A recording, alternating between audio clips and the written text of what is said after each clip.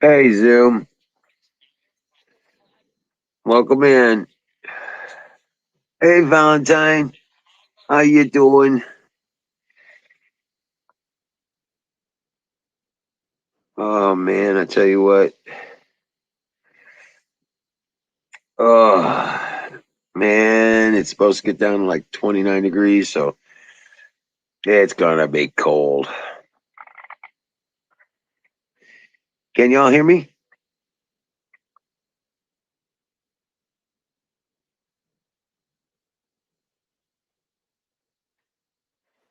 Oh man,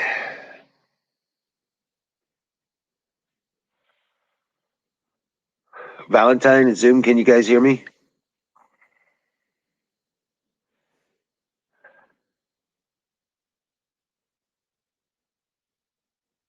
Hey, there you are. Okay, just making sure. Yeah, how you doing, Valentine?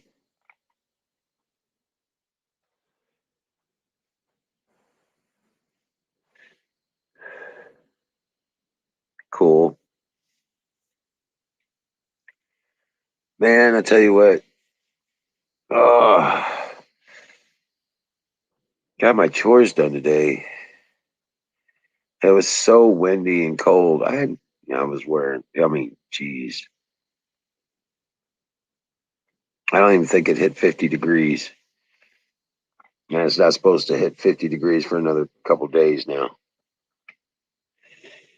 But we are supposed to have like 61 and 71 or something like that next week. So it'll get better. But yeah, the cold just exacerbates my old injuries. It's not as bad this year as it was last year. I will say that. So my vitamin regimen and my exercises and my healing is happening. So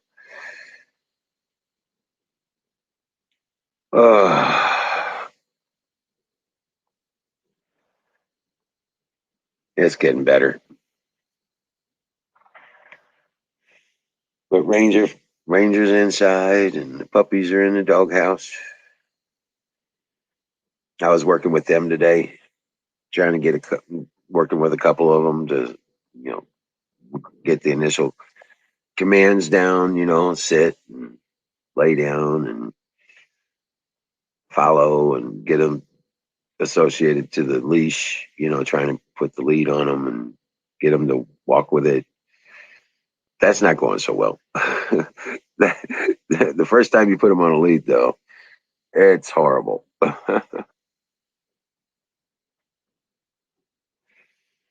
But yeah, it's like you almost like you're abusing them. Then they realize, oh, if I walk with it, I it's not a problem. It's yeah, okay. This is what happens. Okay, but yeah, getting them to that point is like it's almost like cruel.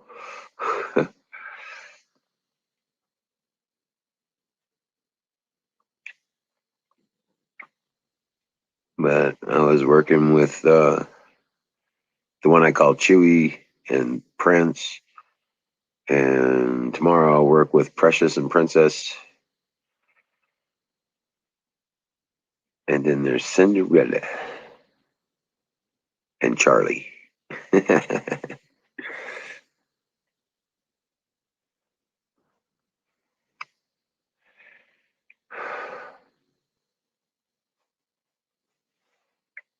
But yeah, we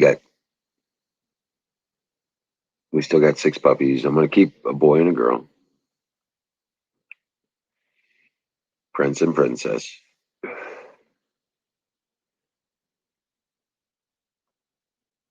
And I think Precious is gonna go to one of my boys. He's getting a house. They don't have a dog, but he's getting his house. They'll be moving in here in a week or two. And I'm gonna surprise my grandkids with a puppy.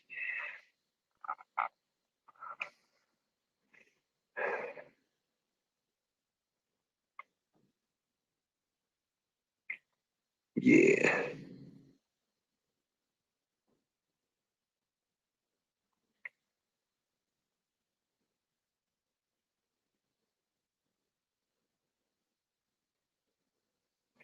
That's going to be awesome.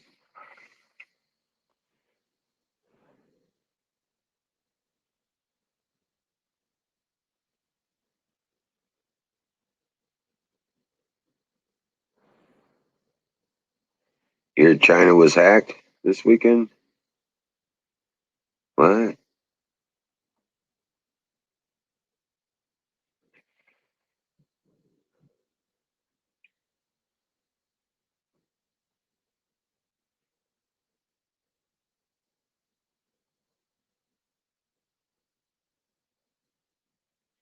No, I don't know. I'm not exactly sure what you mean there, Zoom. Oh, that China's going to hack the USA this weekend or something? Who knows? I don't listen to any of that shit anymore. I don't even pay attention to it anymore. Hardly. I've just put my faith in God, Jesus Christ, and try to hold tight to prophecy. So, at least the ones that I believe are real.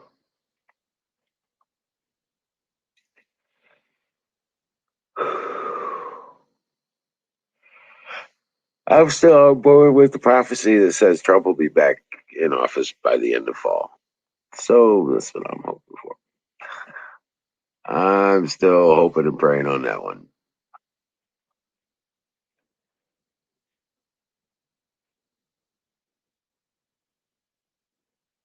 But yeah, this stuff is up. You know, it came to my thoughts the other night. I was sitting here.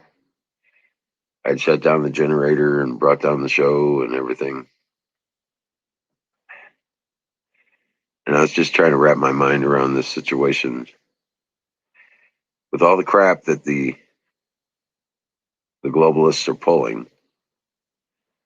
Basically, they're eliminating all the stupid follower people, all the people that are, you know, loyal to them. They're bringing them down. They're going to eliminate them.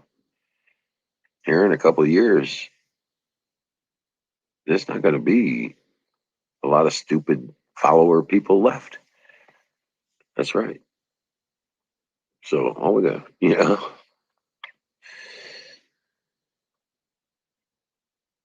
because they're not going to maintain power. They're not going to maintain this. They're going to screw up all kinds of shit. Yep. Yes, they are. And once they will be stopped, but it won't be, you know, it won't be simple front people that are into politics. And it won't be, it's not going to be a block by block battle fight like Civil War kind of shit. But they ain't going to go without a fight.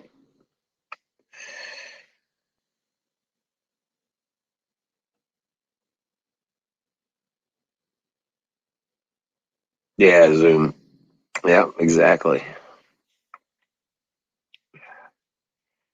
So, yeah, I just don't pay attention to all the hype and the bluster from the media. None of that stuff anymore. I don't listen to any of that crap.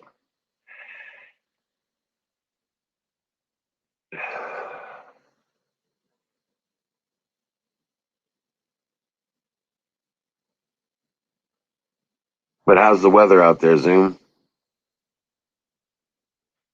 Where you are? How's the weather, man? Because the cold is coming. I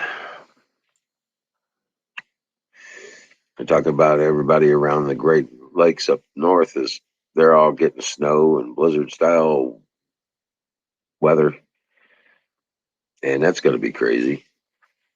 I was looking where Aaron is, and he's looking like he's going to get like 3 to 6 inches over the weekend. And yeah, it's going to be drastic.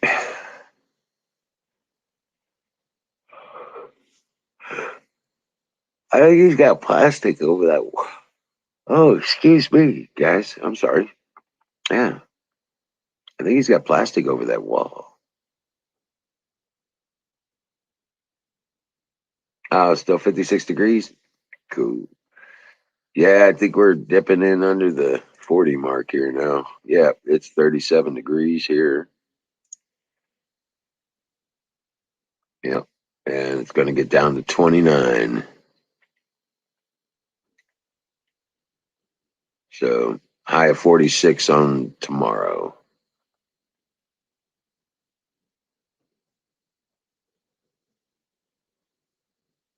But yeah. Hey, Aaron, what's going on, man?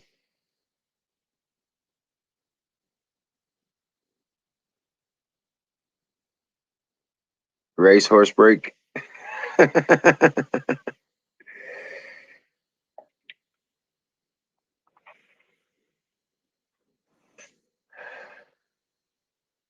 Aaron procrastinator. I was giving you shit when you said that. I was like, oh, hell yeah. Here we go. Let's see. Panels, batteries, wall, floor pan, door, insulation. Oh, man.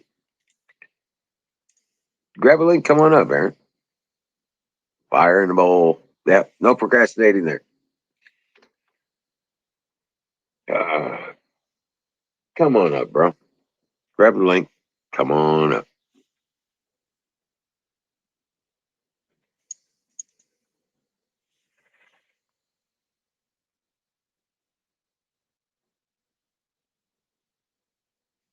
Right. I see you, platoon. Zoom. Oh, wow. I guess I have been smoking a little more than usual.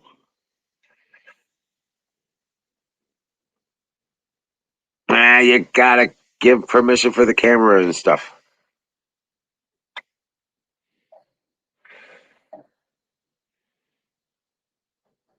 It's not letting me bring you up, dude.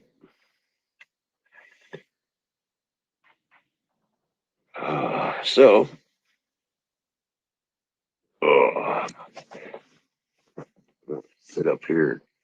There you go.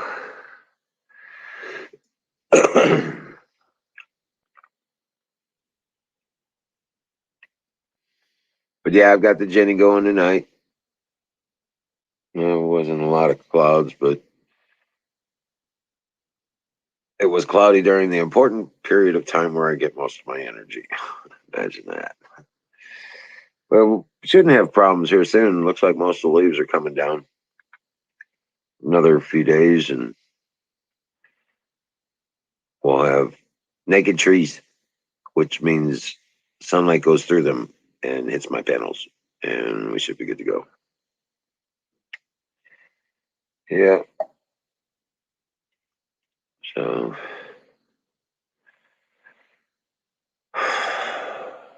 man, oh man, crazy times we live in.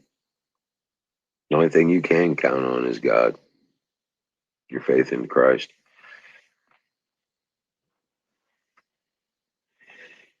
That's all we got. It's getting down to 29. It'll get down to 29 tonight with 15 and wind gusts up to 36 or something like that. It's stupid. So it'll probably feel like 20. Yeah, Rangers already inside.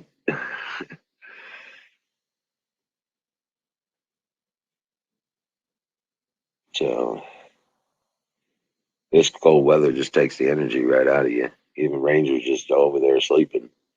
What's up, Bubbers? What you doing? Yes, I see you. Well, I know. So,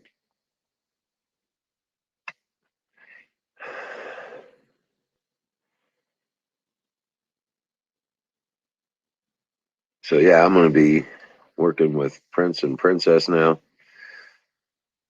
They'll be 11 weeks tomorrow. So it's time to start training them.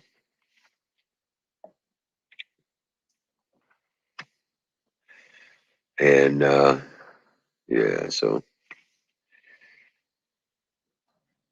get them trained up and we'll get them working, and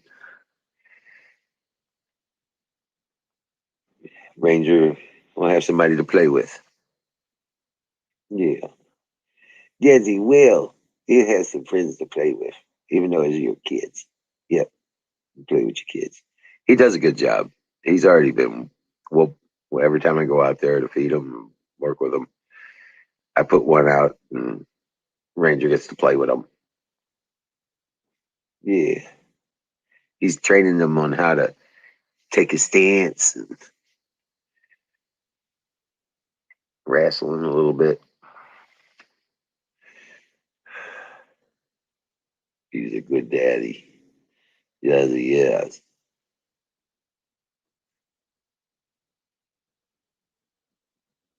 But yeah, it's been just getting colder and colder. So that's just what to expect. Got to get climatized. And I got to get back to work. Yeah.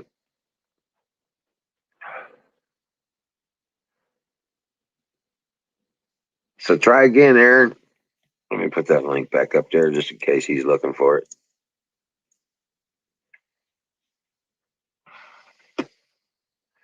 And Singularity and anybody else, grab a link. Come on up. Wild Bill, come on up. Let's get this party started. This is not the Wizard of Oz show. This is your show. It's the Great American Experience. Let's get this party started. Grab a link and come on up and let's have a conversation.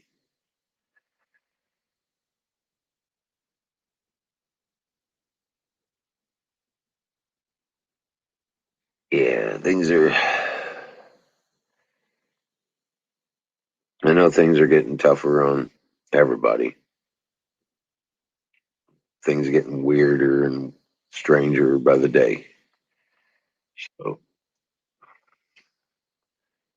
organic free range. What's up? Canoes, Moo Blue.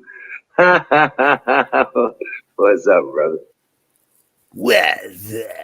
What's up? Whole lot of nothing. Really? Little chilly, windy, wet. Right. It's already made its way over there. Oh yeah, Yeah. yeah. That whole system moved through here yesterday. Wow. It's like the wind, though. It's knocking all the leaves off. So hopefully, in a couple of days, most of them will be off the trees, and then I can start blowing them where they need to go. Right. Right. The only issue is the prevailing winds are out of the west, so that means that all my neighbors across the street, their leaves get blown into my yard. So I got to deal with that. Yeah. Right. Right. Yeah. Yeah. That's why there's no point in messing with it now, just to have it, a day or two later, look like I didn't even do a damn thing. So I'm Oh, just going to right. wait until the majority of them's down, then I'll move them. Yeah. Well, yeah, I have to. I'm going to be mounting them up on the garden and burn them down. But I can't do it during the winds. Yeah. Set the whole doggone forest on fire. No.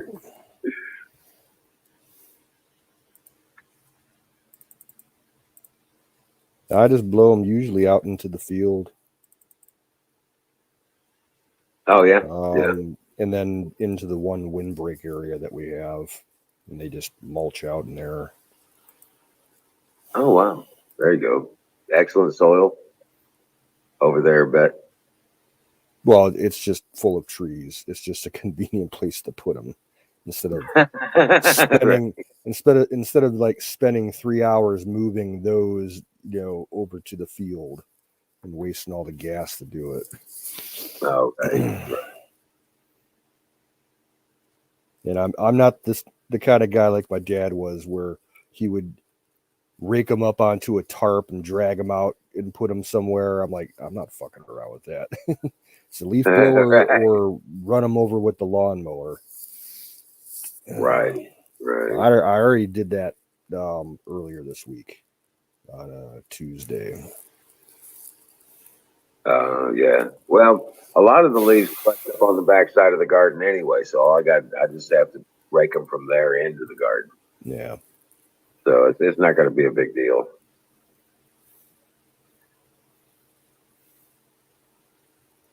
But yeah, all we got is trees around here, so leaves are a Oh yeah. problem most of the winter. But for the front yard, though, I leave them where they lay, and I just run them over with the mower and mulch them in. Yeah.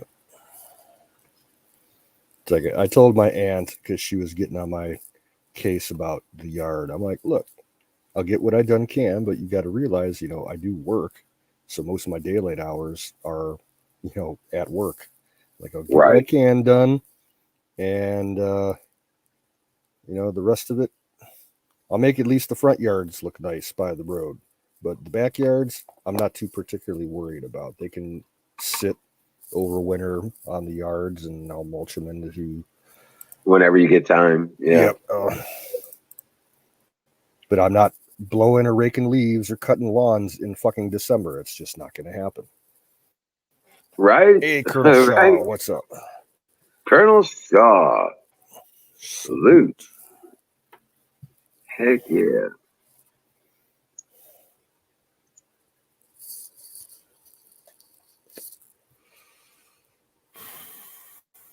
But yeah, so good to see you, my friend. It's been a messed up week. That's why I haven't really been up lately. Um, work, Yeah. yeah, work. We had kind of a catastrophic failure at work a couple of days ago. A transformer out at the corner intersection outside the store blew up a few days ago, Holy and that crap. and that caused we had partial power in the store for a while, and then our um the store's entire refrigeration system took a shit. Oh, And wow. yeah, so like we had to rearrange everything to try and save all the product that we could. We were like taking soda out of the pop coolers so that we could put deli and cheese and meats in there, and all the dairy products and everything. Otherwise, we would have lost a ton of product. Yeah. Wow. Yeah, we're still playing catch up with it. Um, it's just it's an old system. It's been kind of half-assed for years. Hasn't Right. really been upgraded at all um, since they built the place 35 years ago. Wow. And like we had a new compressor installed like 2 years ago, but it's not, it doesn't work compatibly with the system the way that it should, because the rest of the system's falling apart. So my sister is getting a quote from the heating and air conditioning guys to get a whole new reefer system put in, and it looks like the ballpark is going to be around $10,000 to $12,000. Wow. And yeah, but that in the long run, it'll be worth it, because when we have to call the service techs out on an emergency call, that's almost $1,000 per call. because they're getting, prime rate, and they're Right. there like most of the day. So they were, charge their emergency rate on top of that. So, and we've had to call these guys, you know, 10 times in the last 2 years. So it's just like, fucking, go for it. We got enough money in the bank to do it. Just have to get authorization from the owner and the comptroller for the corporation, and be in the Right. system. You're going to spend the money either way, so might as well Yep. Do it smart. do it smart and have the good stuff. Oh no, Colonel's going back into lockdown again today. Jesus Christ.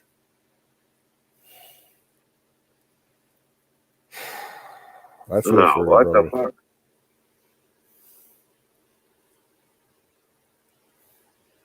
Wow.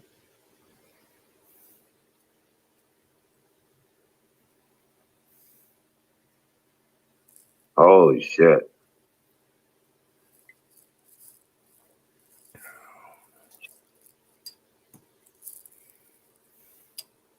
Holy crap, Colonel.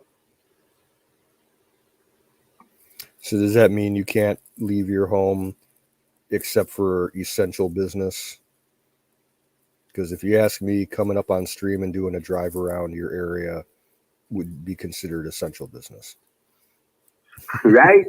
You got to go get your coffee. Yeah, got to get your croissant or your Danish and the coffee and show us around town. Come on, Right. uh,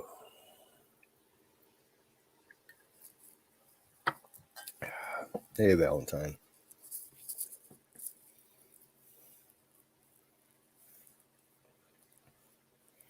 Yeah, I'm sorry to hear that, Colonel. Yeah.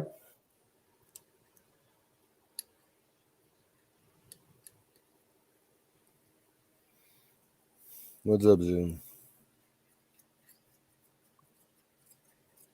Oh, wow.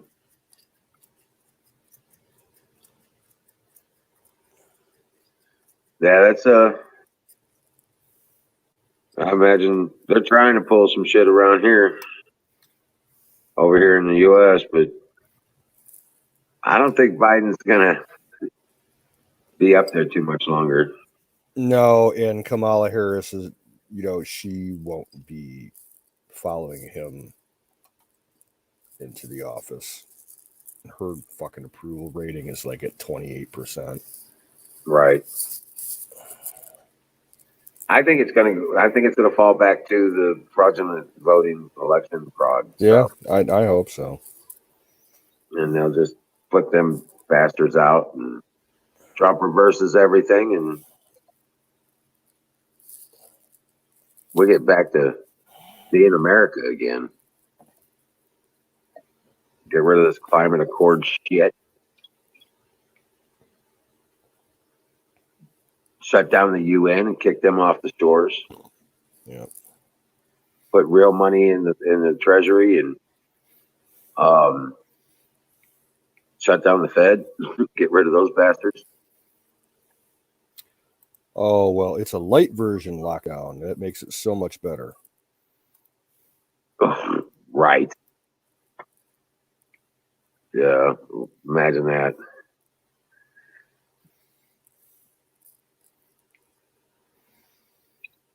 Hey, I have a special treat for myself this evening.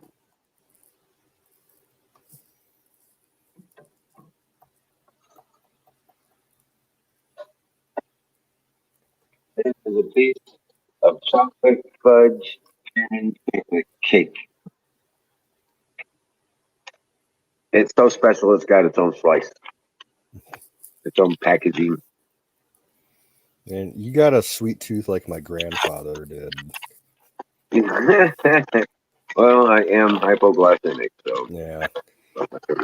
My grandfather, like, I could literally watch him sit down and eat almost a dozen Krispy Kreme donuts in a sitting. Wow. He would just inhale those motherfuckers. Right? Now, before you dig into your pie or your cake,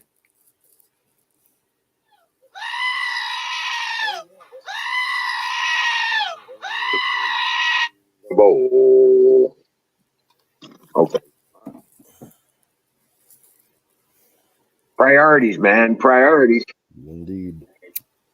Oh shit. I didn't get to load it yet. I gotta load it.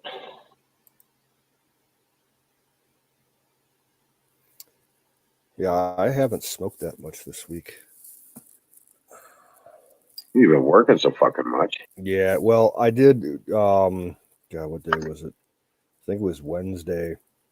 My best friend came over. And we just hung out for about an hour, and he ran me up to go get some gas cans filled up, and sat in his car after we got back, and he pulled out um, some of the shit that he grew this year. Mm-hmm. Um, he had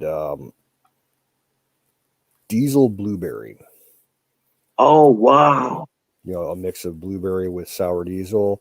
Yeah. Holy shit! And it was this was outdoor grown stuff, Yeah. and it was spectacular. He Oh had he wow. had a whole big like quart mason jar full of it. I'm like, why do you drive around with that shit? Right. And he had another quart jar of another, I forget what breed it was. We didn't smoke any of that. He's like driving around with like something like probably like 3 ounces of weed on him. I'm like, you're fucking nuts. He's like, well, it's only like a 3 or 4 minute drive from my place to your place, and it's all back roads. He's like, there's no cops or anything down. I'm like, yeah, you say that, and nine Until times out it's of not. ten, it's the truth. And then the next thing you know, there's a sheriff down there, just doing this thing and say, oh, I'm gonna stop this guy. Hey, Huckleberry. There's my Huckleberry. What's he doing? Oh hey, come on up, Huckleberry. She's been getting brave lately and she's been coming on. She hung with us the whole night the other night.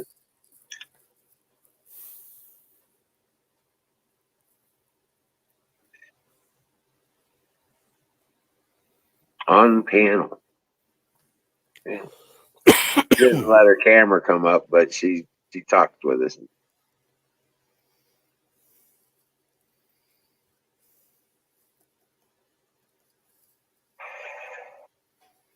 But yeah. No, you're right. You get complacent. Next thing you know, you get popped. Yeah, he grows 2 to 3 plants every year in his backyard. He's got no problems with his neighbors. They don't give a shit because half the people in his neighborhood smoke. Right. And he recently just started doing kind of more of a professional type of drying and curing setup instead of just letting it dry in his garage. He actually Right. built like a dedicated drying shed with a dehumidifier and a heater, to maintain the right humidity and heat and everything. And it it was worth it because this shit that he grew this year was fucking amazing. Yeah. That's I mean, awesome. I'm gonna have to beg him for a bag for Christmas. He's usually good because he sells shit that he gets from Michigan and stuff, and he doesn't really sell his stuff. He keeps it for him and his friends. So Right. yeah, like I can say, yeah, can you hook me up with a quarter or a half ounce of your shit if you got any left? And usually he'll hook me up. Right. Right. Yeah. That's cool. So fire in that bowl. Fire in the bowl. Brought to you by Sausage Gravy Biscuit Farms. Don. .com.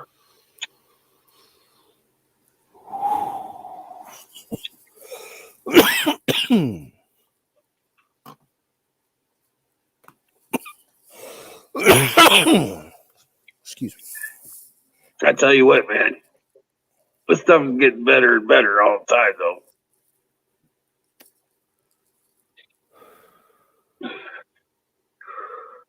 It doesn't have much of a front rush, but it sneaks up on you, and next thing you know, you're stupid.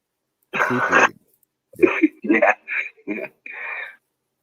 Well, my buddy gave me we were just smoking a fat joint, his blueberry diesel, and we got about a little over halfway through it, and I'm like, I've had enough because it was potent. He's like, well, do you want the roach? I'm like, sure, I'll take it.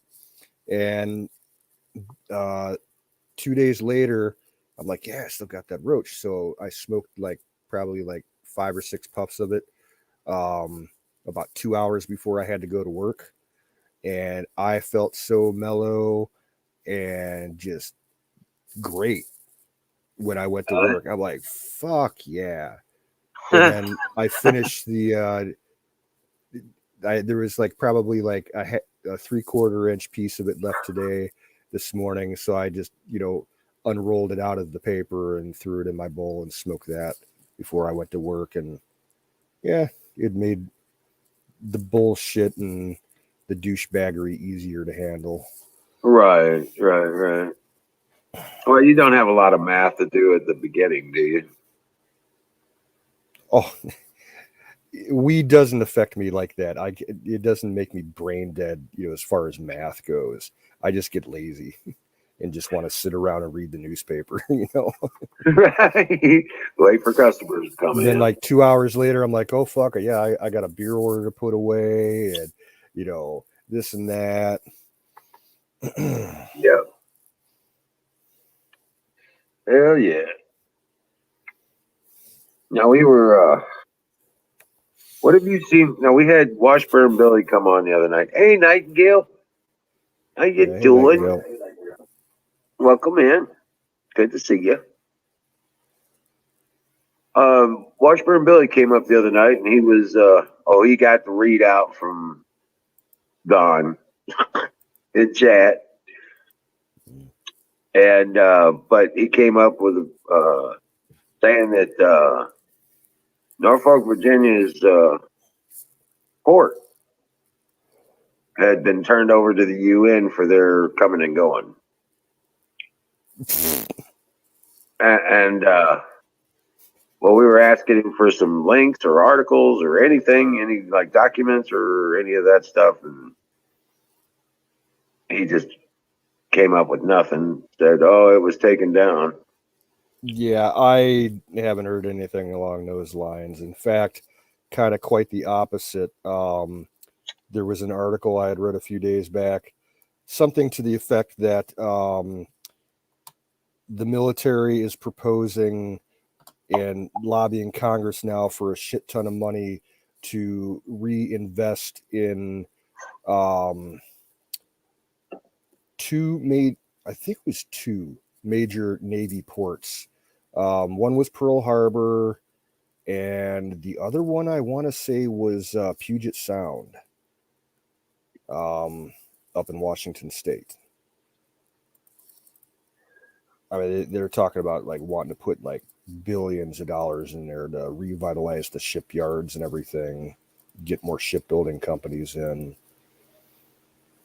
I'm all for that Right. because our Navy needs all the help it can get. Hey, Jason, welcome in. Oh wow, Jason's already here. Welcome in, Jason. Yeah, usually he's like late night, but yeah, this I was trying to get a hold of Brian, my boy, Mm. because he was talking like his whole unit was going to seek discharge rather than get the vax. I haven't talked to him on the status on all that shit. Is Yeah, he Air Force? that one's Army. Okay. Because it seems like the Air Force is the one branch that has the most people that are refusing the vax. Well, my oldest boy's Air Force, and my fourth oldest is Air Force. I haven't talked to Travis in quite a while, but my oldest boy, he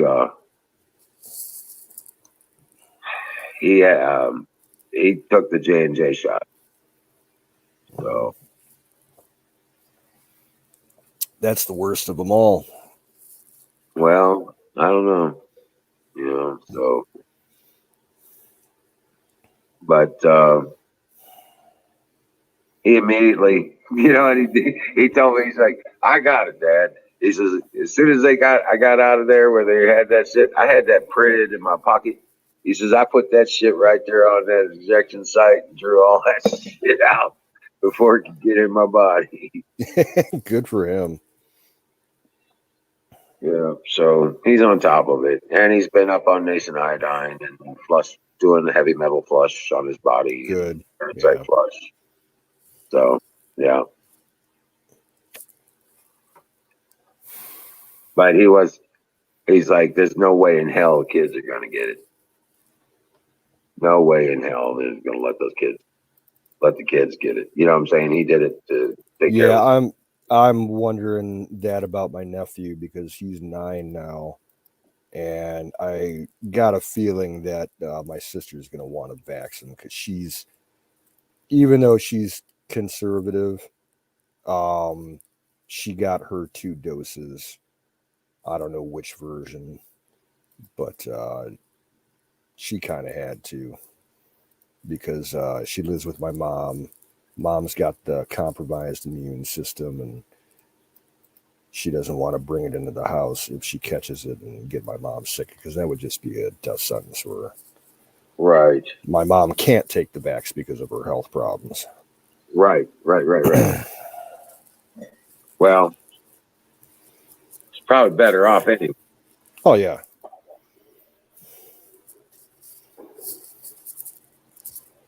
What's up? What's up? I don't know what that is. Tony Poliloso Pfizer. Yeah. Say it. Stony Philoso Pfizer.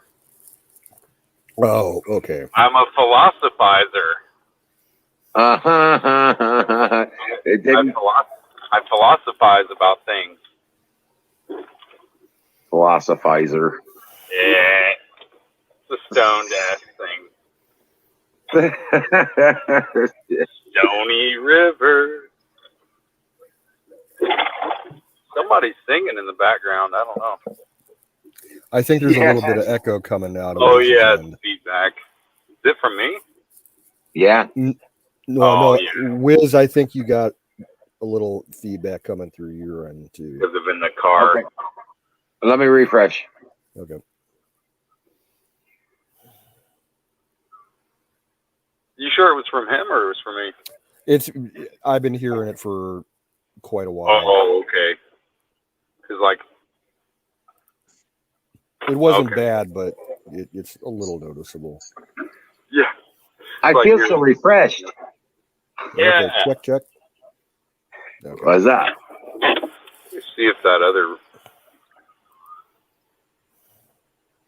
There we go. Okay, I had to close out the YouTube video stream there. Yep, that's. Got on my InfoWars 51st moon or 51st state moon shirt. I got your 51st moon right here. I'm just picking up some Uber deliveries here. You want to go in? I'm going to Buca de Beppo. You guys have those out by you? Oh, what's that? You guys have Buco out there by you? The Buca de Beppo. Yeah, I thought that was just like a local Ohio thing. I've never seen them anywhere else. Oh wow, I'm glad I've heard someone else say it. That's crazy. Yeah, we actually got like 2 of them near my hometown. They've been popular for like 20 years. Gesundheit. Oh, thank you. Hold on a second. I'll be right back.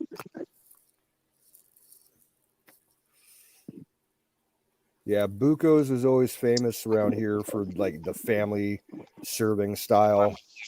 Stay connected, but either way, I'll hear you guys in a minute. All right. Can't hear you right now. Oh.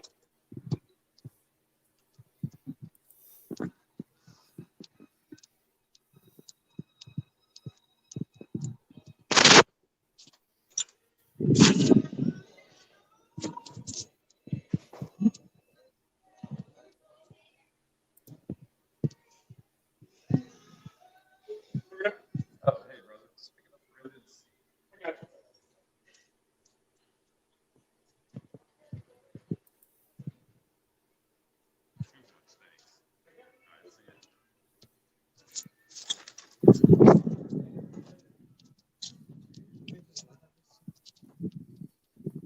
Mary Lou, stole my heart.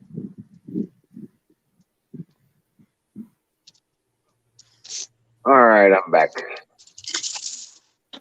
But hell yeah, no, I haven't been hearing much of Let's go, air Quinn. traffic.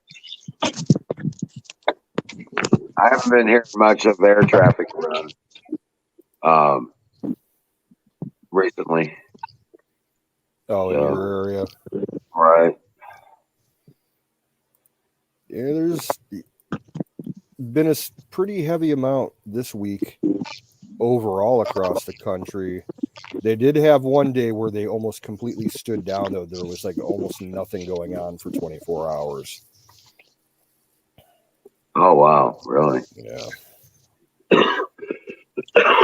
They could have just declared like a safety, training day, stand down for 24 hours. They do that on occasion. Well, I heard a report something about they had to move the space station because of the flight adjustments. Something that changed about the orientation of the Earth, kind of a GPS thing. Well, yeah, And rather because than all, Earth's magnetic field is always in flux, and North Pole and South Pole are constantly shifting year to year, so they do have to do that.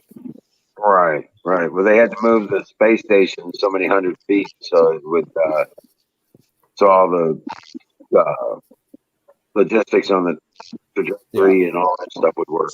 Oh yeah, moving satellites and shit, let alone the space station. That's major work for those guys in Air Force and Space Command. That's a lot of like knuckle biting shit. Just maneuvering. Well, right, because there's so much stuff up there. You got to consider how you adjusting the path for the next month, making sure you're not going to be, you know what I'm saying? Yeah.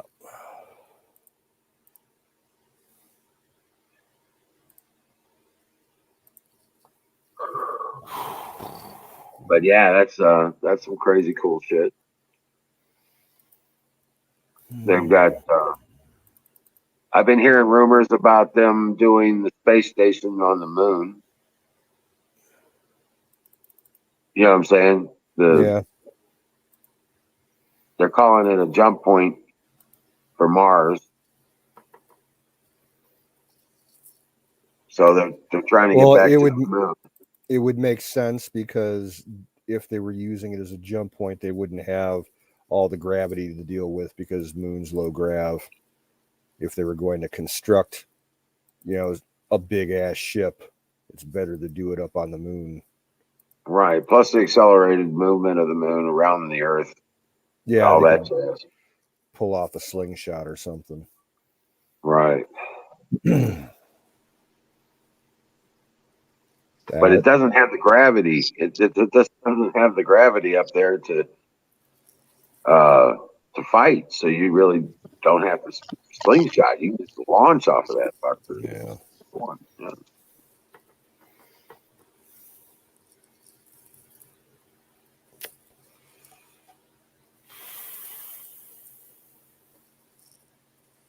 Launch off of it and then use the Earth's gravity to slingshot it, you know? Mm-hmm.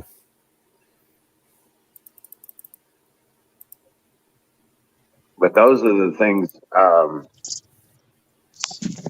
That's what I've been looking for because I heard some stuff. I heard also heard some stuff about NEO mining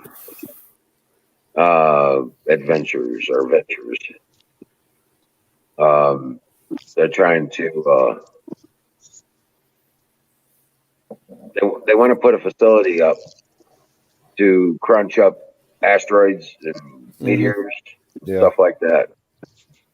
Oh yeah, because they've been talking about that for years. In fact, there was a startup company, something like 6 or 7 years ago, that was trying to raise money for an asteroid mining operation, but it wasn't going to be ground based on the moon. It was just going to be a big ship, and they would send it into orbit around Mars because they got the big asteroid field between Mars and Jupiter, and they were just going to let it loose and chew up all the asteroids. And it would have like its own refining facility on the ship, all automated so that it could eat up the asteroids, crush them down, and then smelt them, get all the the heavy metals and the precious metals all out of it, and then it would ship back a pod from there to Earth, and then there would be a relief pod sent from Earth to the ship so that it could keep on going. But I don't know if anything ever happened with it, because it's actually worth it, because a lot of those asteroids are like big balls of nothing but nickel and iron, hundreds and thousands of tons of pure metal. Right. Not to mention, you might get the rare one that's nothing but diamonds or gold or platinum or whatever. Right. Wow.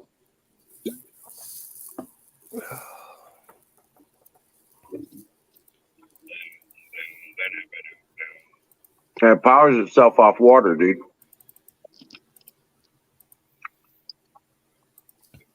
Oh, a hydrogen system, yeah. Mm-hmm. Can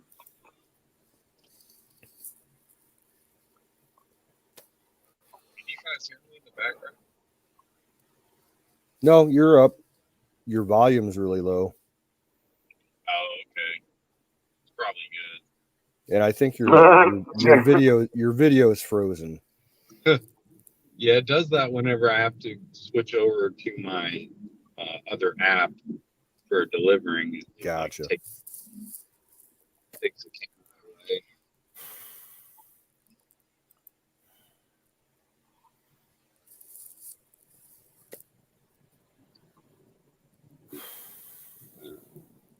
What's it looking like with Taiwan? Y'all were probably talking about that. It's I been haven't kind of heard quiet. anything. Yeah, this whole past week has been fairly quiet about China. The only real news out of China that I've heard is photos keep leaking out about their new stealth fighter that they kind of stole the designs from us, and the possibility of them working. Well, no, there was an article a couple of days ago about this big stink of it had to do with China, Russia, and Ukraine. And it was about how some U.S. politician brought up the conversation to someone, like one of the big media talking pieces, and they were saying, like, why are we allies with Ukraine when the best bet strategically would be to, get cozy with Russia again, because Russia is about the only, entity out there that can help us against China. And they're like, oh, you're going to abandon the Ukraine just, for the Russians, just, to go on, defensive on another front. And I'm kind of like on the fence about the whole issue, because I'm like half Ukrainian.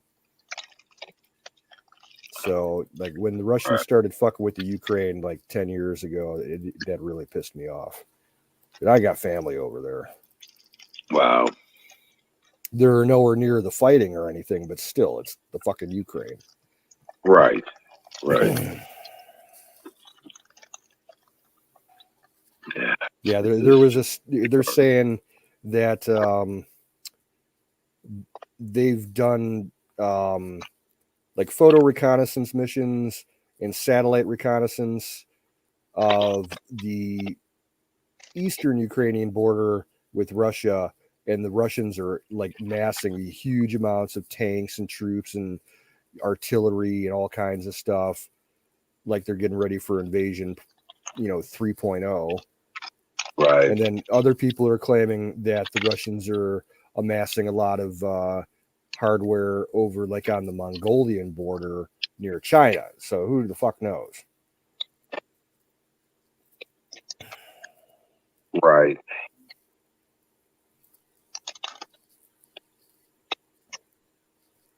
I don't know. Yeah, it's the whole world's going crazy, my friend. But chocolate, It just seems chocolate. like. Go ahead. It seems like what? Go ahead. It seems like most of the news militarily lately has been about us getting cozy with, or more cozy with the allies that we got over in Europe, and that's going to be, posturing against Russia. So I don't know. I just don't see us getting into a war with Russia. I don't see that so much as posturing against Russia, except for because they got the pipeline over there now. They Mm-hmm. allowed that shit to go through. They got direct feeds into Germany. Now We've that they got got that, we've got too much of a military presence in Europe right now for them to want to do something major with, because like we're deep in it with the UK, Norway, Denmark, the Netherlands, Belgium, Spain, Italy, Greece, Ukraine, and not so much with the French. The French have, they can go fuck themselves. right?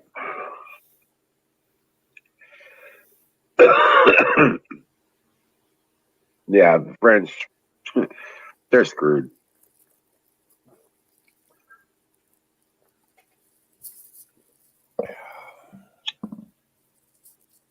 Yeah.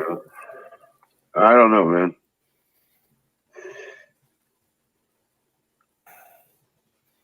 Like I say, we ain't gonna last to 2024 or 2022 election. The way things are going, it's not gonna. If it keeps going in that direction, I don't think we're gonna be living life like we think we are. I'm not saying they're gonna come kill everybody, but I'm just they're after it. God knows what they think they might do. You know what I'm saying? But energy prices go up. People start getting behind. They'll start losing their asses.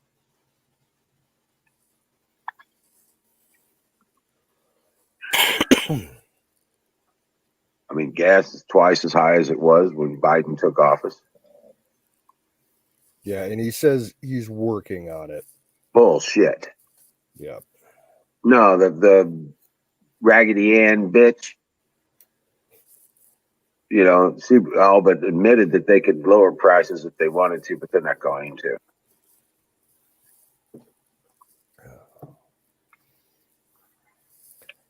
Yeah, the other thing that I've been hearing, I saw a piece where it was an official who didn't want to be named with the Department of Commerce said that one of the main issues with the whole supply chain problem is because the lack of truck drivers.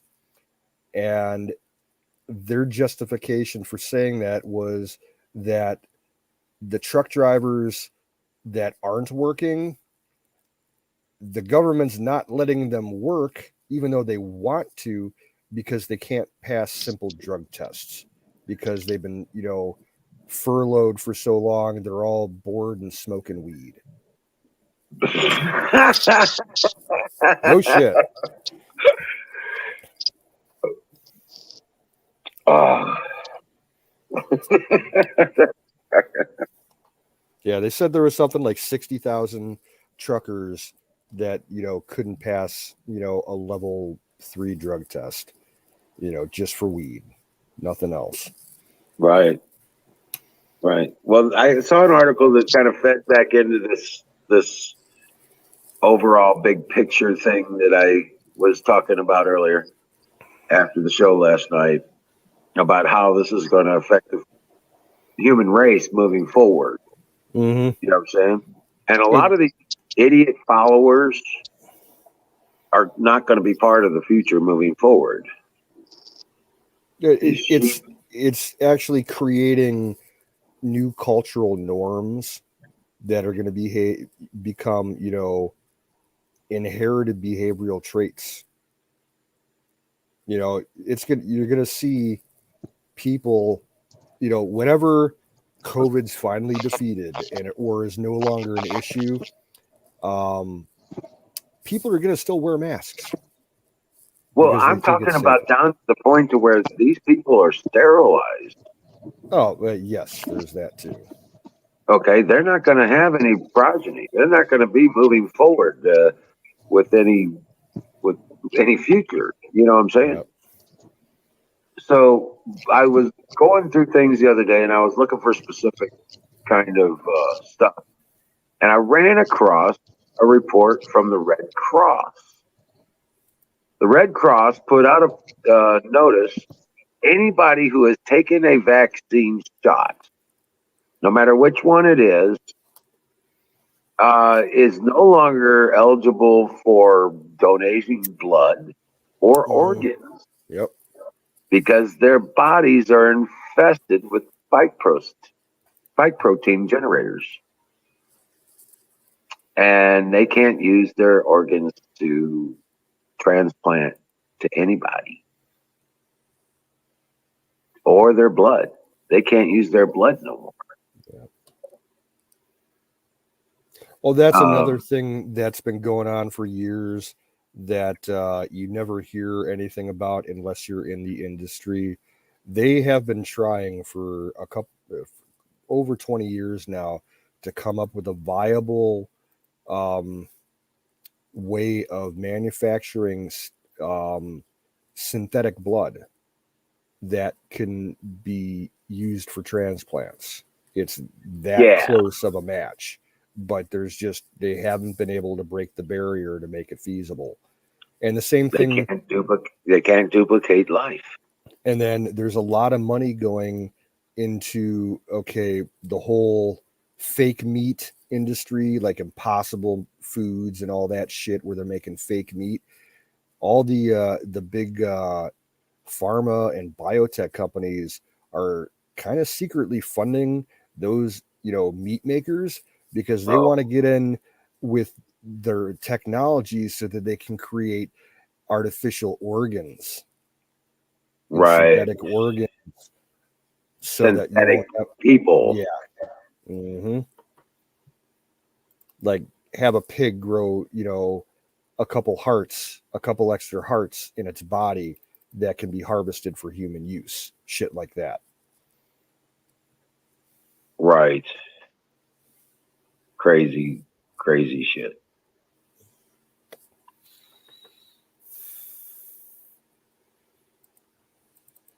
You're going to start raking leaves and burning tomorrow.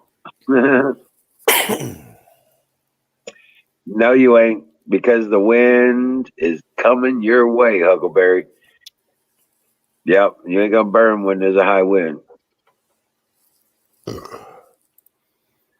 Yeah, all the wind that I had today, Huck's probably going to be getting very shortly, if not already. Yeah, and it's backed up. It's still windy as shit here. Yeah, it's it's still coming your way. West. It's a straight west wind. and it's a big one. So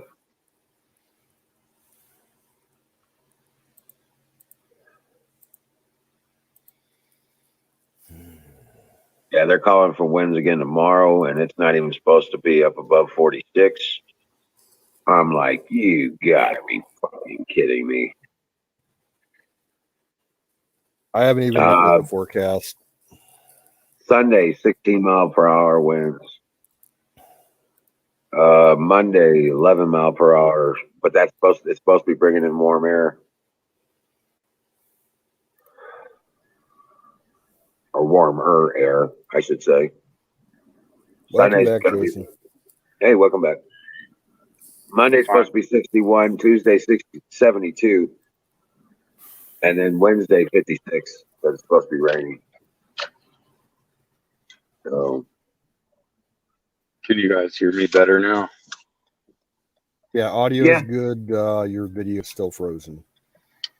Yeah, I keep going back out of it, back and forth. But I just figured out how to get my Bluetooth on this. Finally, an option for Bluetooth popped up, and it wasn't there before. But all of a sudden, the StreamYard figured out that I had a Bluetooth. So got that baby wow. up and running. Yeah. Yes, sir. So it figured it out. Huh? Yes, sir. Yes, ma'am. It fucked me up the other day. I was like, damn, I can't even stream with my phone through my ear. I couldn't figure out how to get it to go to my earpiece. Right. So hopping I in and never, out and doing all this stuff, even when I'm at home. Oh, go ahead. I never have good luck with Bluetooth. It just, Yeah. yeah, Man. I it's mean, a I get in. crappy, it's a crappy protocol, and it's very insecure. It's one of the most hackable types of technology out there.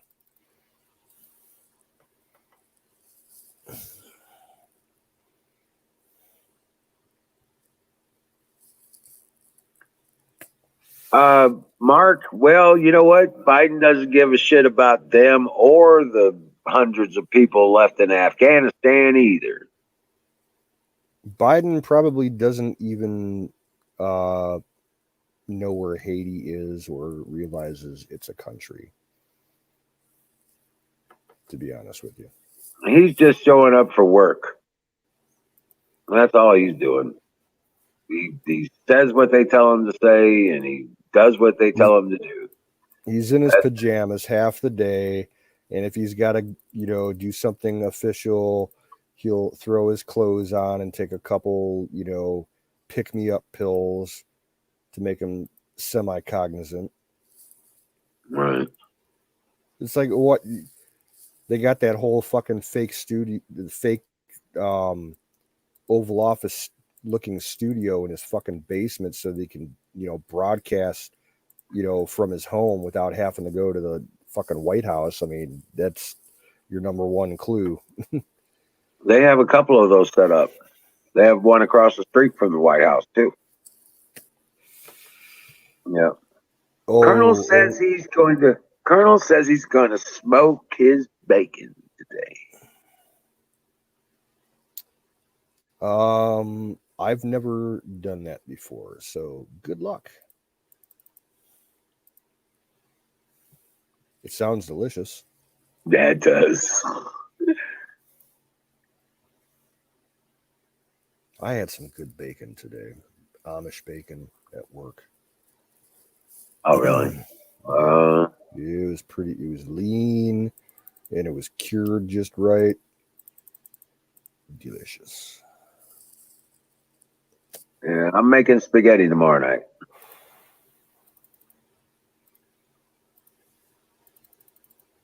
But yeah, If I do the bonfires on Sunday, it's gonna be like smoked sausage. I got a ton of it. I gotta use up. Oh yeah. Tomorrow night, it's probably gonna be meatloaf, like a frozen meatloaf TV dinner. I'll make some mashed potatoes with it and some veggies. Tonight is just gonna be, I think, a couple frozen pizzas. Oh no, Huck made stuffed peppers. I will be there in 2 hours. I'll be driving 100. I'll be driving 120 down the turnpike. I will be there in 2 hours. You must have mashed potatoes with it because stuffed peppers are my all-time number one favorite meal of all time. Yeah, I like them. I like them on rice. Mashed potatoes are okay, but yeah, Well, I put the rice in mixed with the meat inside the peppers. right. Yeah. I do that too. And I serve it with mashed potatoes and an extra tomato sauce. Real simple. Right. Sometimes I'll put some corn on the side, but it's not necessary. Right. Yeah, if a girl was to make me stuffed peppers, I'd give her a ring.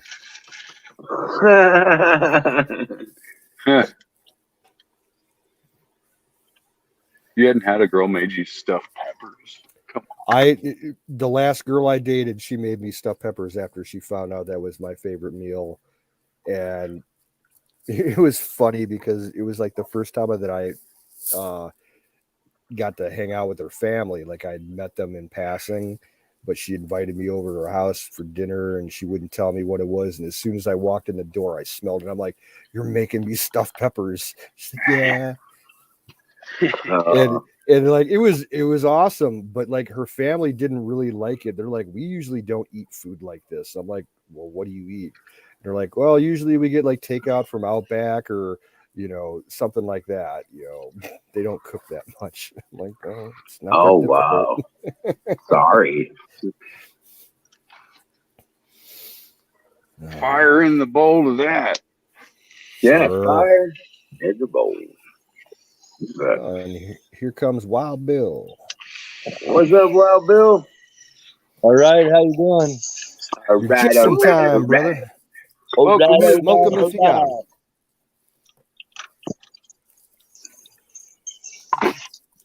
Fire in the bowl. Brought to you by Sausage Gravy Biscuit Farms. .com. .com. There's that damn goat. Just in time to freak Singularity out. What's up, Sing? Hey, Sing. Oh. I think Sing has nightmares about a goat. Oh my gosh. All right, Cowboys. Well, if you're So having any kind of dreams about a goat, Cowgirls. there's something wrong with you. Cow. I got a question for all you trivia buffs out there. Okay. You remember Sergeant Schultz on Hogan's Heroes, right? Yep. Do you know what year he died? Not a clue. 1973. I just found it out. I didn't know that he died that long ago because a lot of the cast of Hogan's Heroes died around 2007, 2008. Mm.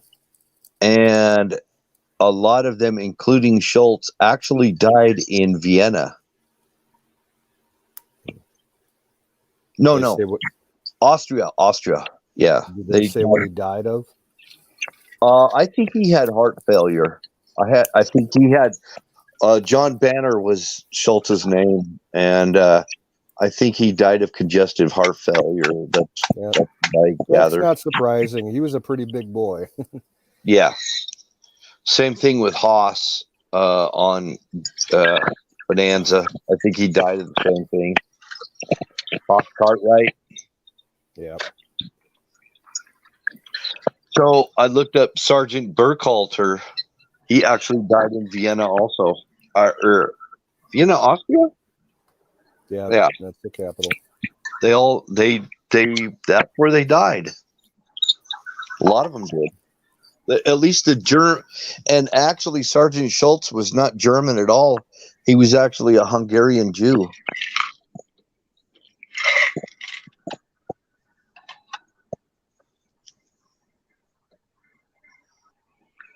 Which I find Vienna, Austria. Yep. Yeah. Go get the authentic Wiener Schnitzel. I never got to go there, so I would have liked to gone there. That sounds like a cool place to go. Got a friend Constantine from Romania In the 70s. sold me my Toyota Camry, 96 Toyota Camry back in the day.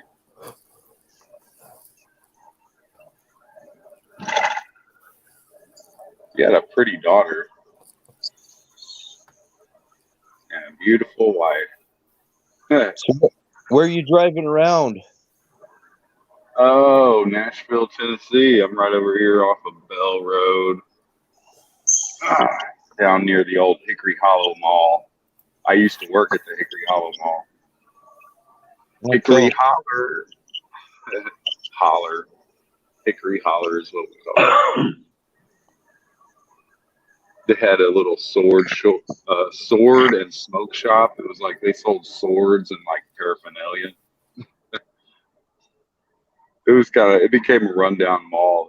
There was actually a sheriff that got shot out in the mall parking lot there, and people stopped coming there as much. It got overrun by, the hood, if you will. And just, they didn't have everything set up right. A lot of it's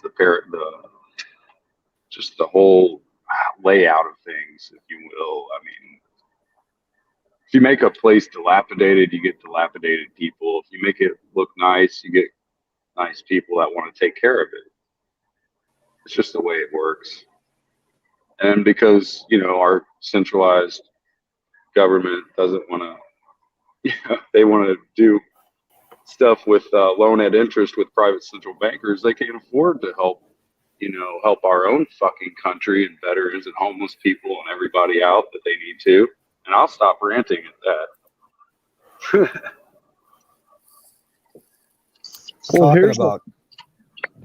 Go ahead, Bill. Here's a fun factoid. The most congested, population dense shithole type city, the least amount of COVID. Talking about like Bangladesh has very low COVID rates. Most of Pakistan, very low COVID. Some places in India as well. India too. Yeah, but you're talking about these people are exposed to much more shit every single day. That's true. It's third world. Right.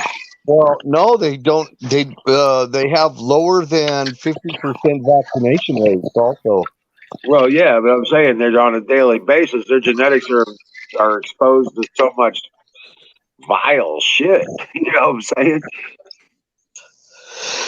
yeah, a lot of the water in those places would give any one of us cholera or something like that. Yeah. And they drink it like water. It's like the big the big holy river in India, the Ganges. The big city that's near the headwaters, I think it's called Bengali or Yeah, I think it's Bengali. Benares, something like that. They, to this day, they still have the poorest people bury their dead in the river. They light them on fire on shore until they're like halfway smoldering them. Then they just send them down the river.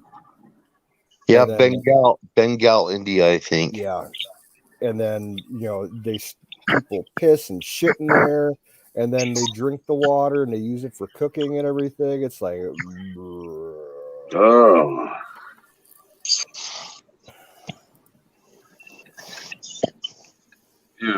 The difference between the first world and the third world is what? I mean, the second world. No one ever talks about the second world. That's true. Right. They're trying to make us into the second world, though. They're like, well, introducing your not first world, but second world country. I've never ever heard anybody define a second world country. Just because we'll never be quite like the third world, but they're definitely trying to bring us down to second world status. I wonder if there's a Yeah. fourth. I would consider a second world country something like Costa Rica or. I mean, I would Brazil. consider even China second world just because of their social score Yeah, system and just all the tyranny that's therein. Yeah, like the I'd French say- Polynesian Islands or the Bahamas or the you know what I'm saying, Philippines. stuff like that. Huh? The Philippines. I'd still consider that a second. But yeah, world no. country. Definitely Right. China's second world. I know what you're saying. But yeah. Yeah, Philippines. My mom actually, when my grandfather was stationed there during, I forget what year,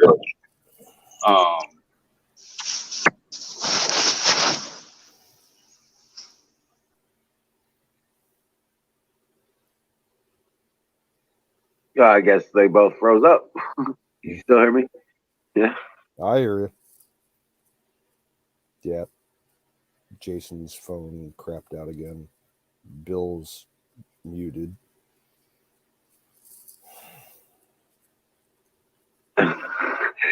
What are you two doing? And will Yeah, you come on. get a room?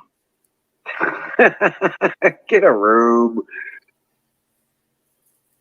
Oh my god.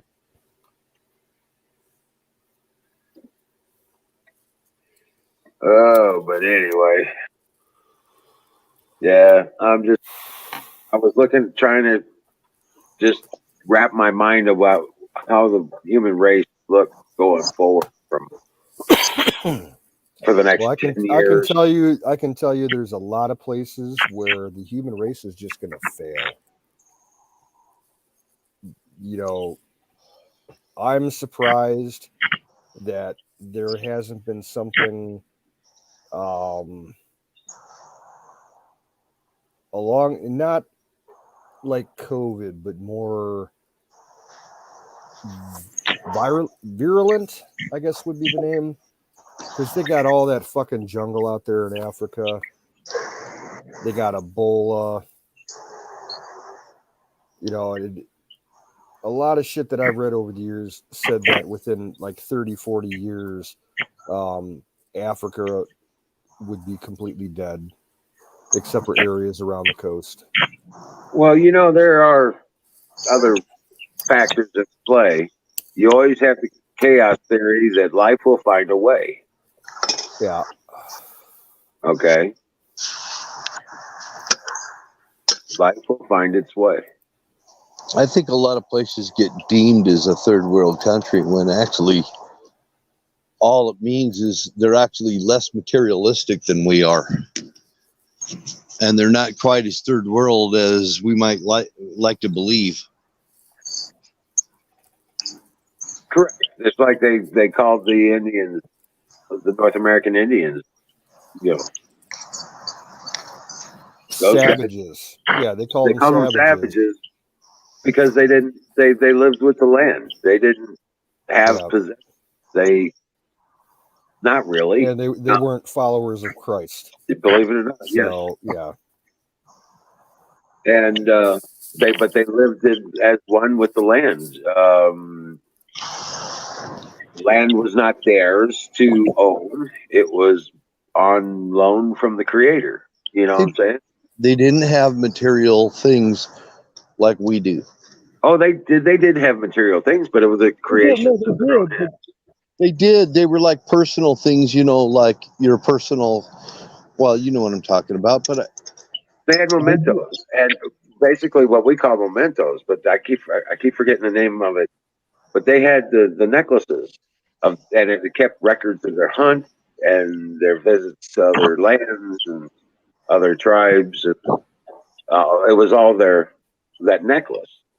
You know what I'm saying? You know what I'm saying? It was about, you know, what they've done and where they've been. in lieu of looking at all the material things that people have that live in cities, they're actually controlled. Very much. everything you have is controlled, and you really don't truly own anything either way. No, You think it's yours, don't pay your property taxes and watch what happens. exactly. Don't don't keep your license and your tags on your vehicle up to date and watch what happens. We don't really have a right to drive. They call it a driving privilege, Yep. where the Indians could just jump on their horse and that was their horse, and they didn't need to have a horse privilege. Back before we came here and screwed everything up for them. Well, I do have to say here in Missouri, we do have license tags and stuff like that, but it's not really all that expensive. You know what I'm saying? And a lot of that goes to the roads and administration for the keeping records and stuff like that. So, I think a 2-year license tag goes for like $80. Well, that's great. Here you get caught driving without insurance, and they're going to impound your vehicle. Oh, really? Yeah. Yeah. Well, they do have the insurance thing here too, but it's usually like a $600 fine.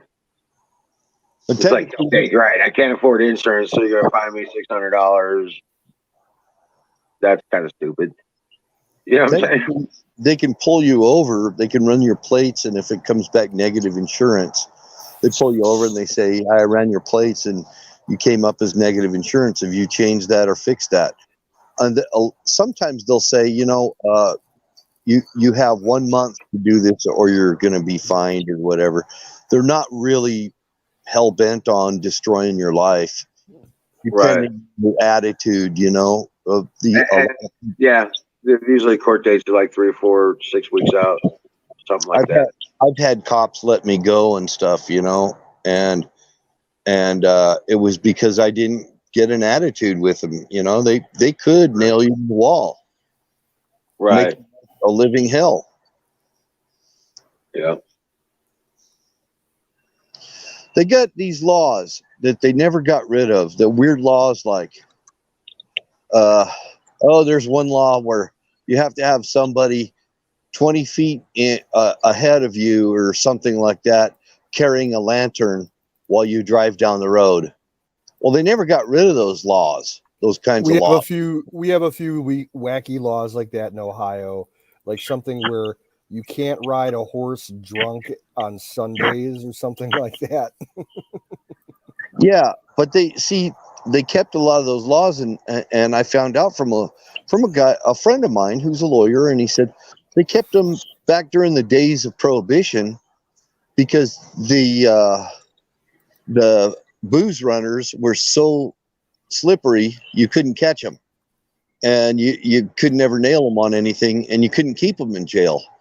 So they kept a lot of those old laws on there for that very reason, and they've never taken them off. And that includes my state, and you probably got plenty of them in yours and plenty in Missouri, I'll bet you. I bet we do. Yeah. Like not spitting on the sidewalk or stupid things. Yeah, kind of crazy stuff. There's all kinds of weird shit. There's all kinds of weird shit like that. I'm sure, especially in the smaller areas where they have their own little cities. And cops back in the 1950s and early 60s, they were really hard on you. They'd come and take their billy club and freaking bash your tail light out and say, "You got a busted tail light," Right. Don't give me that look, boy. They were bad. Yeah, Missouri has Missouri state police used to be really vicious. When I was in my teens up in Wyoming, the Wyoming Highway Patrol used to have, like, the cops would be carrying pearl handled pistols and stuff and cowboy hats, and they would just, they thought they were in the Old West or something. Right. I had a buddy that lived in Missouri, and he had Shine that he ran around with. He was running Shine. That moonshine, boy. Show me state, though, man. Of course, the cops are going to be crazy, hard, vicious. Well, you don't. I mean, they're not out to get the people anymore. But you still don't fuck with a state boy. The state boy will wrap you up quick. Right. Boy, You know what I'm saying? why are you looking at me cockeyed? State law. You got kind of a cockeyed look on your face there, boy.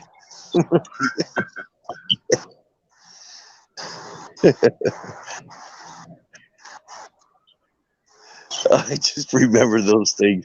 I mean, Smokey and the Bandit, that wasn't, Jackie Gleason wasn't even close to some of the crap I used to see.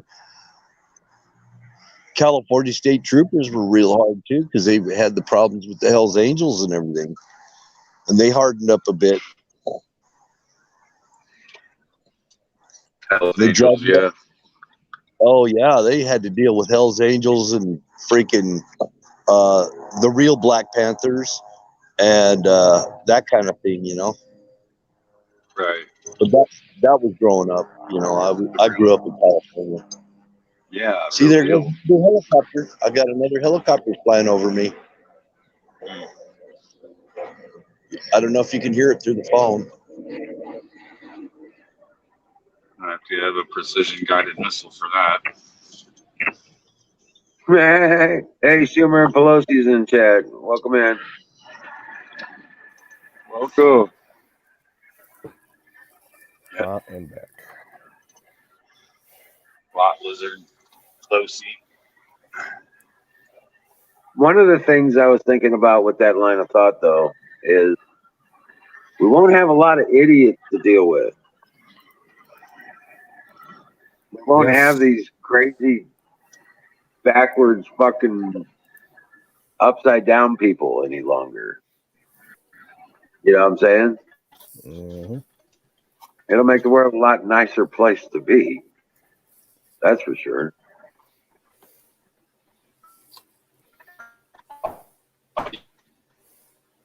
Mm-hmm.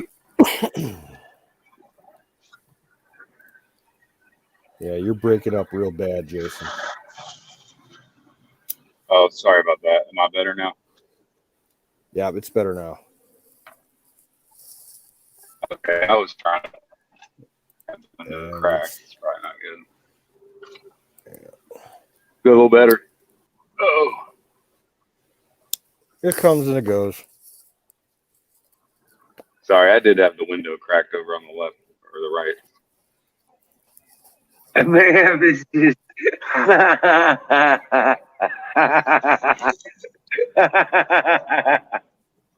But I can get a mic check and look pretty good. But we're not just talking about the United States. We're talking about the effects on the whole planet. You know what I'm saying? But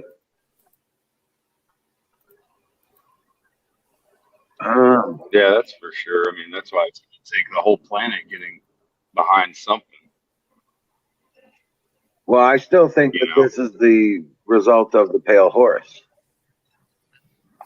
Yeah. of the four There's horsemen. that too. Of course.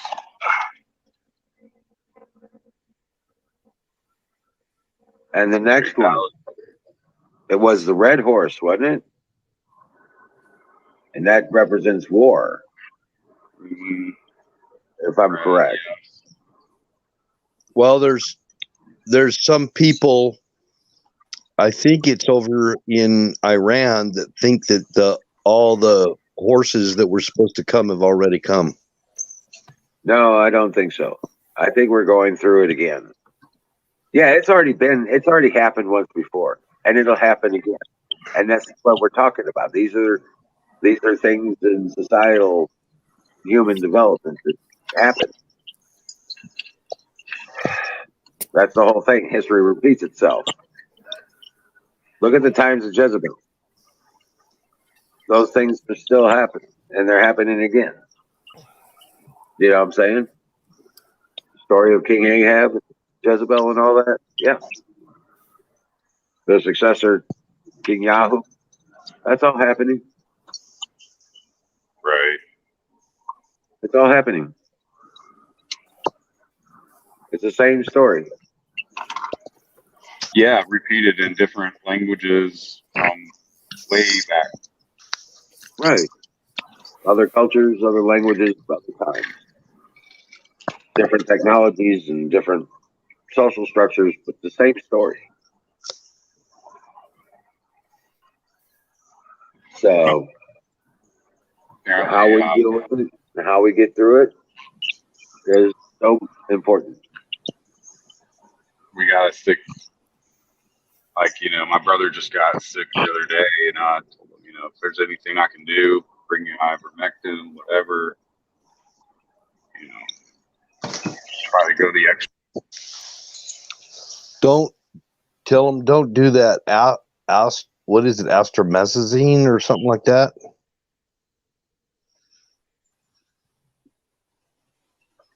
You know that medication that they're giving them, and then after they get done with that, astromycin or something like that. That was the treatment. They do that, and then they wind up going on a ventilator anyway. If it gets that extreme, but the mortality rate is not. It's not huge. From what? From the plague, the Chinese plague. Oh yeah. Yeah, it doesn't have a very high mortality rate. It's mostly hitting really old people bad. Mostly really old people above the age of 78. Diabetics, people with weak hearts, stuff like that. Yeah, people that have what they refer to as comorbidities. Yeah. Heavy cancers. And these other countries, COVID did sweep through them, but people didn't die from them. The third world countries we were talking about that had a less than 50% vaccination rate. And the vaccine, the report I saw earlier, I've seen about a half a dozen of them now. And it goes back for months. And they're talking about, like I said, this report from the Red Cross was saying that too. That the reason they can't use the blood is because it propagates the spike protein. I mean, it's getting banned in so many countries, all three of them. Not all, like all the countries, but there's some. Obviously, it's just not in the news. That's the whole pretty picture for them. They don't have to put anything in the news that doesn't make people think, that'll make people think twice, So effectively, the vaccines are spreading the variants. Yep. Just like they said in the medical reports. Yep. Oh, yeah.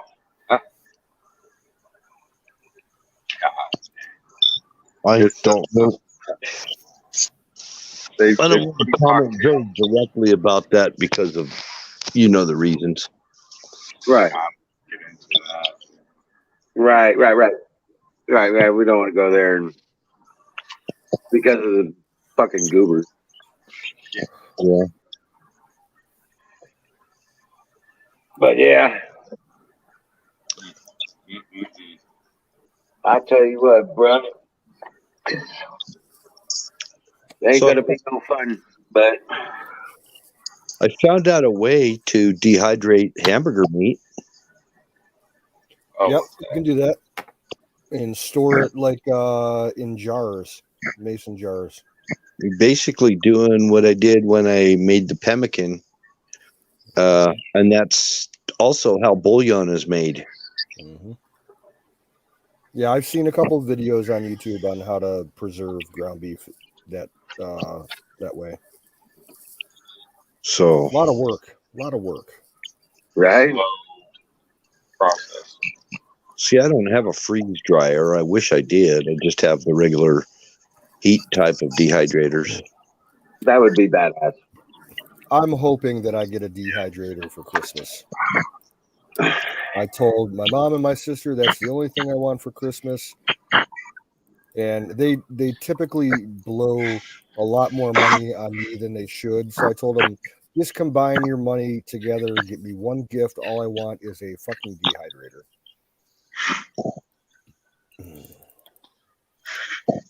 Like Very one of those 6 or 7 tray ones you can get for like $200 or $300 that are, decent quality.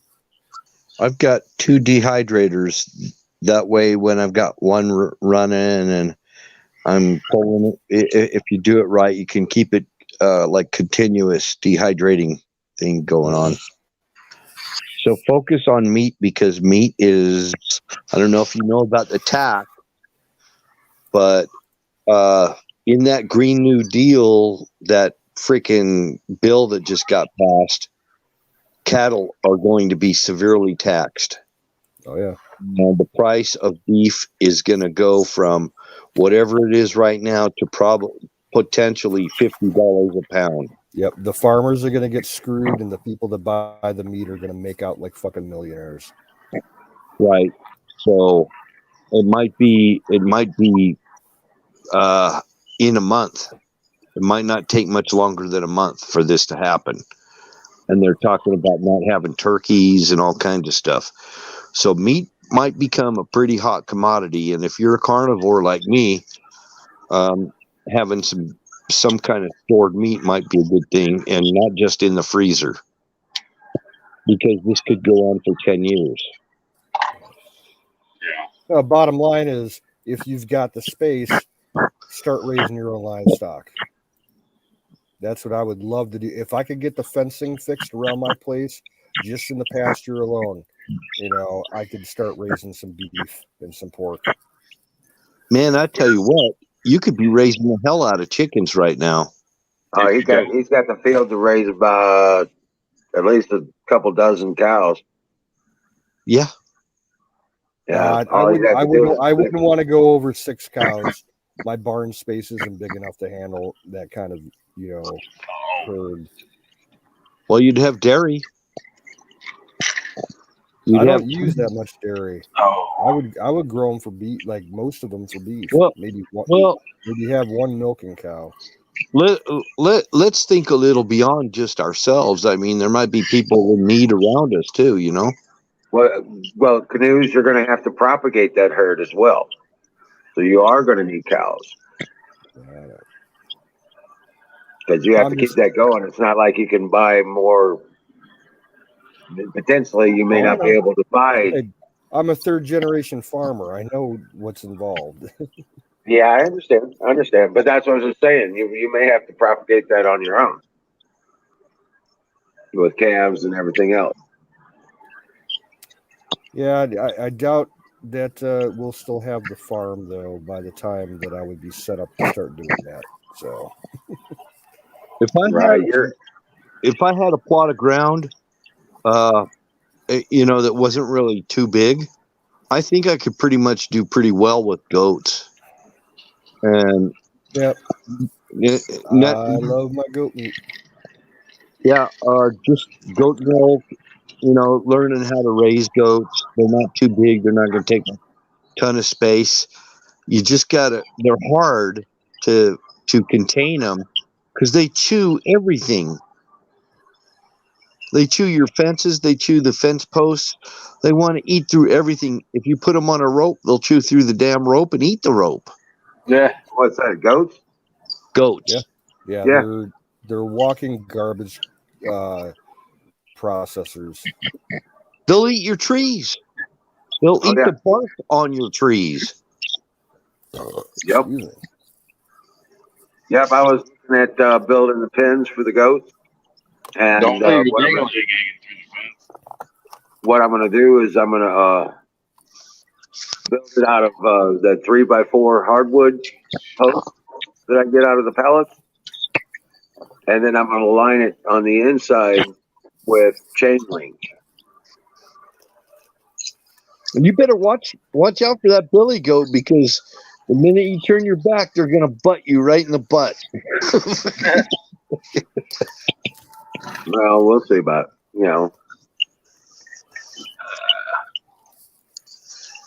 Got to be quick because when that sucker starts getting ready to freaking butt you, you don't even know it sometimes. Well, you know what? I'm not going to be going into the pin a lot. You know what I'm saying? I'm going to build it so we got a stack to No. where we get that so we can mount the goats. We're only going to have one Billy. You know what I'm saying? And we'll have probably two nannies. You know. But if you do it like, well, I know you're smart about this stuff, Wiz. But I mean, if you rotate them kind of like on their breeding thing, you'll keep that goat milk coming in too. Mm-hmm. Right. That's what I'm saying. That's what I'm talking about. Hell yeah, goat milk, big time. But I'll have it set up so it can be divided up, and so we can keep them separated if necessary. You know what I'm saying? The one tip when you're milking goats, make sure you're grabbing the right part of the goat. Otherwise,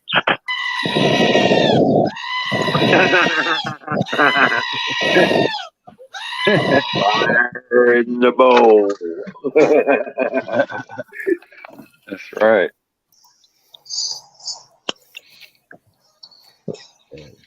I just put the weed that I'm just loaded up. This is shit that I brought out to you for the party back in 4th of July, man. I haven't touched it since. It's been sitting in a jar. Oh no, Stan. I still get. I've got like 6 bags of weed just laying around. That are some of them are almost 6 months old. Wow. Tells you how much I've been smoking lately. I'll keep some back like that. I keep some back, but not that much. But I mean, goats can't be that bad because you see these little kids raising goats and herding them and everything in freaking third world countries. You know, it can't be that bad. I don't know if you saw this or not. Did you see that? Yeah, we saw that. Okay. Nice. That shit looks cranky. Hey, it's fire. OMG, man. Like a fresh prostitute on Friday night. It's called OMG. Oh my! Seriously, that's the name of Gracious. it. Oh my gracious! Yeah, original Michigan Gorilla Glue. That's good stuff. Yeah. It was on the Grow Challenge.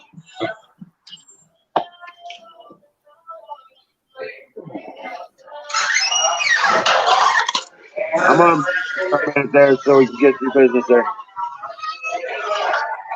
I'm gonna. Yeah, okay. Well, he muted him. Or was that you? That was me. Yeah. Okay. Yeah. Yeah, that was a little extreme. We'll let you get settled in there and unmute you in a few minutes. Oh, he's on a delivery. Yeah. Oh, okay. Thought maybe he was heading home. So yeah. Hey, Miriam. What's up?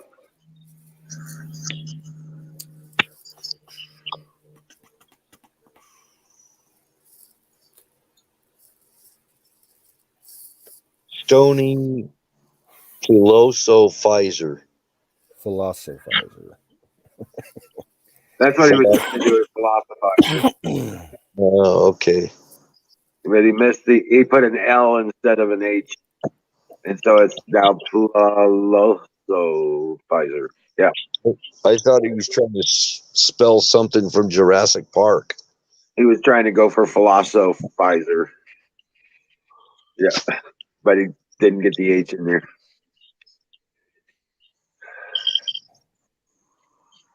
But yeah, no.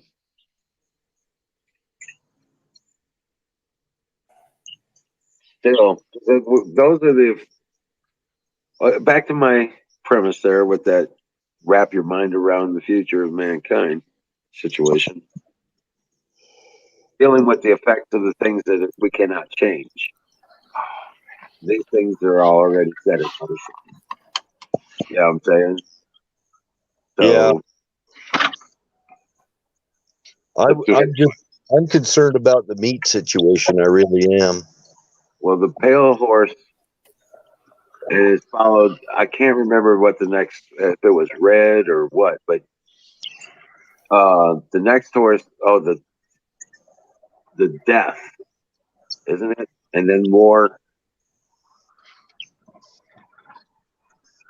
and then retribution or something like that. I'm not sure. Have you ever had goat liver? I wonder if No. that's No.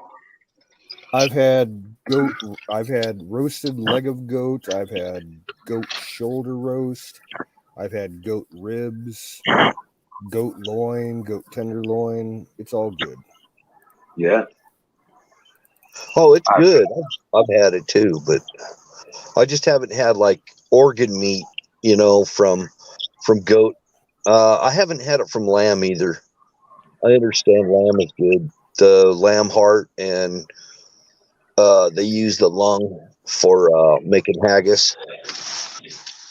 Heart, lung, probably use kidneys too. You got to boil the piss out of them though.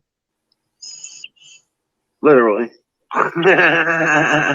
Yeah, I'm not a fan of organ meat. I can stand beef liver and onions, but that's it. Well, for making sausage, a lot of that organ meat's really valuable for sausage. That's scrapple, Pennsylvania Dutch style food.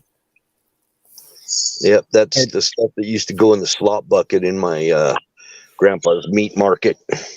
Yeah, and then you get stuff like that. My dad and my grandpa like souse, head cheese. Yeah, head cheese is all right. That's gross as fuck. It's just gelatinous. Yeah, I don't consider that food.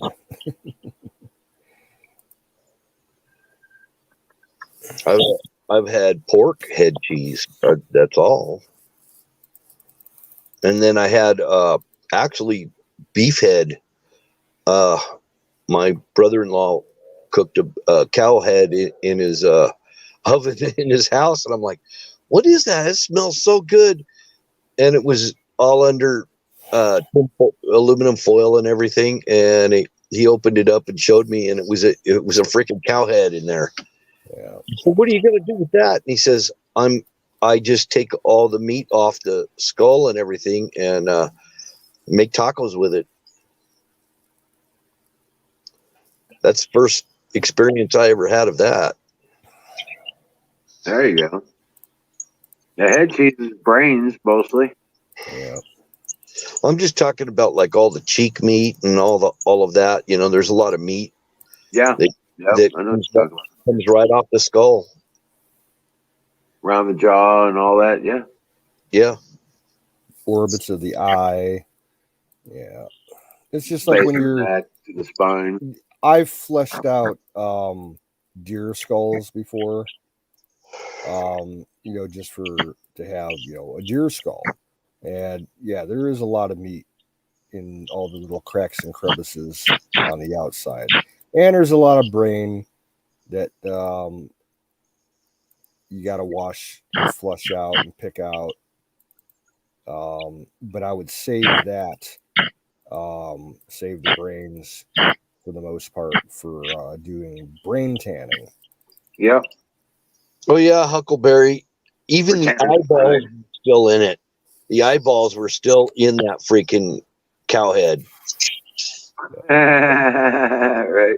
There was no skin on it. You got all the skin off it, but it had eyeballs in it, and they were kind of wrinkly like. I guess he was going to eat them too. I don't know. I imagine there's somebody who would. Yeah. I know they eat those eyeballs in India. I would take them and freeze them, and then use them like in a slingshot. and shoot him at someone that I didn't like. Right. The thing of it is, if there's a meat shortage coming, I bet it's going to be kind of good to know some of this stuff, because that meat off that skull might be worth something to somebody. Yep. I remember my grandma, because we were primarily dairy farmers in my family, before I was born. And we had a couple dairy cows up until I was about maybe 4 or 5 years old. And my grandmother had told me that, like, the dairy cows, once they stop producing milk after they get older, they, slaughter them for the meat. She's like, we use everything off that cow except the moo. Use everything off of it. Oh yeah. They would crush the bones up for fertilizer and mix it with the blood, for fertilizer and shit. Yep. What do you think you're getting when you go buy bologna at the store? Mm-hmm. In all seriousness, you're not getting the good cuts of meat off of that cow. Pig lips and pig ass. Yeah. Ears, chicken lip. Yeah. Chicken lips and pork anuses. Okay, Miriam's asking to steer the conversation away. She doesn't want to turn back into a vegetarian. Right. Okay. But anyway, some good eating. The whole premise is that, that's why I'm doing the rabbits and the chickens, and I've got the incubators and the process to raise them. I've done it. I've been there. I managed to get some good experience in it. I know how to build the banner cages to where they're easily managed, and I know how to stage them out, and so that you can get them to full grown the best, most feasible way. But and the rabbits, I got them down, their breeding schedules and their problems, stuff like that. So, in fact, Sunday I'm going to go out there and I got to do ear checks on the rabbits we got. It's just got to give everybody mineral oil in their ears.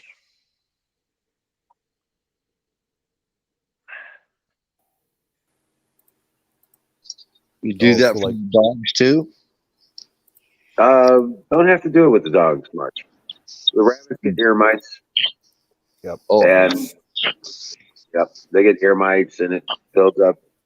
Man, we used to have a house cat when I was a teenager, and that cat had ear mites so bad. Her entire life she dealt with them. She was just like genetically, very susceptible to ear mites, and they caused so much grief for her. We had to get special cream and ointments for her, and mineral ear. We'd have to clean her ears out with Q-tips every other day, because they would just be black with ear mites in their eggs. It's like, yeah. Right. What it was with that. Definitely do that outside where you can catch it and burn it. You know what I'm saying? Yeah. Throw it in a fire.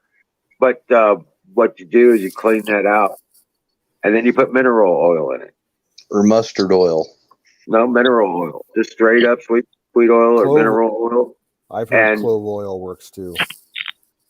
Well, yeah, but mineral, that's what I use, and you do that twice a week, and they won't have ear mites no more after that for a good couple months. Yeah.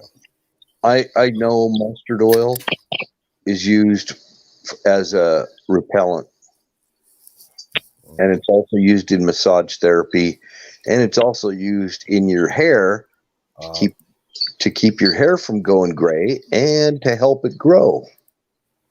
Yeah, as a repellent, the same thing applies for marigolds and geraniums. And when your chickens start coughing, it's because of the water. If you're doing tub watering, on the ground, you got to put salt in it. You did know that you can get geranium oil, right? Yeah. Yeah. I just put a clean water feeder water in the chicken coop. So I'm gonna that's and it's working out pretty good. It worked out before. I just have to rig it up to the barrel now, so I don't have to go out there and water them every day. You know what I'm saying? Yeah. I'm rigging up to the barrel that I've got the rabbits being fed with, watered with, and so it's all gravity fed kind of deal. Yeah. And that'll be cool because Chupacabra! otherwise you got the watering down until it freezes, then it becomes a problem. But it ain't gonna be a big deal to go out there. You know, for the couple weeks we'll have issues with. You know, have to go out there and set water out for them. But I think that's what we need to do for screaming goats is import some chupacabras. fire in the motherfucking boat. Okay. Kick that goat. Give me 5 seconds here. He says, I got to put on my boot.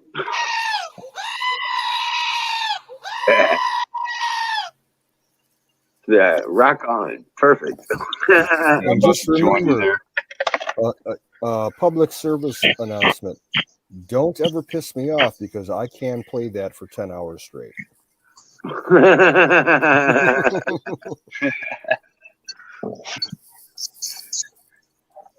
Oh, there it is. I remember when the battery died in that goat.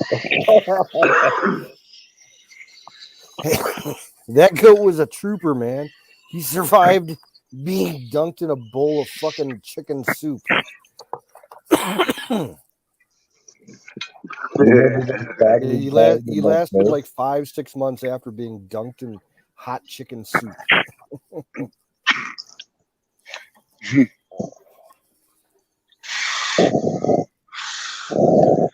I need to replace the batteries for my little Trump thing. I think Huckleberry's feeling randy tonight. A little Trump Yeah. I think a lot of people are feeling randy today. I know, eh? Oh, just feeling randy, baby. Yeah. That's right.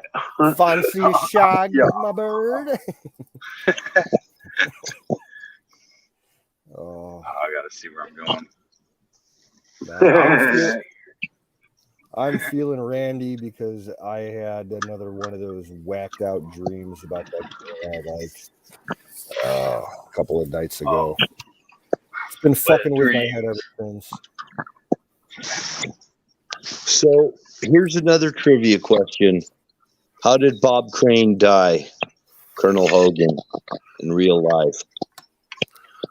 Wasn't he killed in a car accident? No. Okay. That's James Garner. That was James Garner. He got his head bashed in. Oh. That's how he died. He was beat to death. Wow. And he had a boyfriend, and they were filming dirty movies of him and his boyfriend with different women and stuff. So he liked to swing both ways. He had several kids, and that's the story. But it's an unsolved murder to this day. It's a cold case. But how Bob Crane died, who murdered him, his boyfriend, if indeed he was his boyfriend, I don't know. I never saw those. But they're saying that he liked to record his sexual escapades, and that he was actually arrested at one time, and then he was exonerated. That they let him go, and it was the people that investigated it. He was in a town in Arizona, lived in a town in Arizona, and Maricopa County, they opened back up the case, and it went back into an DNA testing, and they found brain matter and stuff inside the rental car. Yeah, weird. It was just a weird case, and apparently the cops in the town that he lived in didn't have a very good. They didn't have murder investigation capabilities, because it was a small town, and it and they were saying it was just sloppy police work, but they just didn't have the capabilities. But that's the story on how Bob Crane died, as far as I can see. I did delve into it to try to learn more about it. Well, They don't really know who killed him. They don't. Then they started thinking it was his. Oh, right. Okay. His wife or something that killed him, but they don't know. The big story in the news here locally, it's funny but sad at the same time. A couple of days ago, they arrested this guy in Cleveland again for the upteenth time. He's right now. He's for years, and I'm talking like for at least 10 years now. This guy has been under court order to pay back child support. This guy, he has like 36 kids between like a whole shitload of women. Just total piece of shit. He was ordered by the court a few years ago to not procreate anymore. Like he's required by law to use birth control if he's ever, getting it on. And he was arrested again for like the third time since that order was issued for fathering another child out of wedlock. Wow. This guy owes like $3 million in back child support. It's like when do you like say enough's enough and throw the asshole in jail, and then let the state give the money that's owed to all those mothers of the children out of their rainy day fund. They could afford to give away a couple $1 million. They've got tons of it. Yeah, it's time for pie. 1110. It is time for pie. That's a trip, Canoes. That is a trip. Wow.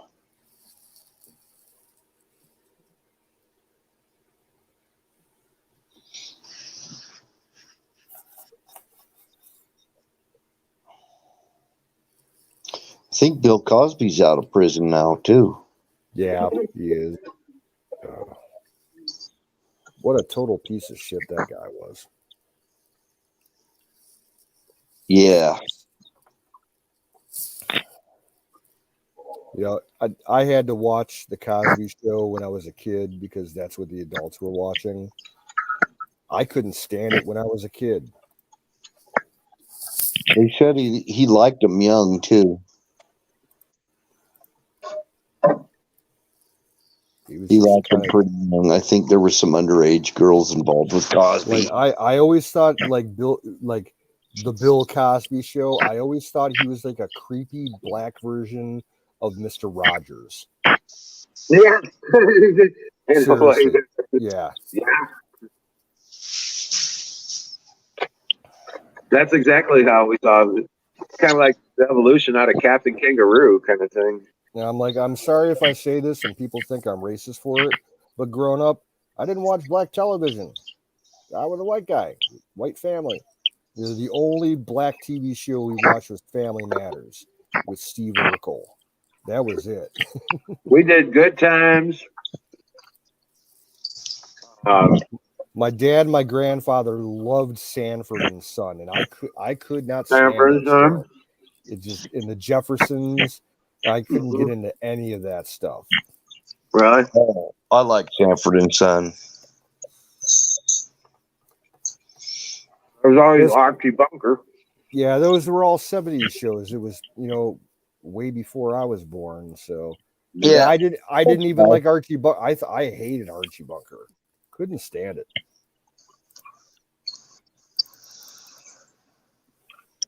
And there was Taxi. Remember Taxi? Yep. Never watched it. No. I just saw that the other night on Vaughn. It was pretty good.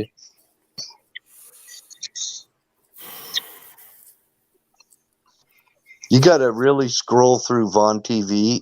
I tried to get on because Don Bear said he had another broadcast that was unedited on Vaughn, and I could never get it on get in there unless he put the link. And Right. You can't search nothing. can't search anything. So you just have to scroll and scroll and scroll and scroll. And man, I'm coming across old I Love Lucy and Mm-hmm. Stooges and that kind of stuff. And I watched some of it.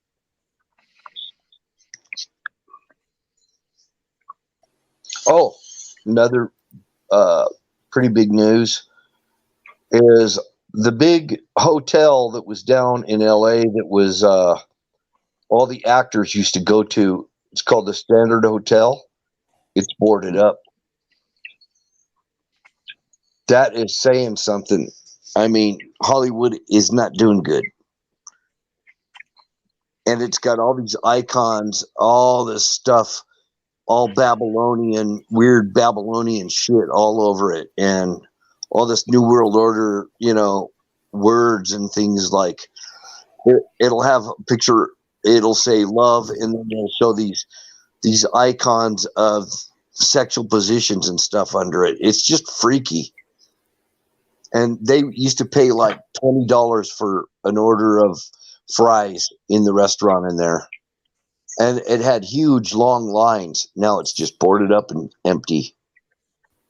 Right. They had weird rituals on the rooftops. Wow. Weird. Yeah. I mean, downright evil looking stuff in there. Still there. You can look through the windows and see these weird statues and stuff in there. Mm. And they're saying, there's probably something going on that's shutting all this Hollywood stuff down. All these actors are going like really weird. Celine Dion loses all this weight. She was a stunningly beautiful woman, and then all of a sudden, she's got this weird long neck and everything, and super skinny, and all these actors just going off the deep end, like Madonna in a bathtub, talking about her, talking about how just weird ramblings coming from her, saying she was in isolation because of COVID and all this stuff. I don't know. In my view, I just think there is just way too much weirdness that's been going on behind the scenes in the making of all these movies for a very long time. And Yeah. and a lot of their minds are starting to crack, and they're showing their true colors. The Holly weirdos. Mm-hmm. That's a big indicator something is up. Can you say unholy wood? Yeah, or you could say it that way. Yeah. Uh-huh. Yes, you can. And they pride themselves in that. Hollow hood. A lot of these things have meanings that we didn't really realize. We'd see these things and never really get the meaning of it for a very long time, and now it's all being exposed. Oh, you stinky boy. Oh, Ranger, you rotten. You're rotten. Maybe he's been rolling in something dead like my dog does. No, that's it. He's farted. Yeah, it's like an old dead fish or a dead animal. It's like perfume to dogs. I know. Ranger's chewing on some cookies. I had some cookies over here for him. No, I got another one too. You want another one? You want another one? Watch it. Come on, come on. Cookie, get that cookie. Oh, there's a cat around and it shits in my yard. My dog likes to roll in cat shit. Oh, I hate that. And dogs will eat cat shit. Yep.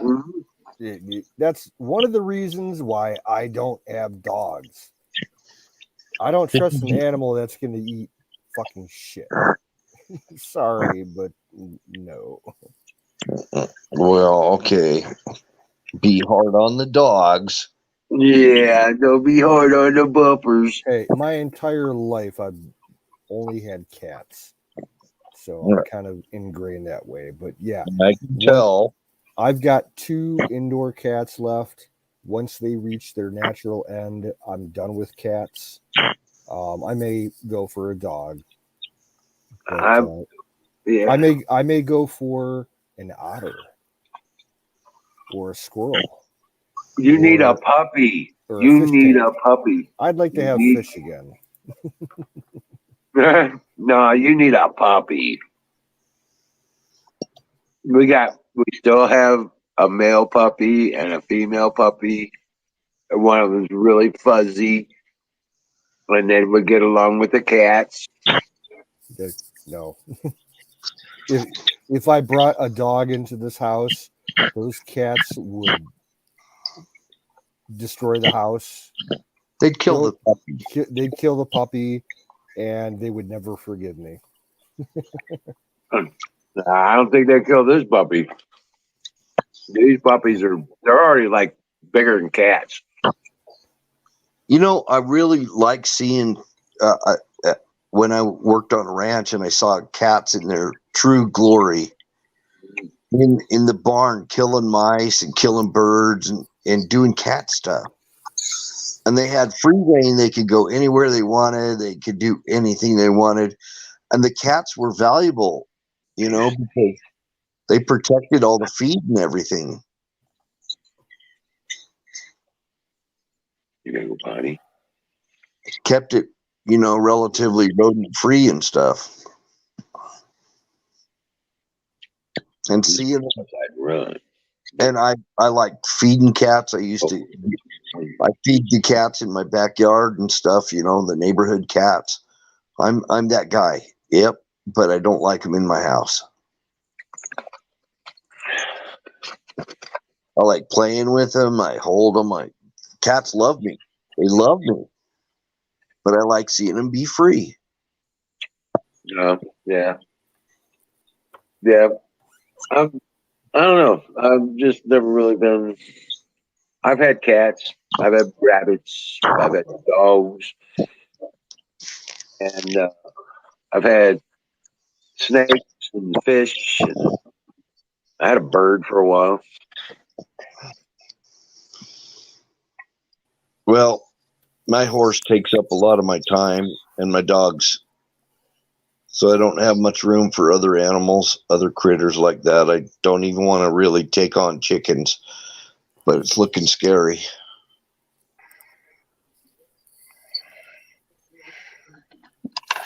Welcome back, Jason. Howdy.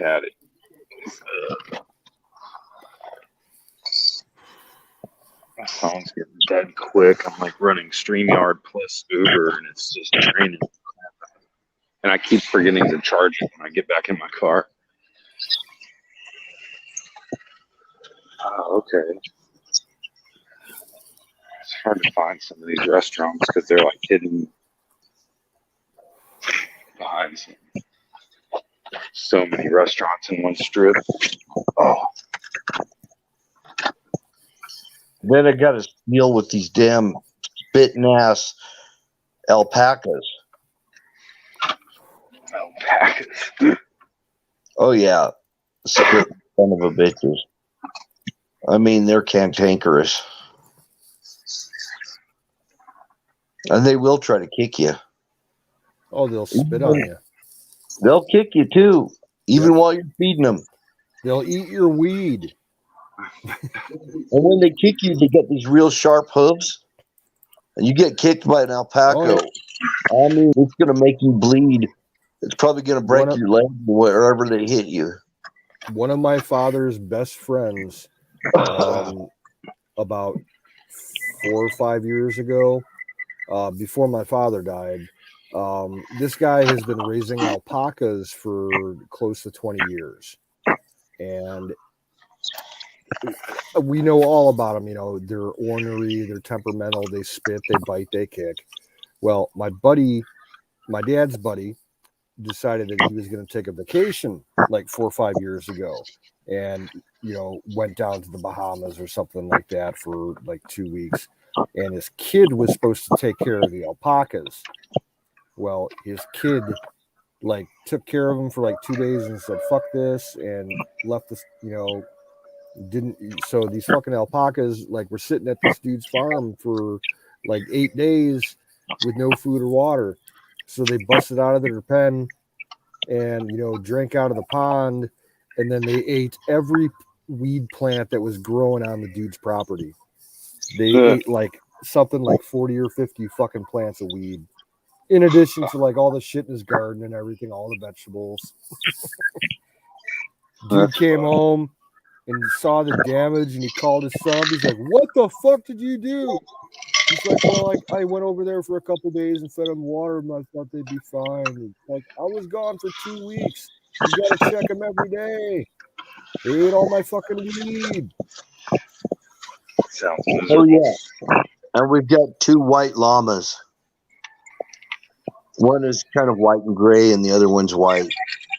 And they're llamas, and they're just as bad as the alpacas. It's a good pack animal. You train them, and you saddle them up with a pack and everything, and they're really good for going up in the mountains. They're a good pack animal, and they can carry a lot. A llama or an alpaca can carry an awful lot.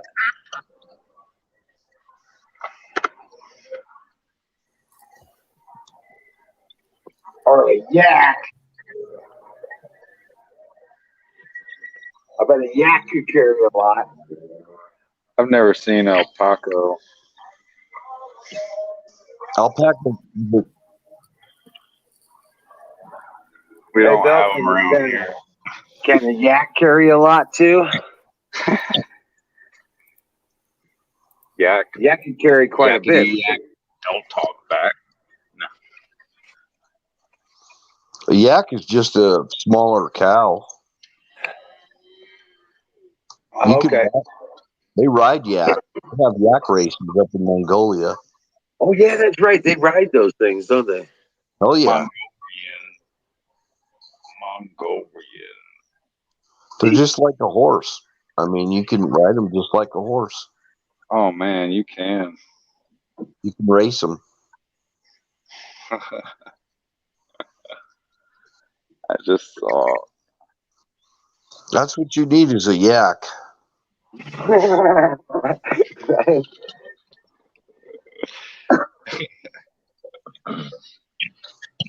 Well, that's because that's some extra money that you might. I hear they're kind of ornery, like mules. But you can shave them and they'll grow their hair back. Some of them grow really long hair, and they actually weave it and make stuff out of yak wool. Yeah, well, So they're a fur bearing animal. I had to resituate my seat.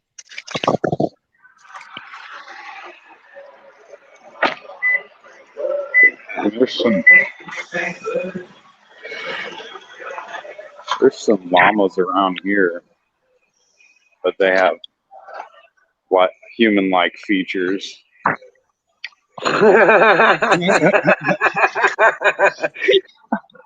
So, hold on. So animals are farm those, huh? Oh my god. Yeah. Good. Wait.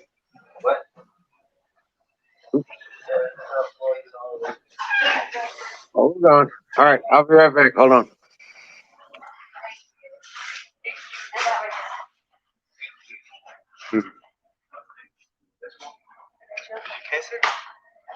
Were they DoorDash or Uber? Uber Eats. Uber names. That was Sharika and William.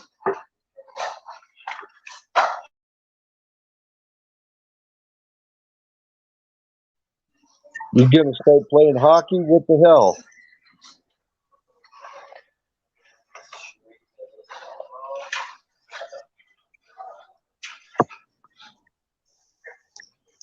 Are we gonna go start playing some hockey? Yeah, Sharika and William, right? William, yeah. Really hurt mouth. Really hurt mouth. Is that a SpongeBob shirt? Yeah. That's really cool. Can I see that again? SpongeBob was my life, dude. Dude, I'm telling you, man. I know somebody that could draw a picture of it perfectly. Like, me either.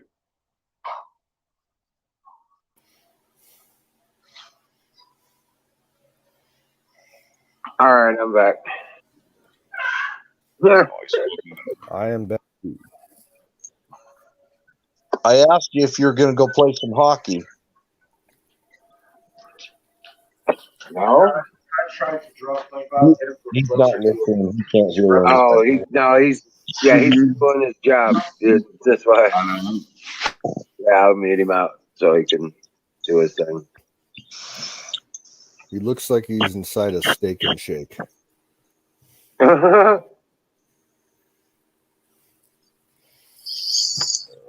Yeah, he's probably getting the order for his.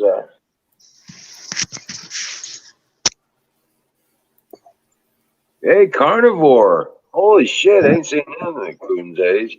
How you doing? Cardboard. I noticed him in the chat down there. Yeah, rock on, man.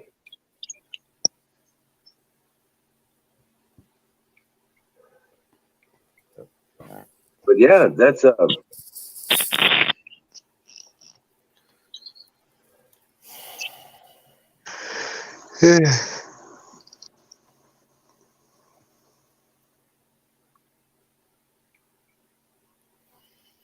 Yeah, it's getting cold here. It's not quite freezing, but it's pretty cold. yeah, it's getting down to 29 tonight. So yeah, it's getting freezing here. Hi, Miriam. Miriam's here. Yeah. Yep, Miriam's been here. here a little while. Huckleberry's here. Nightingale's out there. Nightingale.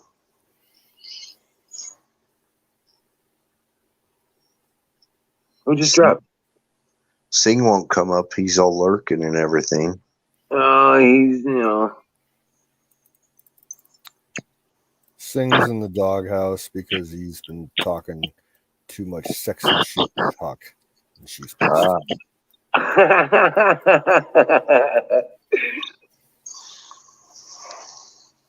Got hot and bothered. You turned it on, so might as well deal with it. Singularity. So I got to ask a question. MASH, Platoon MASH, 4077. Zach. It wasn't Alan Alda kind of a socialist? I think you're right. Yes.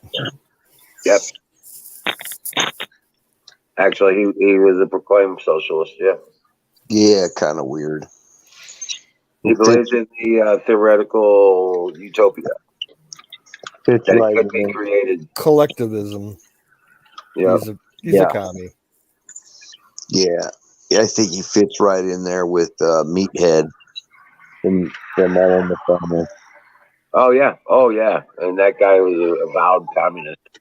And Sally Struthers, who Archie's daughter, she was another one that was a commie. Jane Fonda. Jane Fonda, yeah. That's why Hollyweird is not doing too good nowadays. Nope. There's absolutely nothing going on. You know why they did that shit to start with? They got paid lots of money to promote that stuff. Yep. They got funded. They got their All the way back education into status. They got all the way everything. back to the 50s. Yeah. Yep. When the Soviet commies started infiltrating Hollywood, the educational system, and the finance system. Yep. Sounds about right.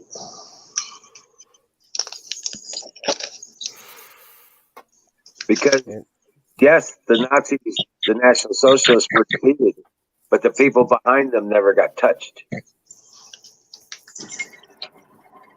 Oh, really? Yep. The Bolshevik background, underground. Yeah. Yep. They became the Warsaw Pact. You remember that? Yep. And then that became the Red Axis, and then the CCCP. Yep. Now it's just the CCP. Guess where they're at? Give you one guess, and you better get it right. China. Yep. They're running China. What is China? Donald Trump, don't trust China. China asshole. China asshole. What is China? Yeah, if you But ask me, Yeah. we back in the day, fucking Nixon and Kissinger should have never, invited China back into the world stage with all the shit that they did back in the 60s. That was the biggest mistake of foreign policy in the last 100 years. If they wouldn't have supported them and given them all that fucking money to get them into out of the fucking Stone Age, to be honest with you, we would not be having these problems that we are now. I never bought into anything Kissinger's bullshit. None of it. I can't believe that fucker's still alive. Me either. Me either. I mean, that's one person that for sure takes the adrenochrome. There's no way that. I don't think he's human, dude. No, I don't think he's actually it's human. either the adrenochrome or he's a lizard person.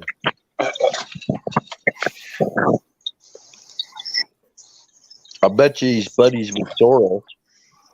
Oh yeah. I mean, yeah. Without a doubt. He's old news, huh? Old news. Right. Some people say I live forever, but my name is Henry Kissinger. I haven't heard him talk in a long time. Oh, there was rumors. Somebody came up with a rumor, and this is just a hearsay rumor. I'm not claiming nothing because I don't even know. But they were saying that he didn't actually die. He transferred his consciousness into another creature or something. Huh. All I remember is he couldn't complete the sentence without saying, No, okay. uh. Hey, all right. I need to answer a question for Zoom Bait, and I'm going to refer to Wizard because Wizard knows more about it than I do. Zach's asking, why would someone drink blood? Would you explain to Zoom what the adrenochrome thing is all about? It has to do with the adrenaline that's produced from fear. It is a hormone kind of substance that is carried through the blood cells, and the plasma that surrounds the blood cells as well.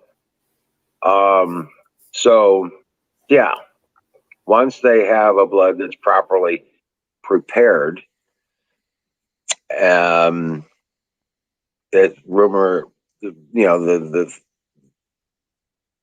information basically goes that they can consume it and receive the rush and the benefits of the hormone. And the only way to get it is without producing it yourself, which would be an absolute pain, torture, it would probably kill you if you survived the process. Correct. So it's yeah, actually a fluid that's secreted by the pineal gland, is what the adrenochrome is. It's secreted by the pineal gland, and the pineal gland is actually right behind the eyes. It's related to the frontal cortex. and it's a center mass of the brain, basically. I always thought it was towards the bottom part of the brain near the vertebrae. But it's center mass of the brain mass. It's the center mass. It's the key to it's the key organ in our bodies that defines us what human beings are. That's the hypothalamus that you're talking about. That's center. No, the pineal gland produces more than just adrenochrome. It's what the ancients considered the balm of life. The ancient, Middle Eastern cultures that had all the knowledge that's missing from this world right now. That's what allows us to basically evolutionize. And some people would consider it a mutation, but it's the next form of humanity. It brings us closer to our potential. Another aspect of it is what the gurus in India and all the Buddhists in China, Enlightenment is the actualization. Yeah, they utilize, and they can actually control. Okay, I'll give you an example. This is field verified. You can verify it probably with the Smithsonian. There's a documented case where some scientists observed a Tibetan monk who was a Buddhist. He was living in a cave up in the Himalayas, and they witnessed him basically lay on the ground, and just through controlled breathing, he was able to. They shoveled like 10 pounds of snow on his belly, and he was able to alter his body core temperature to the point where it melted the ice almost instantaneously. And they say that he used his pineal gland to do that. It opens up the full human potential. Oh yeah, gives you control over the machine rather than this automated. I was going to try and say that the pineal gland is the one gland that they literally eat, and they call it walnut sauce. Yes, that's the pineal gland, and that is the gland that's also related to the third eye that I was talking about, and it's associated with opening the third eye is the fluid from the pineal gland, and they drink that. They drink that while they terrorize. They're terrorizing their victim, so that the victim can secrete a bunch of adrenal fluid. And it goes through the pineal gland, and they have psychedelic visions and all kinds of weird stuff. Highly addictive. That's adrenochrome. and then the walnut And sauce. the most evil thing about why we constantly call the use of adrenochrome evil is because all of the elite that take part of this, the source of their adrenochrome is from all the trafficked children across the world. That's the most purest form of adrenochrome is from a child. I heard a report And saying there all was these, close to 45,000 children that have come up missing from the border. yeah, I saw the same thing 2 days ago Yeah. from Monkey Works. Immigrant children. 45,000 immigrants just coming up, to the border on the south, within the last 6 months have disappeared. And I've had chances 3 are they're probably Amber Alerts in the last 3 days. I had a shitload Every today. day there's Amber Alert every day for the last 3 days. I don't know. There was a 3-year-old Just thought I'd kid throw that out there. abducted out of Michigan that was passing through Ohio. The radio was going off every 5 minutes with this fucking thing today. Yeah.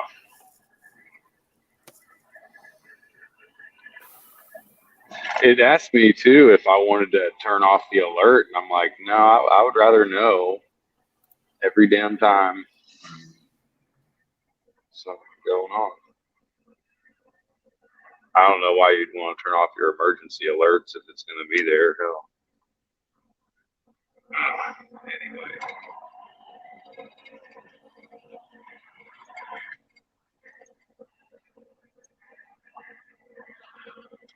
Double check.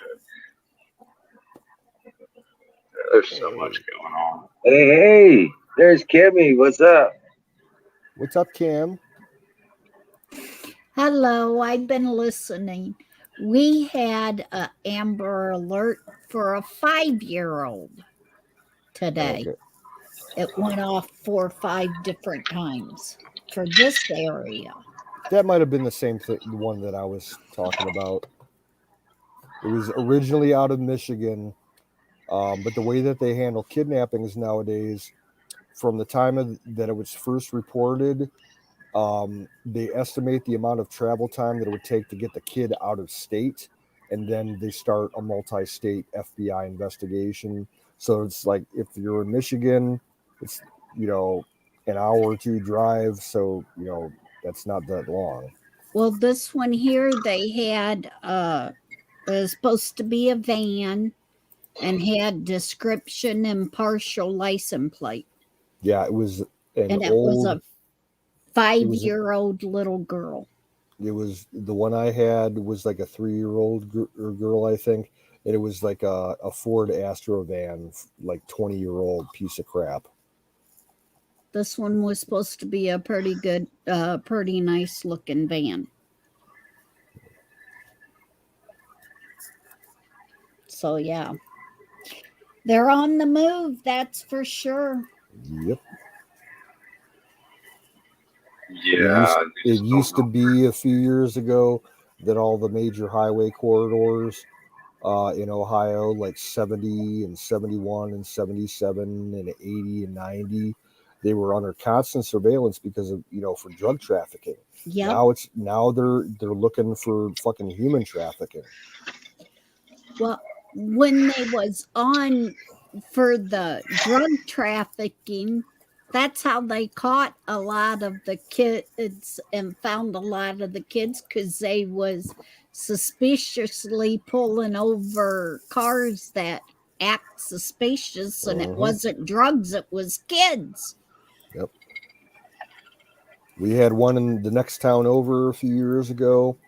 It was like a U-Haul rent-a-truck, like a small little box truck. Yeah. And it was stopped at a gas station refilling gas, and there was a cop parked like across the road running radar, and he just happened to glance over at this truck as the guy was filling up, and the back door rolled up from the inside, and a 12-year-old girl jumped out and ran to the cop. Like she just, scanned around, looked around real quick, saw the cop. She made a beeline, ran across traffic. She's like, I've been kidnapped. You got to fucking help me. and they ended up arresting the guy and his partner, who I think was a girlfriend, and they ended up finding like 6 or 7 other kids in transit. You know, they tracked his phone number and everything, and they ended up finding like 6 or 7 other kids that were actively being transported in trucks across Ohio. Ah, man. Yeah. And they all got rescued. None of them were really hurt. A couple of them got, you know, smacked around a little bit, but none of them luckily were raped or anything. Because that's what a lot of it, you know, some Yeah, of, that's what a lot of the good news is that they got them before they got hurt. yeah, and part of, you know, some of this trafficking Yeah. goes towards that adrenochrome shit, but a lot of it's the sex trafficking. Yeah. It's disgusting. Well, I think basically it's going hand in hand because they're all the stuff that's going on, the kids are getting younger and younger that they ain't afraid of things, so they do them for sex trafficking. And the ones that they can scare, then they're doing it for the adrenaline. Yep. And part of that problem is because the fucking government is letting the schools teach sex ed and all Yup. kinds of sex related shit to the kids way younger than they should ever be exposed to any of that. Yep. And the wrong types of stuff too.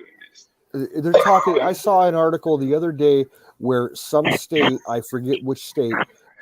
No, I remember it. It was fucking Fairfax County in Virginia, where, you know, that last Democrat Yeah, stronghold that makes held sense. out for the election the other week.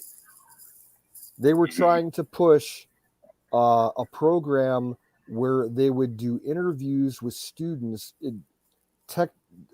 Apparently this was voluntary. The kids didn't have to do it if they didn't want to, but they were surveying kids as young as 5 years old in kindergarten about their sexual habits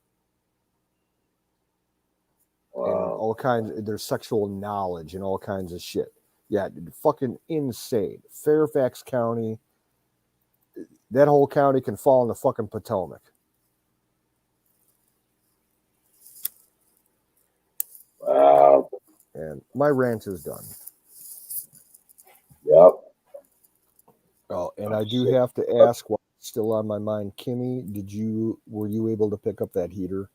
Yes, I did, and I'm warm. Awesome. Because Awesome. they sell the stuff there at the Walmart too. Cool. Yeah, at the gas station part. Yeah. No, in actual Walmarts. Oh, so you got the can. The yeah, they're um Odorless kerosene. yeah, it's Yeah. the regular, but it's in plastic. Okay.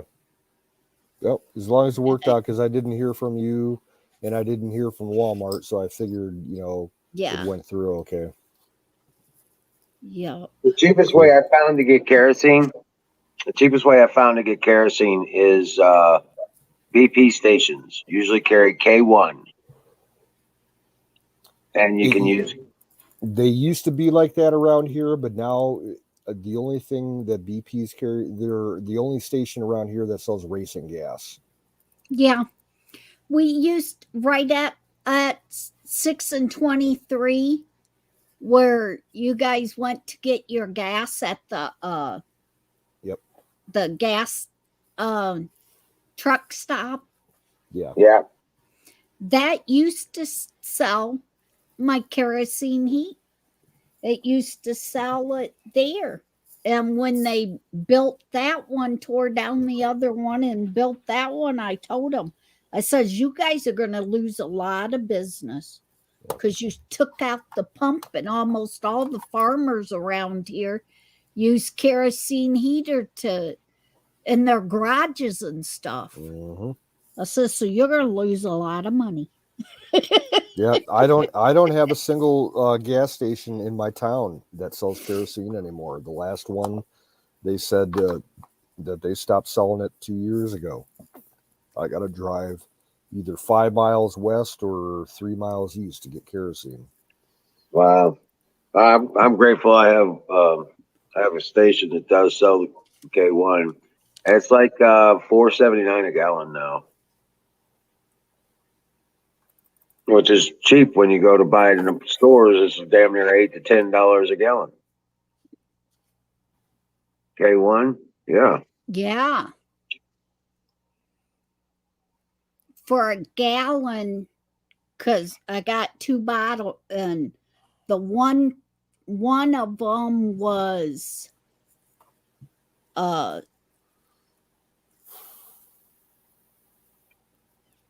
$10, and the other one was almost $20.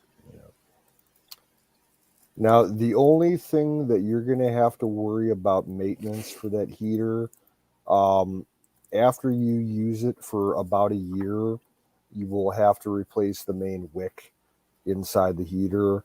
They're probably about 20, maybe $25 tops, and they're fairly easy to replace. Yeah. But There's that's, YouTube videos on it and everything. Yeah, yeah. do it. Yeah, I And- got almost one similar to it upstairs, and I don't know what happened to it. I think they ended up kicking it or something and putting a little hole in it or something, because every time when I would go to use it, I would smell it. We could not get it from smelling. One of the feed pipes probably broke from its mounting. Yeah. So so I had Now to they're quit using it. and they sell that deodorizer for the kerosene, Yes. Yes. and that stuff works. It really works. And they have a cleaner solution that you can add to the gas like once a year that will help unclog all the internal workings. But that's a year down the road. Yeah. Yeah. But- With this being brand new. Yeah. But those little bottles of the deodorizer stuff, you can get it Yeah. like in jasmine or pine or something like Mhm. that. And but it only takes like a shot glass in a 5 gallon bucket or something. You know what I'm saying? On Okay. that. Yeah, it's not like for a gallon jug, you'd just be like half a shot glass or something. Yeah. Because that's what they sell it in. It is the gallon jugs. Well, you can get into 2.5 gallon jugs too. They sell the 2.5 gallon jugs from time to time. They'll have those. Yeah. Got a couple of them out in the garage. I wanted the containers so I could go back and forth. But Lowe's does sell the metal 5 gallon cans, but they're like $60 Okay.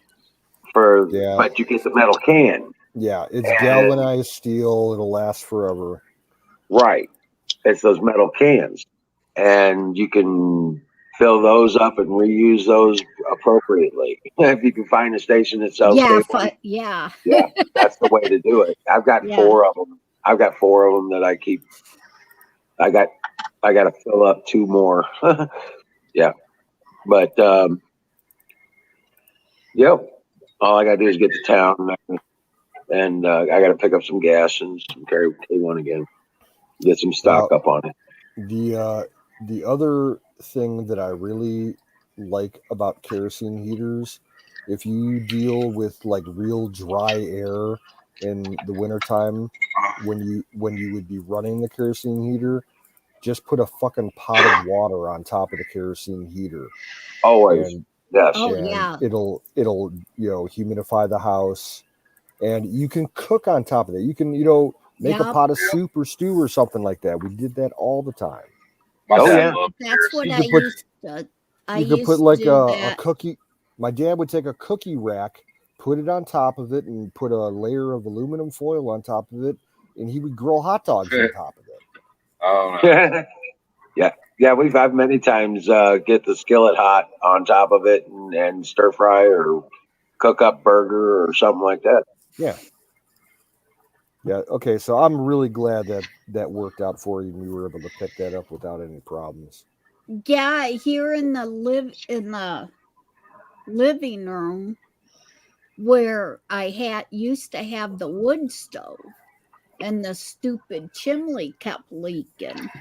That I took out the wood stove. We used to put water on the wood stove and have hot water for coffee all the time, and I'd cook overnight, cook stuff on the wood burner and stuff, keep it hot for all night and everything. I know I can do that with one of them too. I Kim, miss the wood stove. the one danger about that stove, don't ever let it just run dry. Right, Yes. right. If you think it's not going to last the night, add fuel to it. Yeah. You know And what if you I'm saying? don't set it outside and let it burn itself out, my dad would always just set it out in the garage. Yeah. And And always make sure that when it's getting low, do not fill it when it is on. Make sure I shut it off and leave it set and cool before I add fuel to it. Got to be and completely cooled off. I I had a potbelly stove. I was staying in a sheep camp when I was working on the ranch. I'm telling you what, as soon as I put a lump of coal in there, I mean, I'd start it with some diesel fuel and wood, and after I got it all cranked up and everything, I'd put that lump of coal in there, just a small, maybe about smaller than your fist. It would burn, and I had to open all the windows in that sheep camp. And oh yeah, I every morning I'd have to wake up and stoke that fire and heat up my water and everything so I could take a bath. I'd take a sponge bath. Just, I mean, that's how you live. You Yeah. know, it was a good life. I actually liked it. Kind of wish I would have stayed doing it. Well, that's what I do. I got a 5-gallon pot that I put on top of like right now. It's part of my heating solution. I got this. I got that 2-burner cooktop stove with propane, right? Yeah. Yeah. And I got a 5-gallon pot, stainless steel pot that I keep water in, and I put that one burner on just there. If I can move it just a touch, it'll turn it off. You know, I keep it at minimum burn, and underneath that pot of water, and I use it for cocoa, and in the morning I'll pull some out so I can wash up and stuff like that. Well, one lump of coal would burn for hours. I mean, oh and yeah, it was hot. Just one lump of coal. Didn't have to put any more than that. the forced air fireplace that I have down in the family room is both a wood burner and a coal burner. But we have, I guess my dad, and my grandpa burned coal in it years and years ago, but not when I was around. I can't even find coal now. There's no coal around. Around here, you can still walk the railroad tracks and find coal. Coal is big here in Ohio. Always. Hey has guys, been. I have to transition from the laptop to my phone. Okay. I've got to shut down the generator and all that jazz. Just time and fuel use. Yep. But, Do what you I'll be need to back on do. my phone as a user. Okay. Cool. All right. Peace. I'll be back in a bit.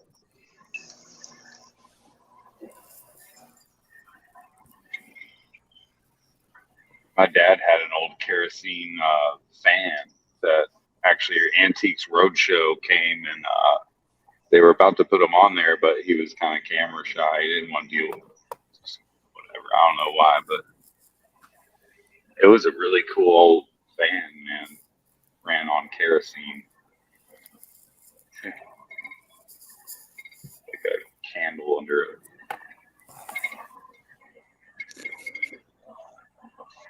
I'm gonna have to drop off here. Yeah. Aw. Only 1 o'clock at my time. Midnight here.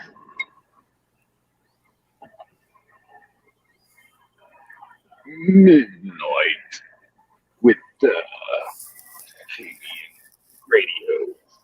The only reason I'm on this late is because I got the next 2 days off. So Well, Congratulations. StreamYard is draining my battery really, really fast. oh yeah, StreamYard is murder on phones. You know all about that. Yep, I hear it right now. The charger I've got on my phone in my car is doing good just to keep it like breaking even, not even gaining a charge, just keeping it wherever it's at. Trying to actually head back home here. It's getting hot. I'll hang out for a minute until Wiz gets back. How Yeah, well do you make out in tips tonight, Jason? I'm up over 150 right now for the day. Not too bad. Yeah, I mean, you cut out $30 for your gas, and then taxes will be 20% of 150. So I mean, you're glad if you can clear 100 really out of that.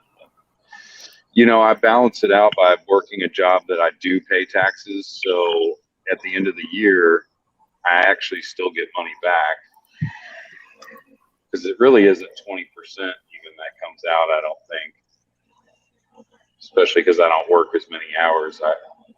I work on watches and then I go do that, and I might go work doing pizza stuff, like working in the pizza kitchen. So didn't you say you quit smoking? Oh no, I was probably talking about it weeks ago. I tell everybody once a month, I'm gonna quit, get in a good job.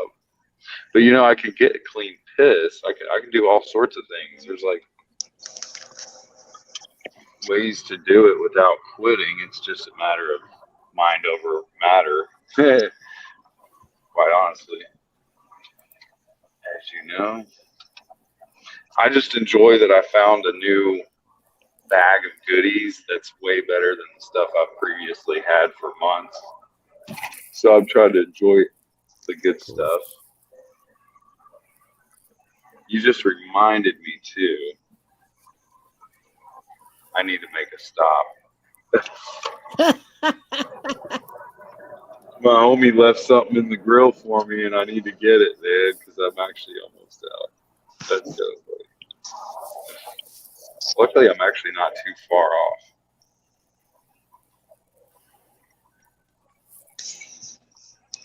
Yeah, that child trafficking, that is like such an abhorrent thing, but so many of us know about it now.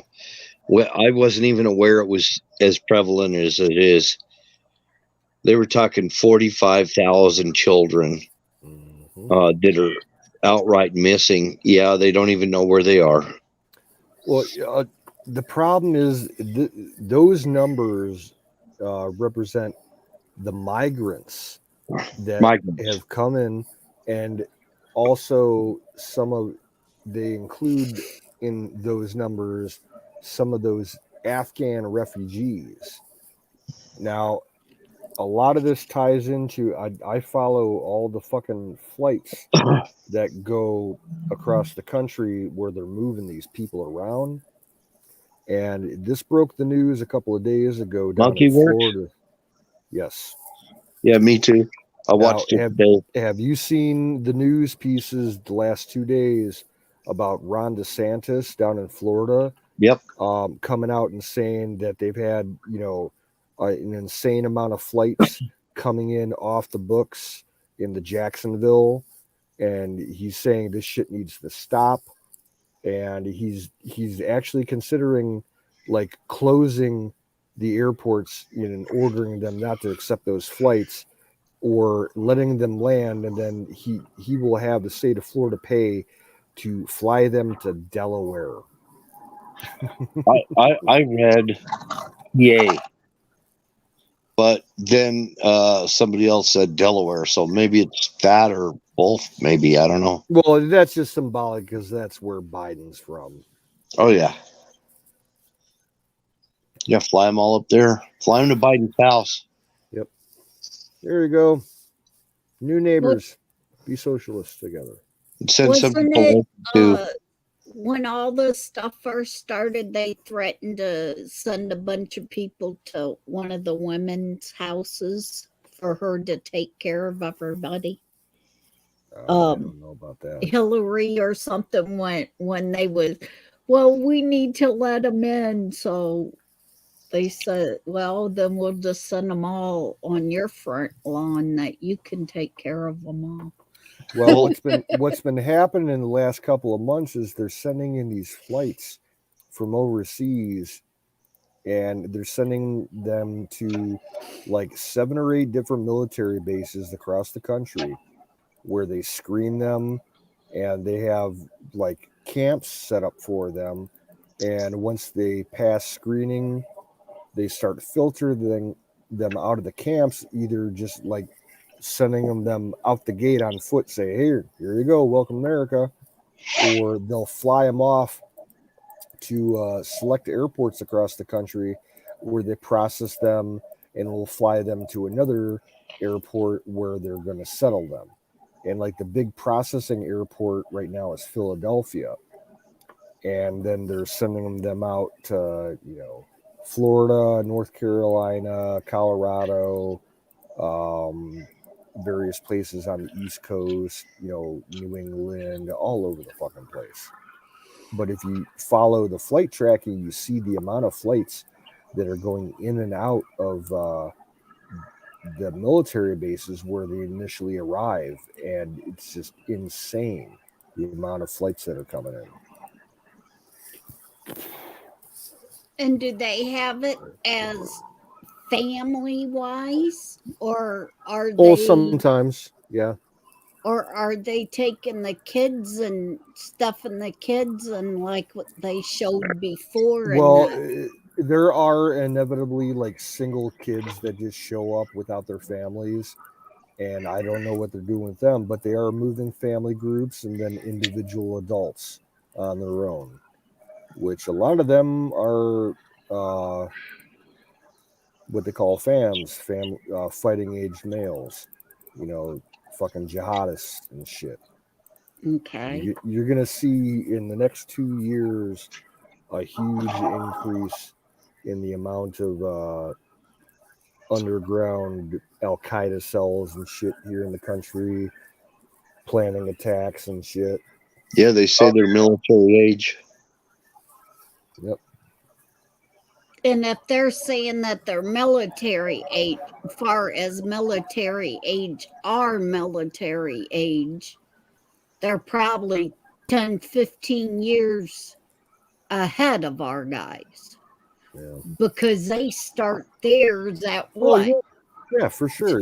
You're not 10 and 11 years old, they start training their kids for military stuff.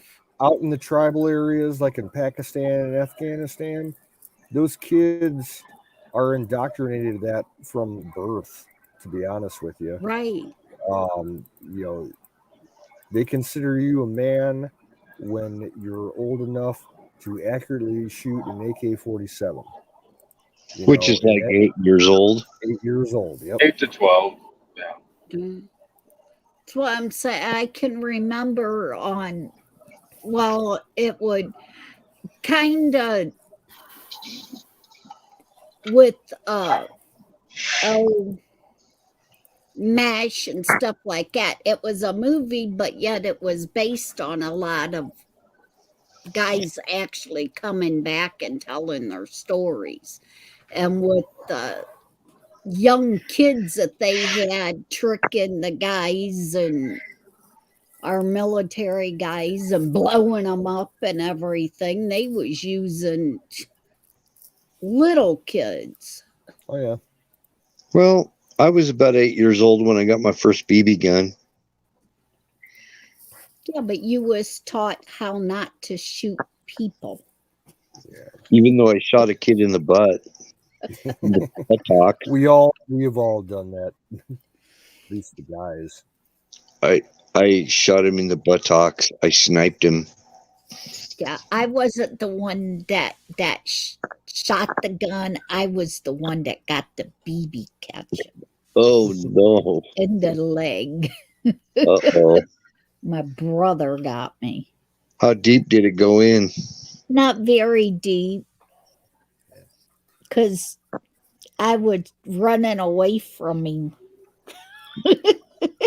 I was raised kind of civilized. I've never got into a BB gun fight with anybody.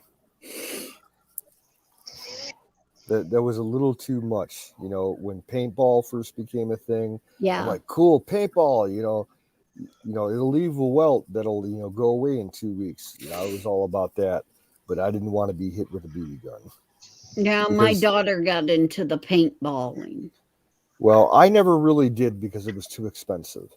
But my problem was that I hung out with a lot of kids that were into fireworks and shit, and I gotten hit by fireworks a bunch of times from my asshole friends. Yeah. That kind of made me want to shoot a BB gun at them, but I was blowing up my army men. I had those little plastic army men that I blew up with firecrackers. No, man, my friends and me, like, they came up with a way that you could launch bottle rockets like pretty fast from your bicycle. They built like a bottle rocket launcher that mounted on your bicycle frame, and you just steer the bike towards where you want to shoot, and you had a striker mounted to the frame. You just lit a match or a little lighter, and you had like 10 bottle rockets ready to go. Jeez. And we'd be riding around some local trails, and the one kid would be waiting for me as I'm coming off of a jump. He'd be shooting these things off at me while I'm like in midair and can't maneuver, and they're whizzing past my head and shit. I was like, "You motherfucker!" There was a big push. Even Smokey Bear said, "Never play with matches." Yeah. And everywhere he went, it was like, "Never play with matches." I had to go play with matches. They said not to. They told me not to put my hand in the cookie jar. I'm going straight for that cookie jar. Well, I had a little bit of training with fire from the Boy Scouts, so I knew more than like the local idiot kids that I hung out with in my neighborhood. Yeah. We had a section of woods behind some of our houses. We'd go back there and fuck around and build forts and shit. And one day in the fall, I gathered up a whole bunch of leaves into a big, leaf pile. Like, hey guys, check this out. And I threw a match in the middle of the pile, and it went up like fucking 30-foot flames. And they're all freaking out, running. We got to call the fire department. We're going to burn the forest down. I'm like, guys, this leaf pile will burn out in like 30 seconds. They're like, no, you're going to burn the neighborhood down. And I'm like, no, it's going to die out in 30 seconds. And, sure enough, it died out. Just leaves. Didn't have the right. Scared the shit out of those kids. Well, I've never seen fire that tall before. Yeah.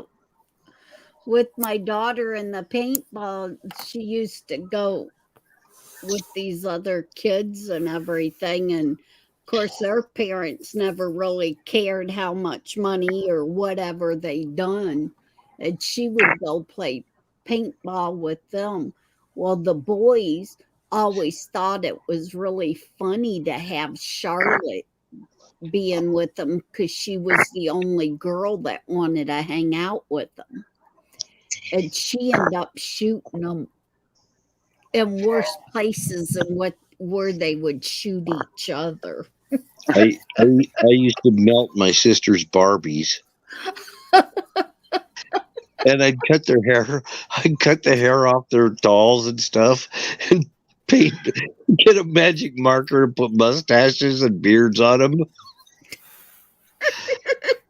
This one time, my brother he got out there playing paintball just randomly, and he wasn't wearing the eye protection, and some one of my buddies shot right at him and hit it right under his eye. And I mean, if it had gone up any further, he would have lost an eye. Ooh. There were some pretty high PSI Yeah. paintball guns, 400, 500. Well, the one goofy boy, he handed Charlotte one of the guns that had a real sensitive finger trigger on it. And of course, when she went to pull it up to take her shot, Oh my gosh. she got him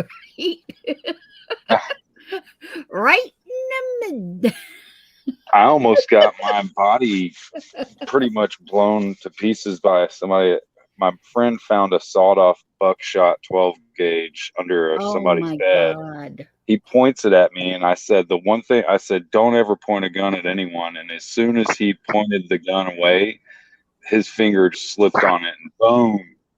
I mean, as soon as he was pulling the gun away from my body. Oh, my God. It's like, that's what my dad taught me. Don't ever point a gun at anyone unless you're ready to kill that motherfucker. I'm not mean, Huckleberry. But yeah. Because I did that to my sister's dolls. You don't know how mean my sisters were. Yeah.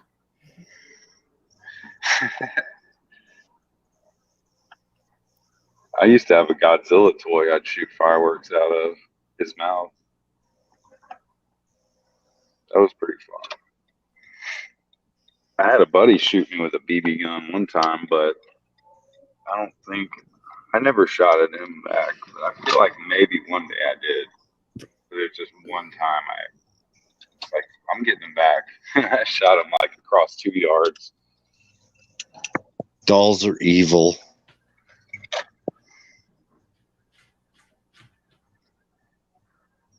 I put a doll in a fire one time, and it started screaming. There's a new Chucky series out I haven't seen. I don't know if it's any good. What kind of doll?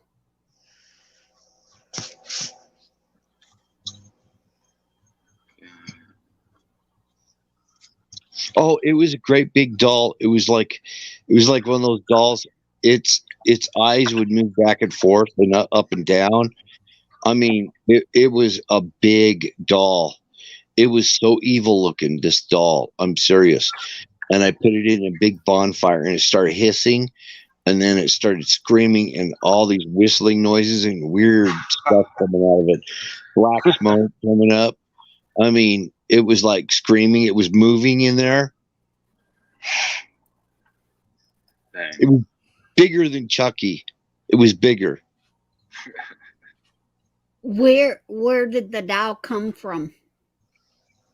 It was somebody that I knew.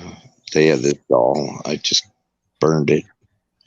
I don't want to get into the details. Only reason why I'm asking these questions is because when I was little, we went to the fair and stuff, and they called them jewel dolls. They looked like they had a big glob of hair on the top of their head, but when you lift up the hair, like over their face, the head was bald. Let's put it this way. It was in the middle of a breakup. It was in the middle of a breakup, and I was getting rid of stuff. And okay. Yeah. But yeah. these dolls actually come from a fair, and quite a few of the family members got them. Won them for prizes one year. And Mama kept hearing, I got one, and Mom kept hearing pots and pans in the middle of the night in the kitchen. and get up and they wouldn't be nothing out of place. But the damn doll was in different spots because she started at her up on the high spot at the fireplace, and it would jump, it would be down the shelf until the last night when it carried on like that. She says, I don't feel right about this, Jack. And we had the fireplace going, and she threw it in the daggone fireplace, and the thing started burning, and it started screaming and everything else. Hmm. And then my uncle and aunt, they threw the one that their kids got in made a house of Bibles, laid a Bible opened on the table, and then put Bibles around it and a Bible on the top and set it in there, and it melded into the Bible. Yeah, this doll. I'm serious. It was a really large doll. It had like skin like texture. It was kind of like rubber, that rubbery, smushy kind of thing. Yeah. And I could just hear. I guess it was air escaping or whatever. It sounded like screams coming out of this thing, real screams, like human sounding, Yeah. scary screams. I'll never forget it. I've got that image permanently in my mind right now. Right. I mean, that's the reason why I asked, because we have had experience with them kind of, and I can't remember what kind of, except the jewel, because they had like a little jewel in their belly buttons, and they had these great big bellies Ooh. on them, almost like the Buddha thing. But Have these you? Oh yeah. Do you remember dolls. Furby? Remember the Furbies? Oh Yeah. God, I'm still trying to forget the Furbies. Where they start talking and they start saying evil stuff. Yup. I mean, there's videos of it. They just start communicating, and oh my gosh, they start saying like, I should kill someone and weird things like that. They were horrible. Yup.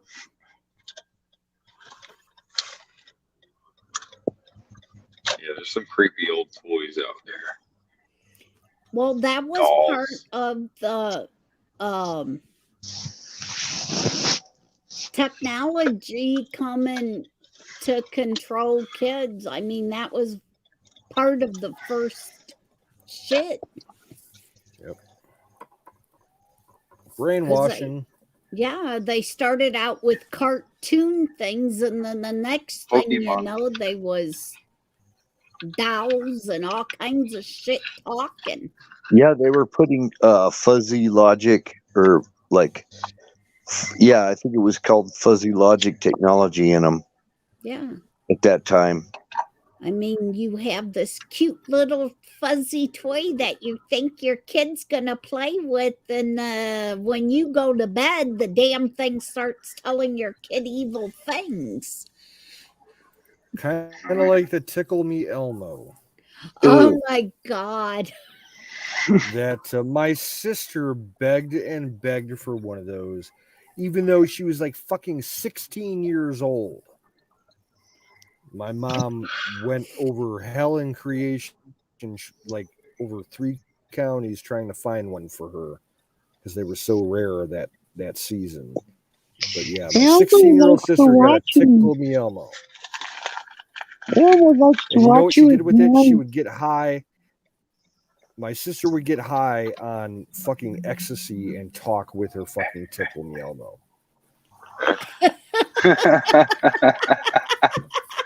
That's pretty good. True story.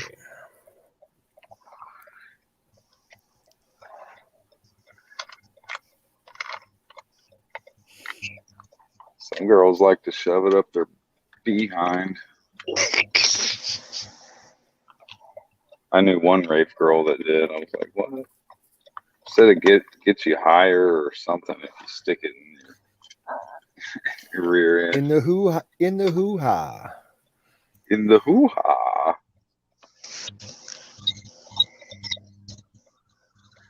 Man, I gotta finish this bowl before I can pack the new stuff, but it smells pretty Yeah, good. same here. I gotta hit the badunkadunk. That's what we call it. Badunkadunk. Oh no, I don't know. Like a half cash bowl is always called badunkadunk. Half cash bowl is the badunkadunk. Yeah. I didn't know what a badunkadunk was, but I guess that clears it up. I thought that was a thick ass booty or That's what I thought. There's yeah, Badunkadunk is that's the also major the definition of it. song. The Dunkadunk is also a song from Tennessee. See, there you go. Yeah. Where I'm from. Yep. That's That why song come out when I lived in Tennessee. Where did you live in Tennessee, by the way? I lived in two different places. I lived in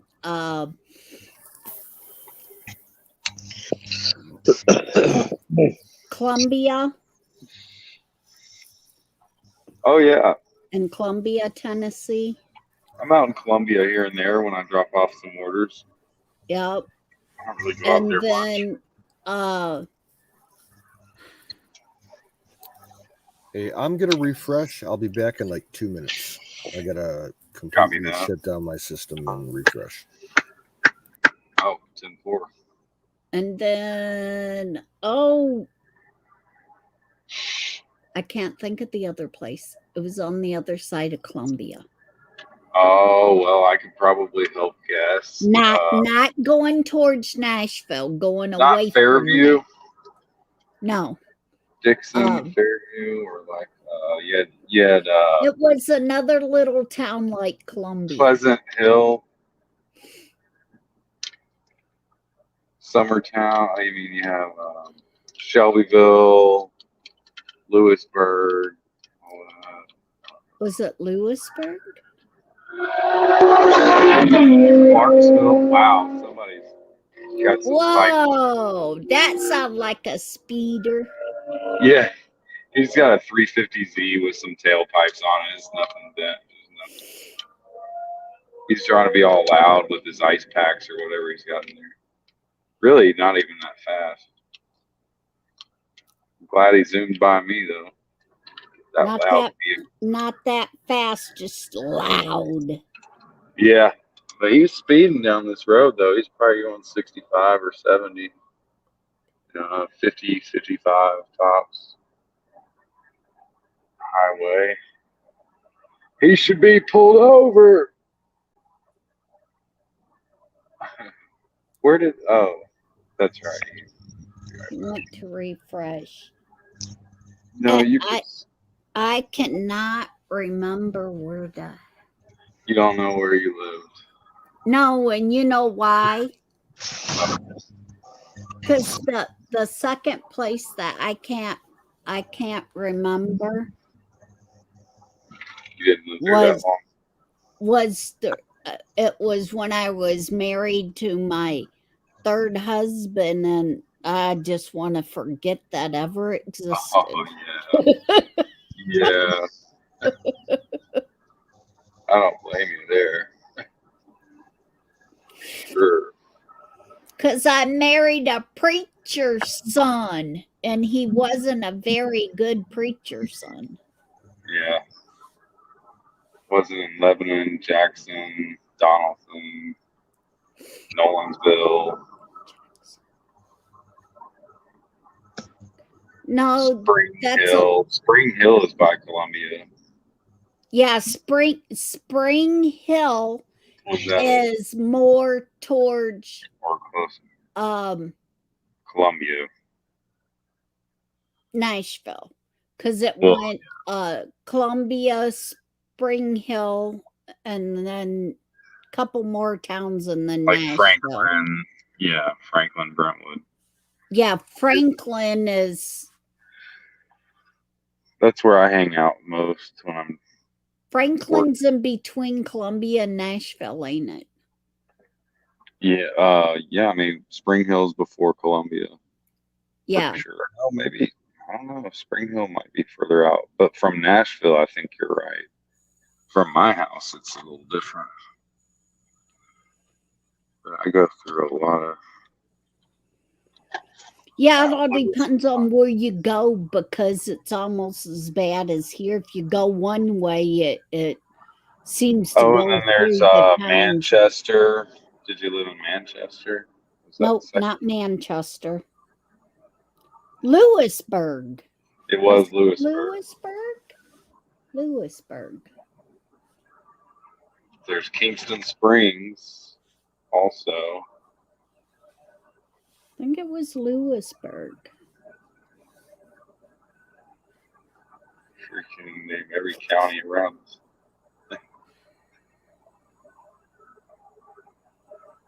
You got Hohenwald.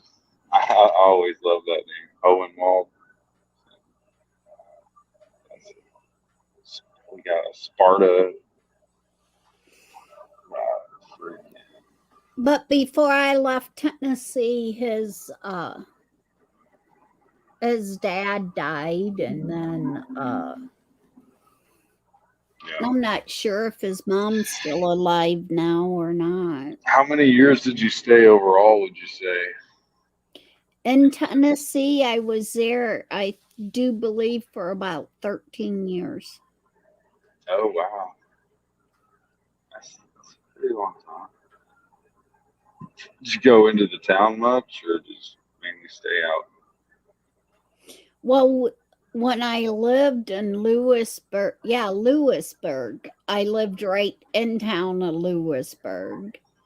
And then I lived right in town of Columbia.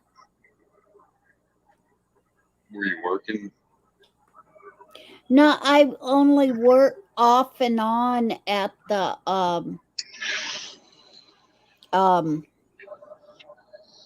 Waffle Houses. Okay. I like me some Waffle House here and there. It's been a minute, but I had it a month ago. My favorite thing at the Waffle House is I used to get like 4 pieces of bacon. Mm-hmm. Superstar. Crispy. Yeah. And with a piece of cheese melted over them. I miss IHOP. I haven't been to IHOP in a while. And then we used to go to Cracker Barrel all the time.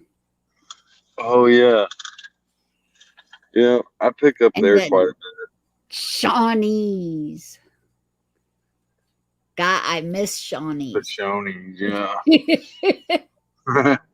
They did. They got rid of all the Shoney's around. Oh, did they really? Yeah, I haven't seen any anymore. That was one of my first restaurants. Like, you had the Shoney Bear, and you'd get the little Shoney Bear, the stuffed bear. Yeah. All that stuff, man. The spaghetti was so good. Oh, man. And it's just gone. It's literally gone. Did all that stuff disappear before COVID? A little bit before, probably like after that 2007, 2008 recession, I guess they started kind of going out more and more.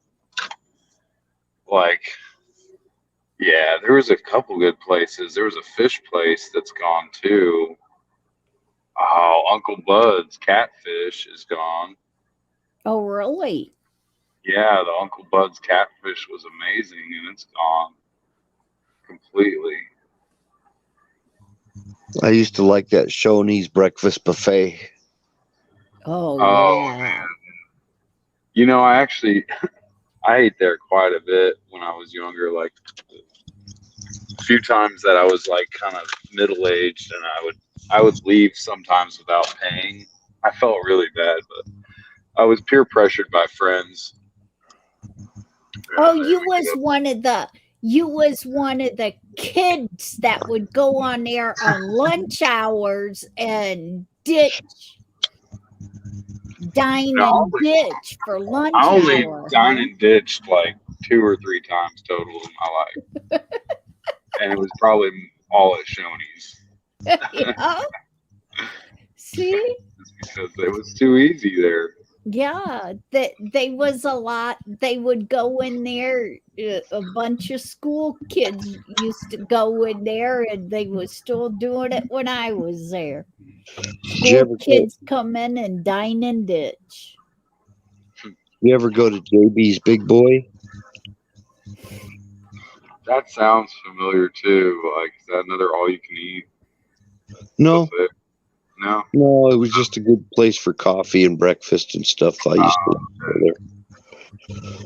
And then No. there was Sambo's. It was a lot like Denny's, called Sambo's, and they Yeah. got food for being a racist sounding name or something.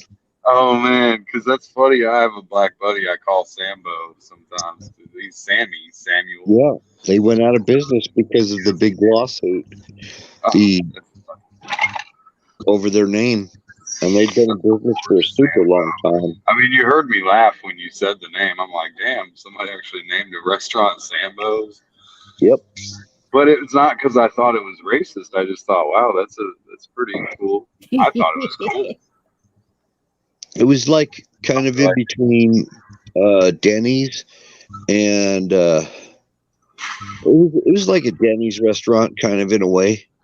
That's how I remember it. Heard of Demos? Demos is kind of like I think Italian, but No, they were really good. I think one of them downtown Nashville closed down, and it was pretty popular. There's so many other restaurants these days, though, but there's not a good like catfish like Uncle Bud's. You can't replace that. see, I've never been inside a Chili's. No. Nope, there's a lot of restaurants I've never been in. I actually only ate in Chili's a couple times. Like Olive Garden, I've only eaten there a couple times. I've only eaten there once, Olive Garden. Wasn't too impressed. They're not bad if you get the right like lasagna type plates. They have some really good. Remember TGI Fridays? Oh yeah, they used to smoke in there, and then once they stopped smoking in restaurants, they like for a minute there they built this plexi wall like screen and still let people smoke inside there, and eventually they just cut it all out completely. That I think that hurt a lot of restaurants' business when they started banning smoking. Oh yeah. Oh yeah, because there was so many people that would sit in the restaurant and drink their coffee and smoke their cigarettes after they got done eating. Even in the malls, they used to smoke at the mall. One of the malls out there. And the thing of it is, when you go into a restaurant that had smoking and non-smoking, everybody was always in the smoking section, even the non-smokers. Yeah. And the non-smoking section was always empty, and nobody was talking. No, it was just like Deadsville on the non-smoking side. The only ones I ever noticed sitting in the non-smoking section would be mothers that come in there with their kids, and they wouldn't be a man with them, just the mom walk in there with the kids. I noticed that also when I was driving a big truck, and I'd go into our terminal, and they had a smoking and non-smoking driver's lounge, and nobody was ever in the non-smoking lounge, and it was nicer. It was nicer. They had really nice, cushiony seats. No, everybody was sitting on the hard, old seats in the smoking part. Yeah. All grouped together and talking and everything. And if you wanted to watch a movie or something, you had to go into the non-smoking because it had like a big screen in there. They had it in the smoking, but you couldn't hear it because so many people were talking. Yeah. that kind of tells you something. You know what this culture is coming to. Right. Huh, Everything's so shit. automated and techy. Everybody's got a little square block in their hand. People used to stamp out their cigarette on the floor in Safeway when you go grocery shopping. I mean, and there'd be some little guy with a push broom following behind you, cleaning up all the cigarette butts and stuff. I mean, I'm not saying the advancements and some of the. I don't really believe people should be throwing their cigarette butts around everywhere in the store. Well, I'm talking 60s and 70s. Yeah, yeah. I mean, even the hospitals had ashtrays. Right. I mean, classy places had ashtrays, and You go and sit in a barber chair in a barber shop, and there'd be an ashtray on the armrest. Same thing with the movie theaters. oh yeah, we had an old 65 grand Mercury Marquis that had all the little ashtrays back there. With each one had the lighter in the door. Great. I'd actually love to have that car. Having an AC in each door would still be pretty bomb. To this day, people don't have that much. If you were a patient in the hospital, you had an ashtray next to your bed. Yeah. And the doctor would come in with a pipe in his mouth and look at your chart and stuff. I remember that from seeing my uncle in the hospital. And the doctor came in like Ward Cleaver, you know, he had a freaking pipe in his mouth and he's looking at his chart. Yeah. Bombs. And there wasn't a whole lot of people dying with cancer and everything back then. No, there wasn't.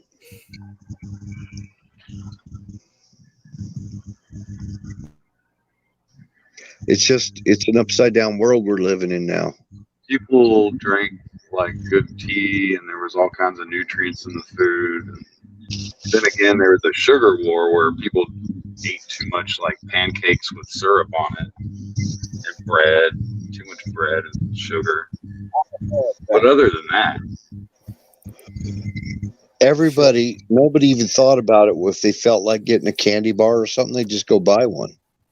They weren't worried about, you know, all these people telling you, oh, you need sugar, you know, and stuff. They would just go get a candy bar and eat a candy bar. I mean, little things that it's like everything is so nitpicky. We can't even enjoy life now. And we're fatter now than what we was back then. Yes. Because we shut off our we shut the actual part of our body that's supposed to be burning fat and burning the calories up with the foods that we eat now, because they robbed it of all of its nutrition. Go on Google and look at 1960s, 1970s yearbooks. I noticed it on my own yearbook. We had no fat kids in my school. Right. There was like one fat kid usually, you know, in the school, and everybody knew who he was and made fun of him. There was no fat kids in our school. And with us, it usually was fat. Right. With us, it usually that one fat kid was one that had like I had a thyroid issue or something. Yeah. Proven that there was something medical that was causing the weight. Because I remember my father, I still have his yearbook from 1969. And there were no fat kids, maybe, you know, the one or two. But the thing I remember is there was a lot of ugly fucking kids back then. Oh my gosh, the hairstyles and stuff. Oh my goodness. I couldn't imagine being like that. Oh my God. I've got my yearbook. It looks like that. Yeah, definitely. Well, you have the soy plus the MSG and then high fructose corn syrup, and these are all synergistically excitotoxins. You know, and they didn't have as much of that. Sugar was originally, you know, Well, they weren't spraying our skies either. Well, I way think where I was at, there was a lot of inbreeding. I laugh, but damn. Well, my brother now, he was big.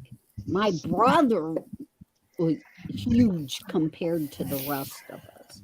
Well, when I was a And it, kid, there was about 6 vaccines that you got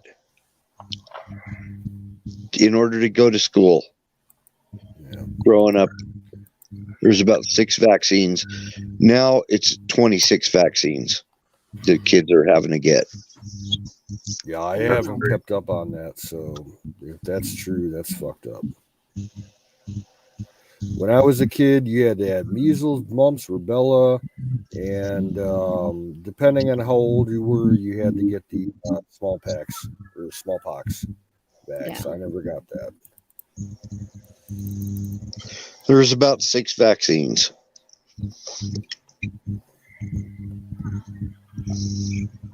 Then it went to 8, and then it went to 12, and then it went to 16, and on and on. I mean, it's 20. It's about 26 vaccines they got to get now. What's the one that they used to give us Terrible. when you first started school that they took that gun and shot you in the arm and the shoulder part and it left that mark? That The, scar. the round yeah. scar with hole Yeah. in the middle, that was the smallpox. That was what I was going to say, smallpox. I've got that scar. Yup, Yeah, so I do never I. got that.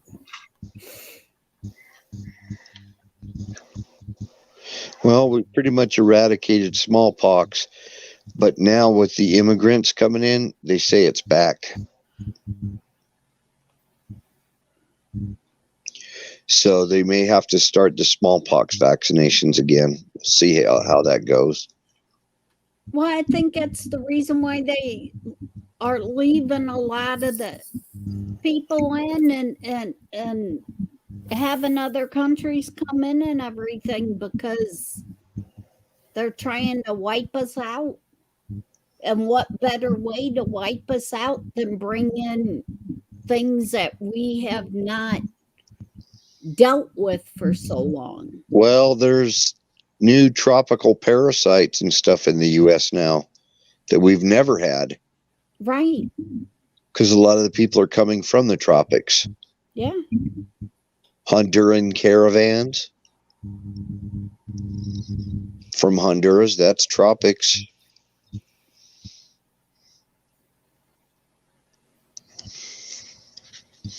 I'm not going to say them specifically necessarily, but yeah. Well, and So, just like what was it? Back a couple years ago, they was saying that they was spiders on airplanes that was getting on the toilet on the airplanes and biting people. Oh yeah.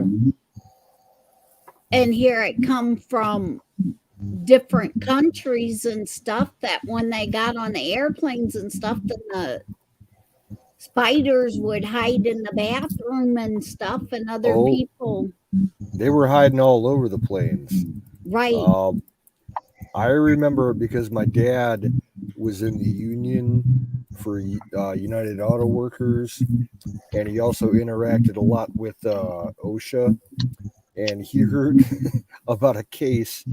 There was a plant somewhere in Illinois that was producing gas tanks for aircraft, and the guys working at the plant would have to go and crawl inside the gas tanks to like seal them chemically and shit, and they get inside those things and they were full of fucking like brown recluse spiders and all kinds of nasty fucking shit.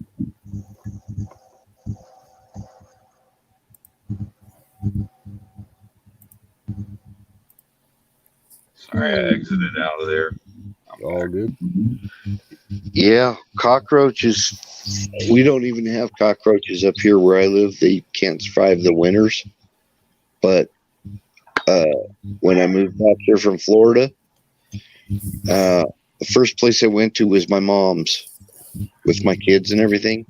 My mom was scared to death that we were going to bring cockroaches with us and infest her house. Yeah. I'm lucky I've never had them in any place that I've ever lived, but I've seen them in other people's homes here in my town.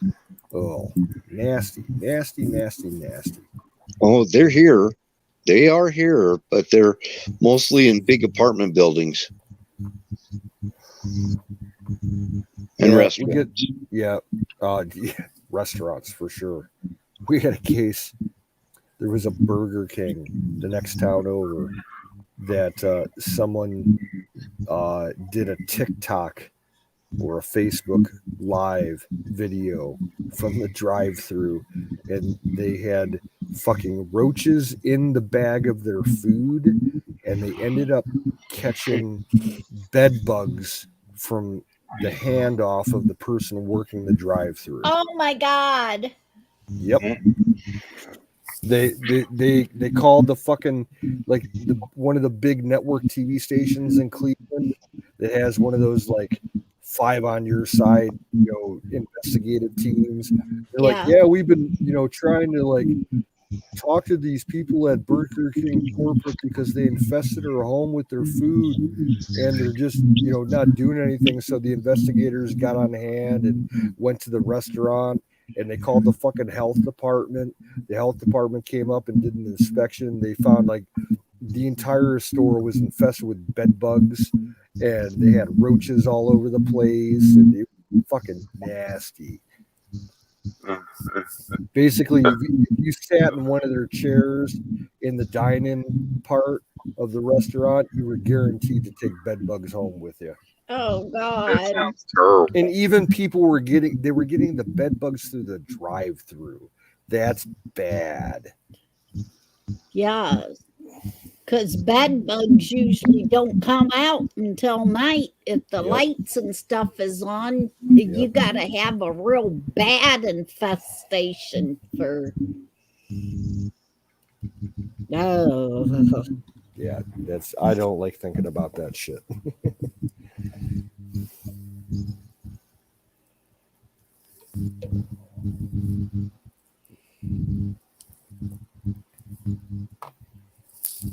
Hey, fire in the bowl.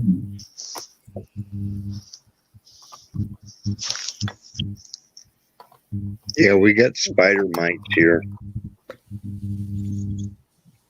Did Wiz talk about tonight before I come up? Did Wiz talk about that he did the mousetrap thingy and did he catch any mice last night? No, I don't think he did. No. He didn't bring that up tonight.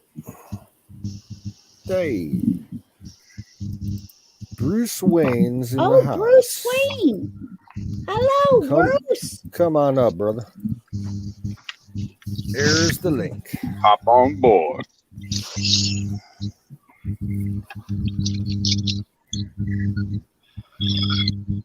And I'll tell you, this cheap beer I'm drinking is pretty good.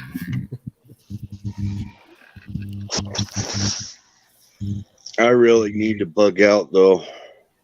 Not because Bruce is coming up here. I just you said that you was gonna bug out when like half an hour ago. I could use some extra rest, but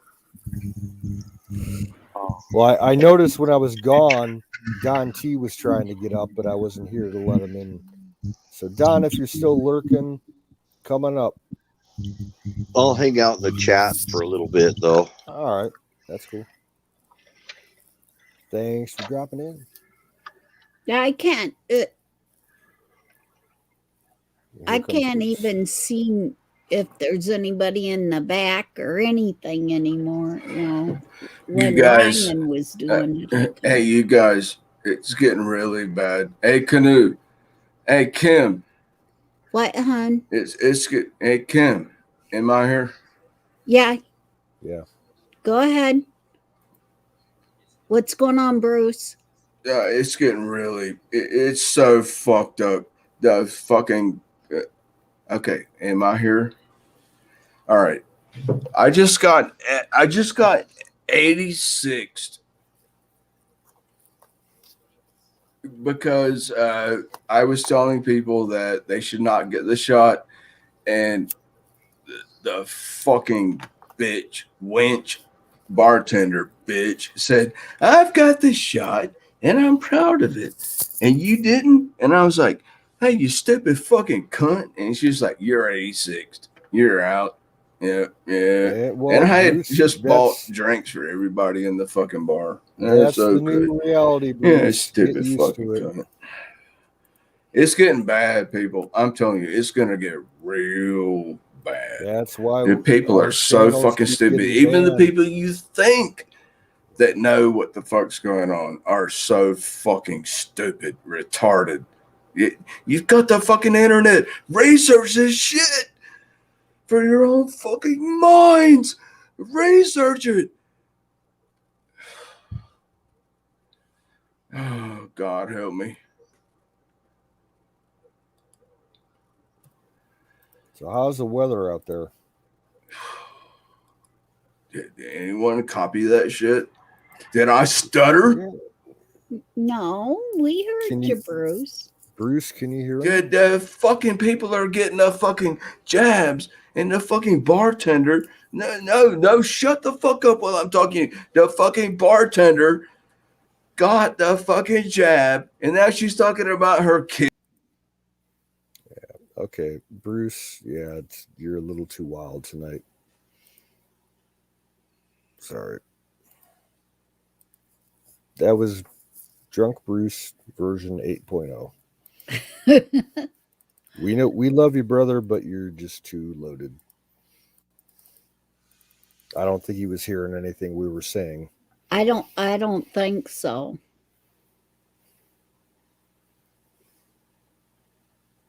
Could hear him though. Yeah, we can't deal with him when he's that loaded. No, that's like a Aaron loaded. Yeah. Don't take any offense, Bruce.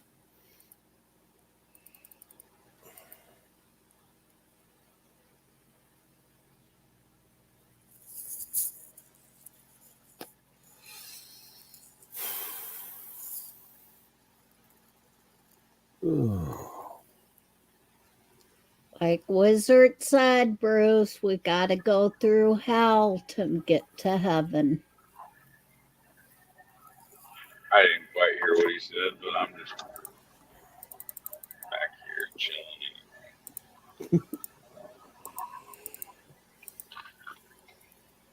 Couldn't have offended me, but When Bruce has had too much, yeah, he's just you can't run the stream with him on because he doesn't shut up, and he's got connection issues like where he can't hear us, and it just becomes a shit show. So.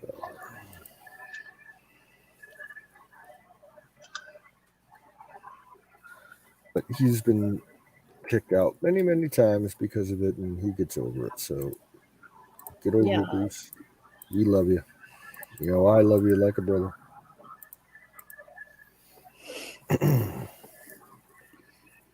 And welcome in Mr. Donald T. Rupp.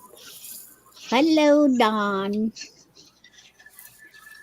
Greetings and salutations, all great ones. Kimmy, Mr. Luck, and of course, always the illustrious and ever-present organic free-range meat glue. Yeah. Oh, you'll love the icon that I got for it. Let me pull it up here. There it is. Miss Marion, hello. Lord, how are you, sir? Mr. Skull Drazer. I had Jeez. occasion to catch Bruce Batshit Wayne's latest installment.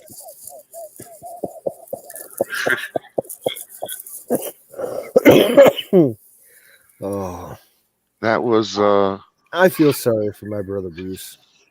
I I don't know do. Wayne that well, so I can't Well, talk. I've known Wayne for a long time. As much as I consider Don my brother, I consider Bruce my brother. But yeah, he gets a little too ripe some nights. You know, we all have our thing, right? And Yeah. and we all have our cross to bear. I have my own cross to bear, just like everybody else. Um, we all carry our own burdens, but it was entertaining. You know, I would posit uh, one uh, one input there, and that is basically he. I think he kind of crested the hill and was on the downhill slide with the "you stupid cunt" to the bartender. Yes.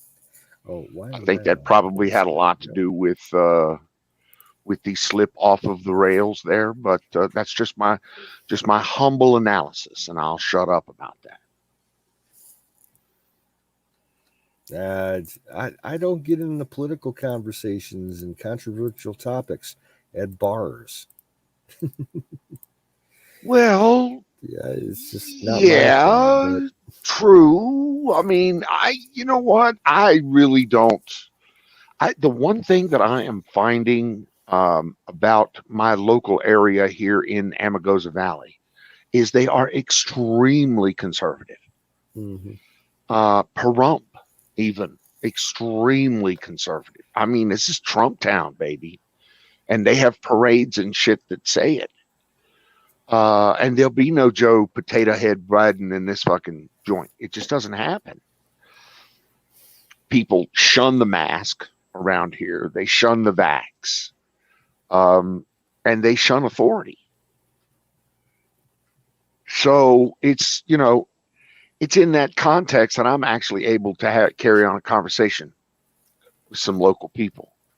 But beyond that, I mean, if I were to run into, say, a gaggle of Californians who were to be, use words like ew and, well, anyway, words like ew, then I probably wouldn't fare so well. I would probably also be in the same boat as my brother, Mr. Wayne. In so much Yeah, as my opinion would differ greatly from that yeah. of the, That's one thing that I feel for you is you living so close to California. I've that thought has crossed my mind yeah. that I might have to engage with actual Californians. I have. It's, yeah, you're right. There's risk there. There is risk there. But I believe that I can manage it with my isolation in the desert. So we'll see.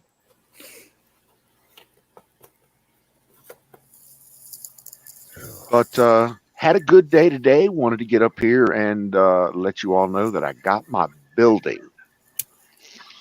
I got my Nice. shed. All Congrats. right.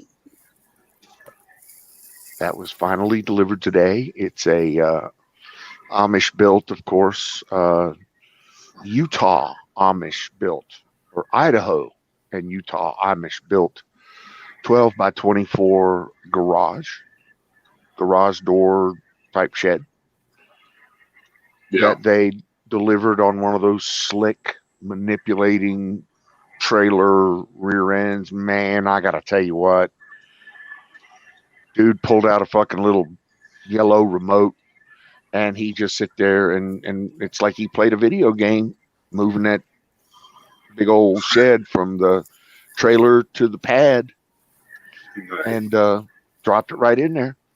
It was impressive. Wow. Yeah, I'm lucky. I've got about the same size workshop our shed. I call it a workshop. Pretty nice size. Yeah, I'm excited. I'm excited. That is sweet. Well, we're talking about. I mean, the builder is actually talking about wrapping up the final shit and giving us delivery, like maybe late next week, turning the keys over, kind of thing. So I'm fucking charged. Get it, baby. So not only did I get a new shed or a new workshop, which is pretty much exactly what I'm going to do there. I'm going to start a grow in there. I'm going to do some Bitcoin mining in there. I was just going to say you're going to build a mining rig. Yep. Oh, fuck yes. I'll have a nice little mining farm in there. Now, let me ask you, you're probably more in the know about this than me. Are ASIC chips still the thing, or have they moved on? Well, no, ASIC chips are still the thing. As a matter of fact, people are moving now from GPU mining into ASICs because of the efficiencies of ASICs. Because the last that I heard, that when I looked into it like 2.5 years ago, it was completely opposite. People were moving from ASIC to GPU. Right, because GPU was cheap. Yeah. GPU finally has the lack of GPU volume, and the pandemic hoard of cash has finally caught up with one another. So now these the new NVIDIA 3060 Ti's, the high end guys, they're going for $2,400. That's a fucking insane. Video card. Well, the one thing that I always liked about ASIC was that it was compatible with liquid cooling technology. It is. If you have a chilled, say, mineral oil tank. So have you been reading recent liquid coolants? No, not recently. Okay, well, there's a lot on that, and you seem to have hit just the sweet spot of the conversation. Yeah. A lot of that going on these days because of the noise and the heat and the cooling required for those ASICs. Dude, I'm looking at, it's going to be noisy, and I'm going to have to build a little. It's cheaper to run a rig on a liquid cooled system than it is to air condition that entire room. Yeah, I'm not going to be able to. So I'm going to have to build a little 4x4 or 6x6 room in my shed to do that cooling. You should, wherever your rig is going to be, drill, cut a portion of that shed out, on the floor and drill, directly down and get some geothermal if you can. I'm going to have solar. Okay. I want to run the whole shed from solar. At least to run, your cooling tank. Because that's what. Well, I'm going to the whole joint, because these ASIC miners always require 204 volts. They're 240 voltage setup. Then my solar inverters, I'm going to have like a triple set or 3 actual solar inverters set up for a 3-phase solution. To not only run the mining rigs, but also take over the house should that become necessary. They're putting the last touches on the electrical this week. As a matter of fact, we just had the conversation today about how the 300-pound propane tank will be paid for. Looks like the builder's going to take care of do it turnkey and just send me a bill, which is great because I ain't got to reach out and to the propane guy and get that shit set up. So that's nice. Like I said, we might be able to take possession of the house this week, late this week, or late next week, which would just be fucking awesome. I got the Jeep back finally with the new enhanced lifted upper control arms installed. and everything seems to be running perfectly. No leaks, no check engine lights, no fucking nothing. It's running just like a beautiful purring little 5.7 liter Hemi. I'm very happy with it. Anyway, that's my story. I don't want to monopolize the conversation here, but looks like Mr. Wayne has rejoined the chat. Mr. Wayne, how are you, sir? Yeah, sometimes you have to be gracious with those people. And I use the word those people well as huh.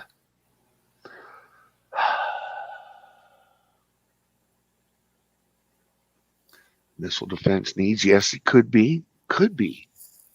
There has been other. Have you noticed there's been other movement on the nuclear? Let me see. Australia may take out of mothballs Los Angeles class nuclear attack submarines. No, I have not seen that. There have been additional discussions fostered this week between the two nations on that very topic. Only thing Navy related that I've seen in the last week, the Nimitz was in extended refit at Kitsap in Washington, and it put out to sea probably 2 or 3 days ago, and developed a propulsion problem, just a couple 100 miles away, and they had to turn around and go back to port. Wow, I have not heard that. The vax made her cranky, Bruce. Yeah, probably so. Dude, are they doing something new with propulsion there, or was it just a? It's the Nimitz. They got their dual reactors. Yeah. I'm not sure. I mean, Christ, how long has that ship been in service? Got to be 4 years. Since the dawn of time. Yeah, time. It was on the. Yeah, it was on the books when I was just getting out. So, which evidently they take good care of her, but early 2000s. When you're in Kitsap for refit, that's a 2-year job. You would think they would get things done correctly. Well, Kitsap is not exactly nuclear carrier refit central, if you know what I mean. They're more nuclear scrapping disposal. Yeah. That kind of thing normally falls to Norfolk Naval Station, or maybe even Groton, but that's mostly sub work there. You know what they never should have gotten rid of? Mare Island and you're right.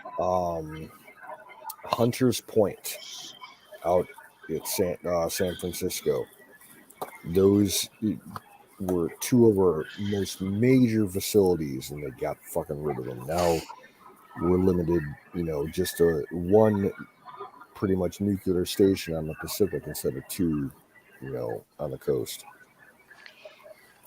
And what else did I see was going to Guam? I'm sorry, I didn't mean to interrupt. Go ahead. Guam, they still want to throw a whole bunch of the THAAD systems out there, surface to air. That's missiles. It. Guam was going to be Asia Missile Central. Yeah. Not just THAADs, but Patriots, and all manner of different little theater weapons. The SM series, with that new conversion, easy to swap around box platform. SM2ER, baby, since this the gift that keeps on giving since the mid-80s. That latest version that they got, they're packaging it in I think an 8-cell launcher that they can mount anywhere on any kind of fucking ship in the inventory. They can base it on land, they can base it on flatbed trailers, whatever they want. Same with the CWIS systems. They mount them on fucking flatbeds now. That new SM2 VLS system is apparently twice or even 3 times as dense as. So it puts 3 missiles in the space where there used to be just 1 missile, Yeah. is what I'm reading.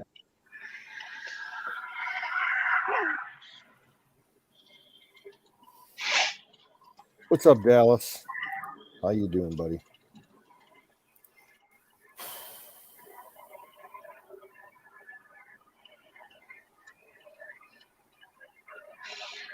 I also heard that a B-52 had an accident down at Barksdale, overshot the runway and ran through a fence. Oh, Lord. Well, never let it said that the U.S. military didn't know how to fuck something up in Yeah. the proper way. Airplane. 1 a.m. Yes, sir, it is. It's 2 on the East Coast, 2:18 on the East Coast, 1:18 for those of you in the Central Time Zone. It's midnight 18 for those in the mountain area, and for those of us on the Pacific Coast, it's 11:18 p.m. Still Friday, the November 12th. Let's see, 3 days from my lovely wife's birthday, Cool. which I'm able to actually remember and stay on top of. As a matter of fact, I am so glad you brought that up. Let me go ahead and make that. Our love to Trish. I will. I surely Best will. wishes.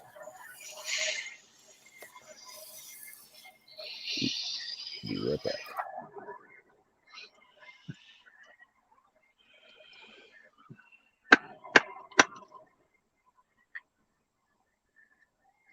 How much you get for that shed, Don? How much you give for that shed? 11.5. Okay. Does it have what kind of roof is it made of? So let's see. It's got color to match siding on the side. It's got a 9-foot garage door. It's got 2 windows, one on each side. It's got 1 door. Roof type, it's a standard gabled, well, not gabled, but it's a standard roof pitch with what's the trusses. It's got trusses in it. Let's see, 1x4, 1x6 trusses, one of the two. Yeah. But it's got trusses in it. 2x4 construction, 16-inch on center, I believe. No insulation. Got reinforced floor. Like I said, a nice 9-foot sliding, locking garage type door, which is actually pretty nice. They gave me a couple of Hunskies off of it because it had a little nick in the side of it where it was being delivered. But it's just cosmetic is all. It's nothing really major wrong with it. Yeah. I'm pretty excited about loading the thing up, baby. The one I'm sitting in, it's got the swinging doors instead of the sliding swing. Nice. Yep. Know it well. Got way more room than we used to. I used to have a basement and an attic where you didn't ever want to go to, but now I've got a workshop or barn I can just go out to, organize my life better. I mean, things are going to get better for me. Dude, it sounds like I need to get me something like that. Right now, like I said, I've been in this RV for almost 9 months now, and it's driving me nuts. I got no storage space. I got no working space. I'm lucky I brought my tools with me because I'm able to actually do some projects. But in all honesty, if it wasn't for that, I'd be a basket case right now. The delivery of the shed for me was such a big deal because I can start moving shit in. Mm-hmm. Now, if I could actually take possession of the house, that would be just so much more. That coupled with the fact that I finally got my Jeep back and it's full time, and well, I finally got my Jeep back, which has That's been a awesome. big psychological boost for me. Awesome. It's You awesome. know, it's kind of Right. like taking your truck away. You just can't. You just fucking take your vehicle away for a month. Yeah. That's like my old 77 530 BMI or BMW that I had. I had to give it up to my brother just to help the process of a lot of things going on financially for him. And I didn't have a place to put it. He didn't want to have it, even though it's still sitting there at his property. It's old black 530 BMW that I had in high school. And I was gonna restore it. It's my baby, but you know, things are things in the long run, and I don't have much money to invest in fixing an old 77 4-speed manual 530i. It's nice. Engine's great, just needs a lot of cosmetic work. A little bit of ignition issues, but nothing big. New ignition switch. Anyway, yeah, and the barn. And keeping cars is I've different got now. what's that? The amount of money you can put into a used car and still, recoup has raised. Yeah, The used car market is substantially more expensive than it used to be. I mean, I'll use the simple example here of me putting a brand new Jasper remanufactured crated engine in this thing. It cost me $7,500. It was either that or replace it with a $20,000 vehicle to get, the features that I had in the existing vehicle. So yeah.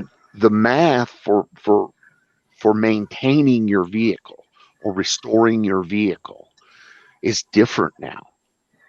It costs so much more to get a new car. My That middle brother, he'll buy them and flip them. I mean, he fixes them up himself and he'll flip them.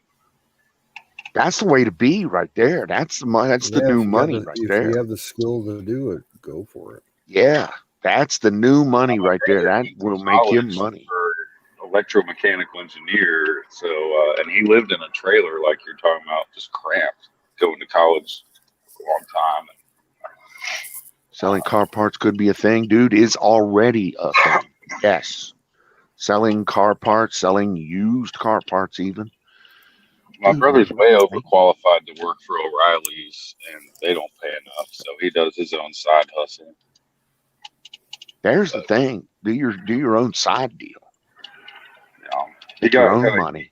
a DUI during college, and even though he was doing really good with this electromechanical engineer, he fucked up. He couldn't pay for it. He couldn't get back into college, so he couldn't finish. That fucking DUI, man, it'll wreck you. It will. It will wreck you. Yes, Wreck it your will. day.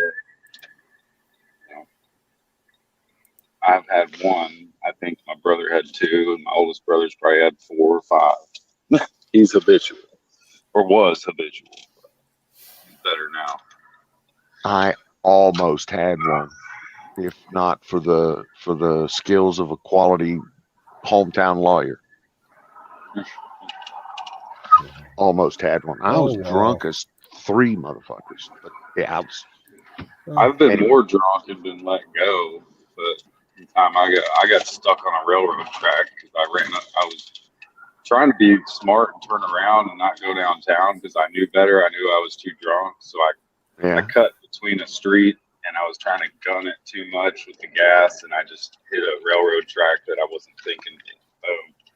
Flattened the front tires real good, and then next thing you know, cops are coming up there. I should have fled the scene, I guess, but that's just more obstruction of justice,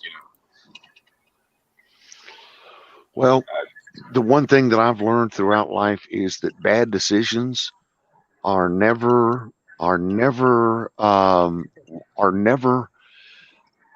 wiped out by additional bad decisions. Mm-hmm.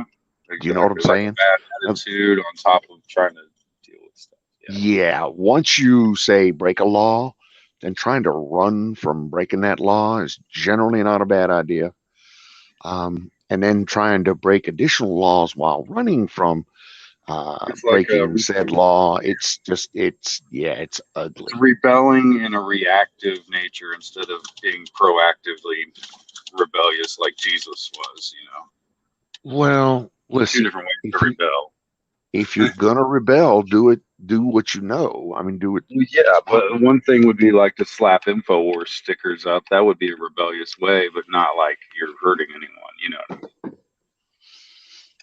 Anyway, I digress. I actually have to hop up off here real quick because I That's just pretty pulled cool. I up. like that example.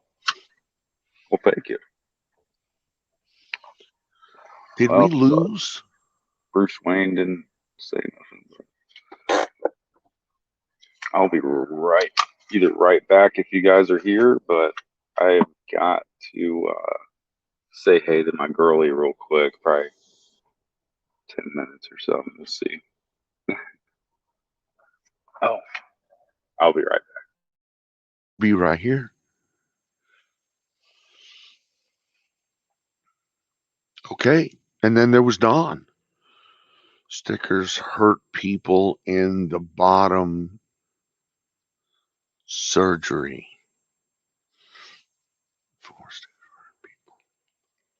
I'm not really sure I understand that, but okay. Cleaning the dab rig. That is very important. Yes. Yes. All right. Kimmy's on mute. Blunt Lock's on mute. Canoes looks like out of the office. So there's Don on a Friday night by himself on the mic.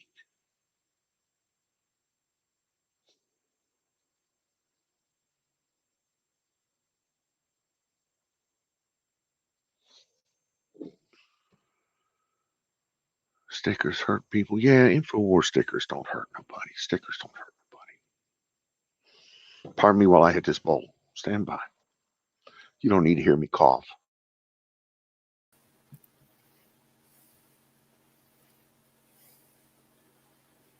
Well, 3 people needed. It's the Canoe Show. Well, Yeah, it was previously the Don Show. So my show now, bitch. it's all you, baby. Take it on. But it's no fun because Huckleberry's not here. So we were, yeah, it was kind of a flirt fest going on earlier before you got on. What happened? Oh no, Huck, me flirt? me and Huck and then Sing were all flirting with Huck and Miriam. It was funny. Wow. It happens on occasion. The Sexual Canoe Show. I can see it now. Stole my toothbrush. Damn it. Huckleberry stole my socks last time. So they are a different sex and get a surgery. Oh, yeah, the surgery done. I thought on surgery. I get it. Now, I'm a little slow, but I get it. I don't like it, but I get it. I don't want to talk about gender reassignment. Oh, God. Chelsea Manning bullshit. No, God. Oh, but they're discriminated against.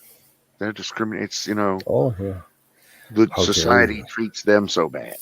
Yeah, my tax dollars went to pay for that. Thanks a lot. Oh, no, I'm not at all happy with it. They took even more of my tax dollars. So,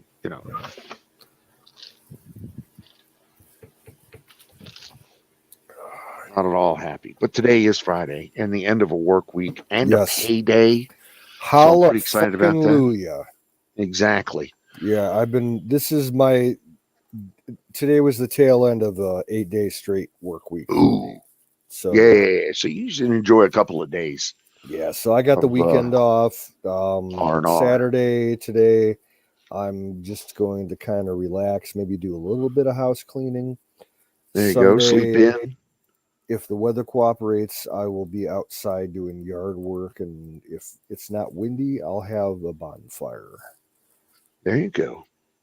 And if it's Cleaning up bonfire or just a generalized? Well, a cleaning up bonfire, I need to get through all the piles of sticks and branches and shit from the last 2 years, storm damage, burn all that up, and I'll have a shitload of coals to cook on by evening time. So if the weather cooperates, I'm inviting 2 friends over to hang out for dinner. I got a bunch of smoked sausage to use up. So I'm like, yeah, we'll have a sausage party. With a lot of weed.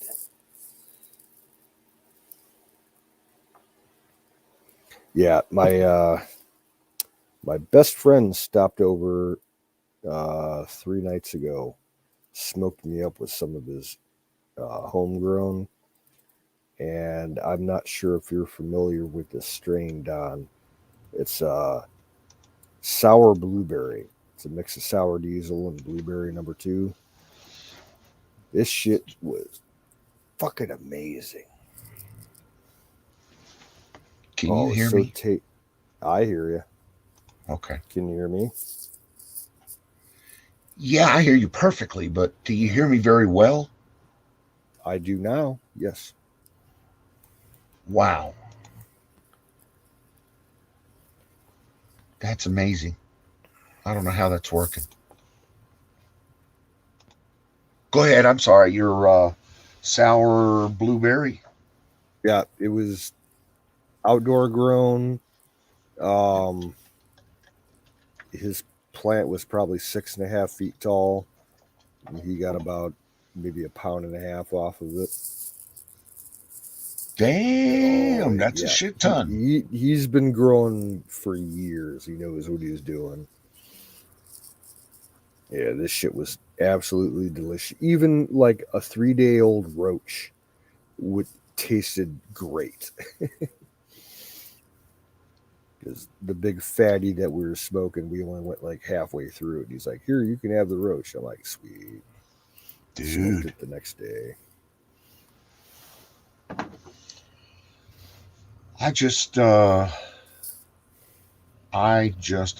A local guy introduced me to some local weed that was going for about $60 an O. So That's I picked reasonable. up an O of that. Wow, that's very reasonable.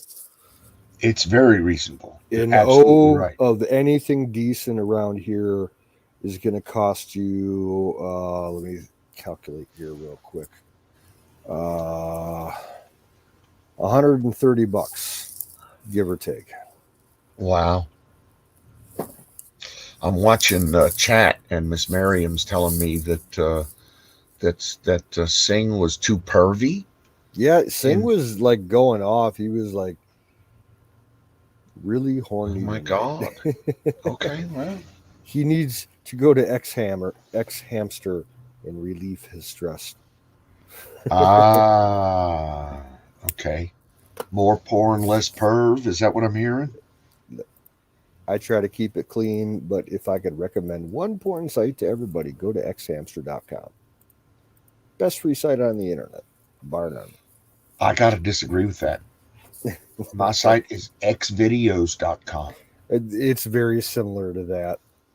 Slightly different format. Yeah. And the funny thing was, okay, X Hamster, they have a live subsite with like live models that you can watch. I put the link up in the chat for Zoom bait like 3 hours ago, and as soon as I put it up, he disappeared. We haven't seen Sing since, or haven't seen Zoom since. Yep.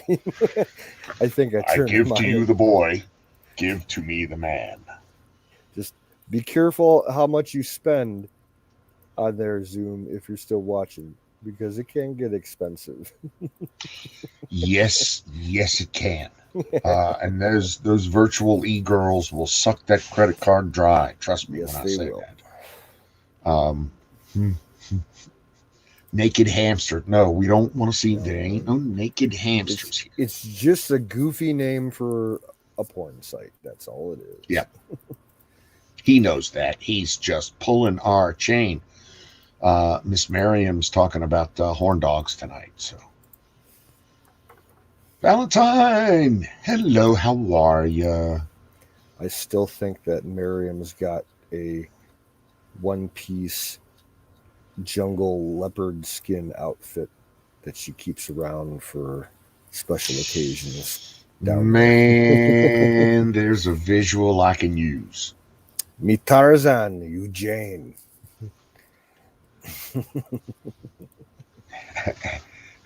And when the card is dry, the e-girl is gone. Sorry, love you. Bye-bye. What is STAHP? Stop. Oh, okay. Okay. All right. As opposed to staff. Old guy reading. Sorry. You know. Old guy reading.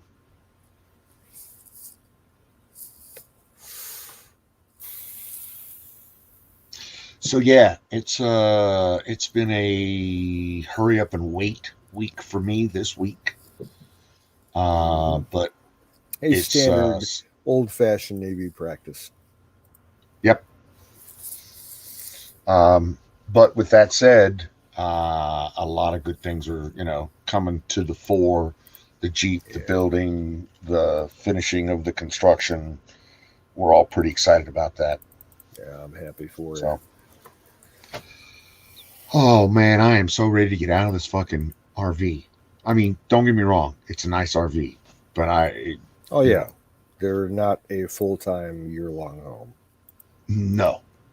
And I'm not ready for being a full-time RV kind of guy. I'm just not. My ass is too wide. My ass requires too much space. I'm just saying. My only exception to that would be if I was with Allison. I'd travel around the country with her in her little casita trailer. Yeah, I'm sure you would. I am sure you would. And that would be great. Oh, yeah, it's wishful thinking. For the first couple of months. It would be. Well, we would Bitcoin probably set up two home 68K bases or more. Stupid Bitcoin. I haven't followed Bitcoin since I dumped all my Bitcoin back in late spring. Okay, so let me say this, Skull, and it's like every other investment on the planet. It goes up and it goes down. But if you look at the trend, Bitcoin has got an uptrend with a fucking bullet.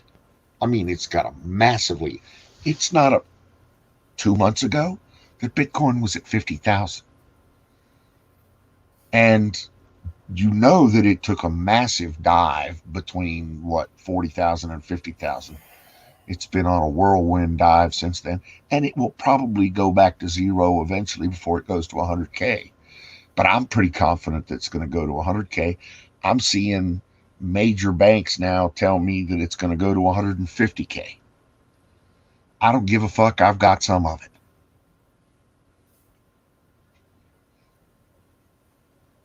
Yeah, I know it's up overall, but I don't have to be reasonable. Yeah, you're right. You don't. You're right. And I don't have to carry on a conversation with you either. So.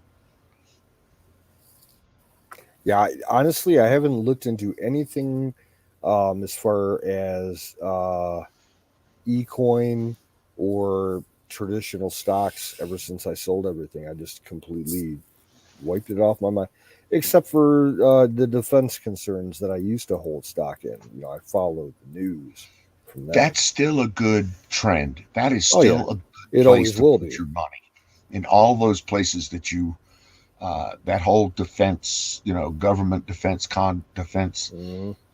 complex there is a great place to put your money because none of those motherfuckers are losing money. None of them. If I had the money to get back into it, I'd invest in, say, like Raytheon, Northrop Grumman, Lockheed, Yep. Newport News Yep. Shipbuilding, Ingalls, General Electric Boat Division. Makers of modern weapon systems Yeah. for the United States government. Yep. Yep. And governments all over the world now. Allison is living the dream. You're absolutely right. But what she did was, and she's real smart, real smart. She basically set up her engineering job to where she could work from anywhere. Yes. And as soon as she did that, then there's no need for her to keep an apartment. She can start dropping money on a decent camper. She got that little casita. Yeah, from what I understand, she has like a crash apartment that actually serves as her legal like mailing address, so she can get official mail and stuff, but she only visits it like 2 or 3 times a year, change out her wardrobe basically. I didn't even know that. I didn't even think she had an apartment. Yeah, but that's cool. Somewhere in Texas. I'm the same way. Her reasoning is that because she's, I guess it's going to be, close to Dallas, Fort Worth for the international air travel because she's a hemispherical consultant. Her business, responsibilities include everything in North America and South America. So she's got to be able to, hop on a flight at, zero notice. Yep. Doesn't she work for a major car company? No, it's a petrochemical company. She's a chemical engineer. Cool. Yeah. Cool. I know she's portable, like me. I work remote myself, which is the only way I've been she goes everywhere. She's, she'll go from Florida to Michigan. I've seen her in Michigan a couple times. Yep, Michigan. She was recently in Chicago. And then she was out west for a long time, all over fucking New Mexico and Utah. And then she'll go down to Florida and Tennessee, Alabama. She spends a lot of time in Michigan, though. I guess she lived there when she was younger. That's why I thought she was in the car business. But, okay. Yeah, apparently it's a major petrochemical company that she works for. So something That's like cool. Procter and Gamble or 3M. A lot of the major companies are using remote work people now. Yeah. Remote work professionals, engineers like myself, doing exactly the same thing. Yep. Working from home, which is the only way that I could possibly build a fortress in the desert. Yep. The Empire of Don. But yeah, it's good. It's good. It's all good. I don't have to be reasonable. Yeah, you're right. You don't.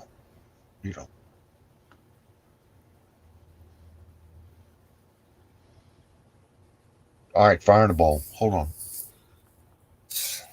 Fire in the mother loving bowl.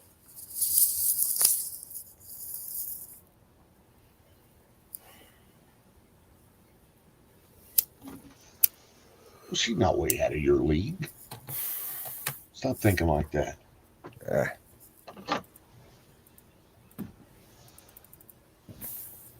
Dab. She is, I will freely admit this, as far as my standard of female beauty goes, she's top notch. She's actually like literally top 5, one of the most beautiful girls that I've ever seen in my life. So you dig the country girl that girl next door, grows up to be looking like your mom kind of chick. Girl next door, exclude that second part. Okay. All right. No, and dude, it's not even physical attraction. I'm attracted Something to about her. her. I'm attracted to her brain. She's super smart. She is super smart. And not just smart, knowledgeable, intelligent. She uses her mind. Yeah, she's unique. One in a million. And if I can't be with her, I hope that she finds somebody that treats her right because she deserves it. But you wouldn't consider this admiring from afar, though, right? Oh no, it's I hold no expectations of getting anywhere with her. Okay. All right.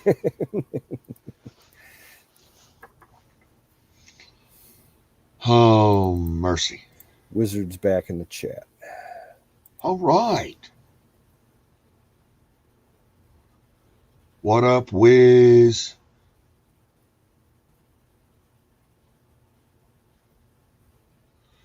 Canoes is a leg man, legs and brain. Yeah. Dude, you know what I am? Legs and guns. Yes, that's a good Something combination. about it. Now, Something about it. Are you familiar with a lady by the name of Caitlin Bennett? Why does the name sound familiar? Oh, Okay. yes, I am, as a matter of fact. She's very pro Second Amendment. She's a very large-chested Second Amendment young lady. Yeah, she's from Ohio. She's not far from where I am. And she's very brash. I like her. I've been a fan of her for her mind for That's years. it. Yeah. But goddamn, some of those photos that she takes with her guns, oh my god. Dude, I got to tell you, I am a fan of her for her guns.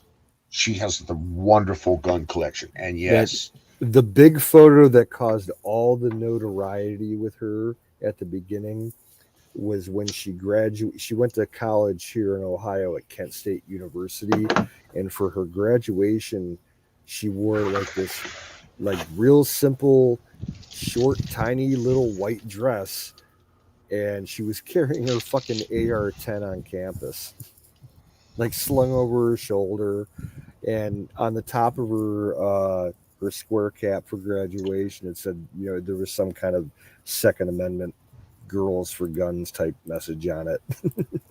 Gotta love that. Got to love that. I've seen her. I like how she'll take a mic and she'll walk into a herd of liberals. Oh yeah, she's got no fear. And dare them to say anything.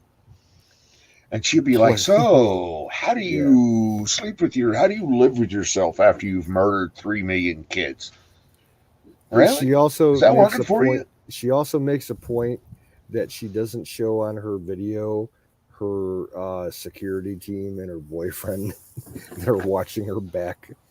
Yes, you're absolutely right. But hey, I'm 100% behind her. Security team or no security team. Yeah, same here.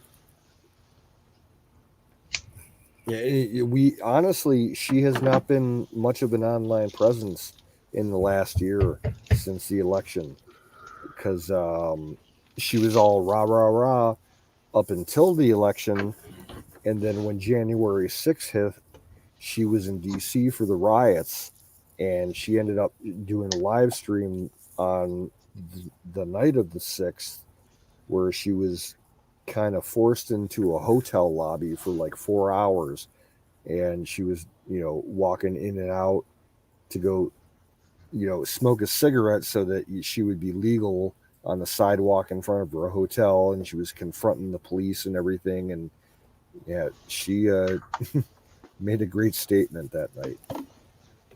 One of the best live streams I've ever seen, to be honest.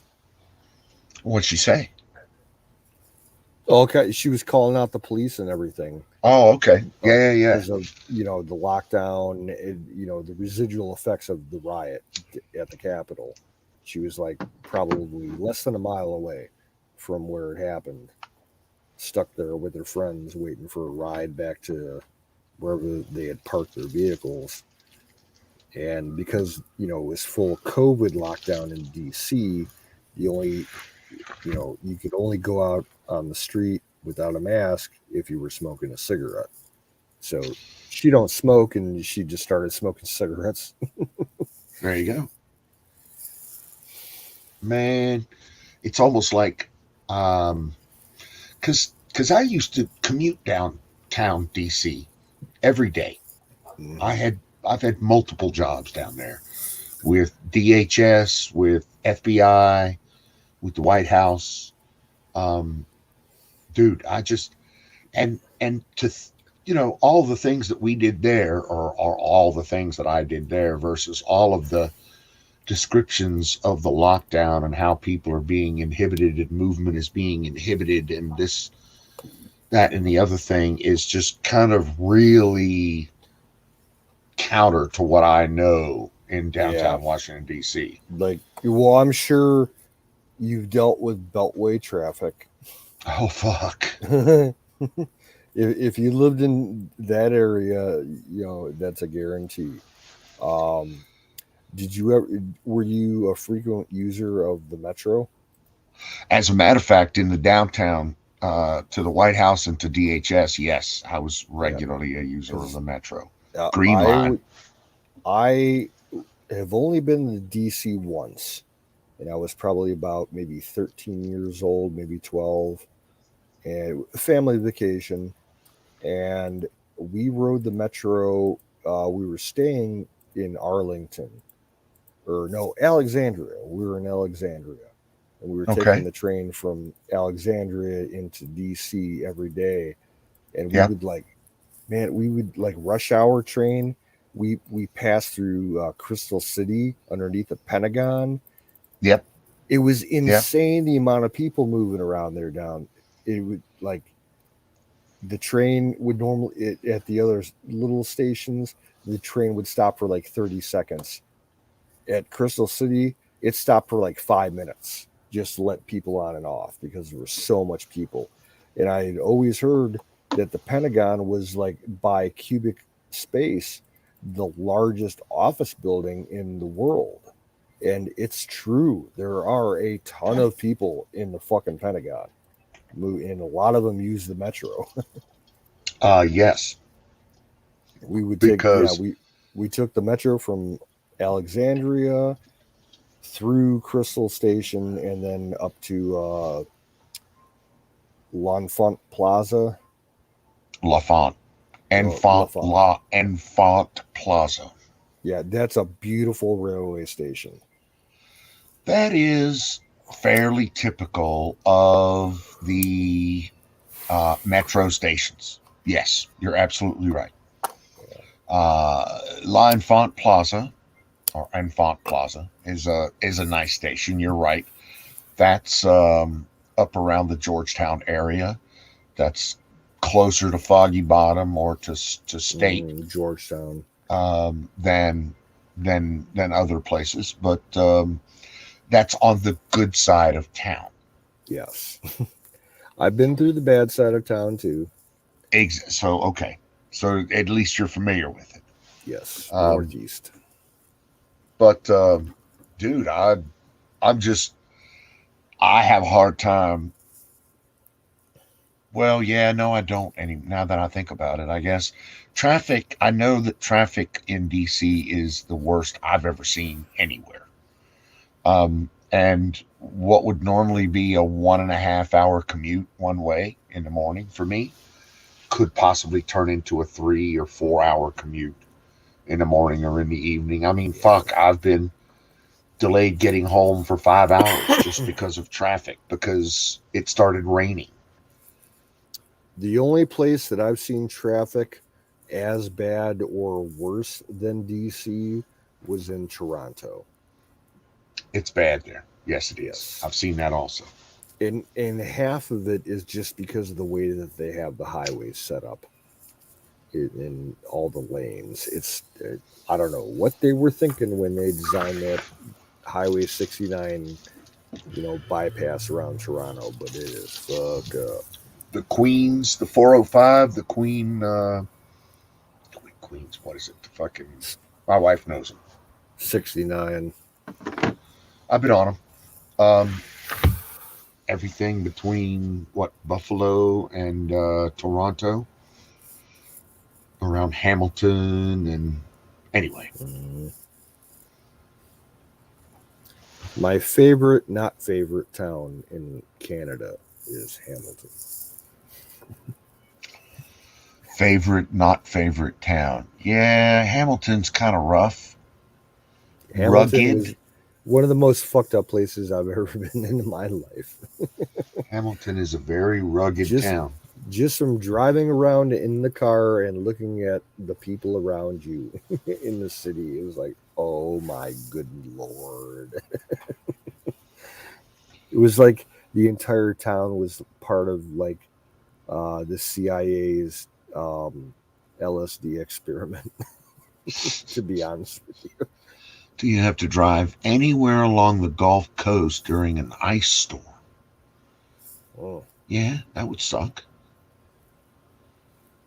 I didn't know they got ice storms at the Gulf Coast. I didn't either. I mean, but anywhere along the Gulf Coast during any storm, particularly high water areas around Louisiana, Mississippi. I mean, let's face it, Muscle Shoals is a swamp for a reason.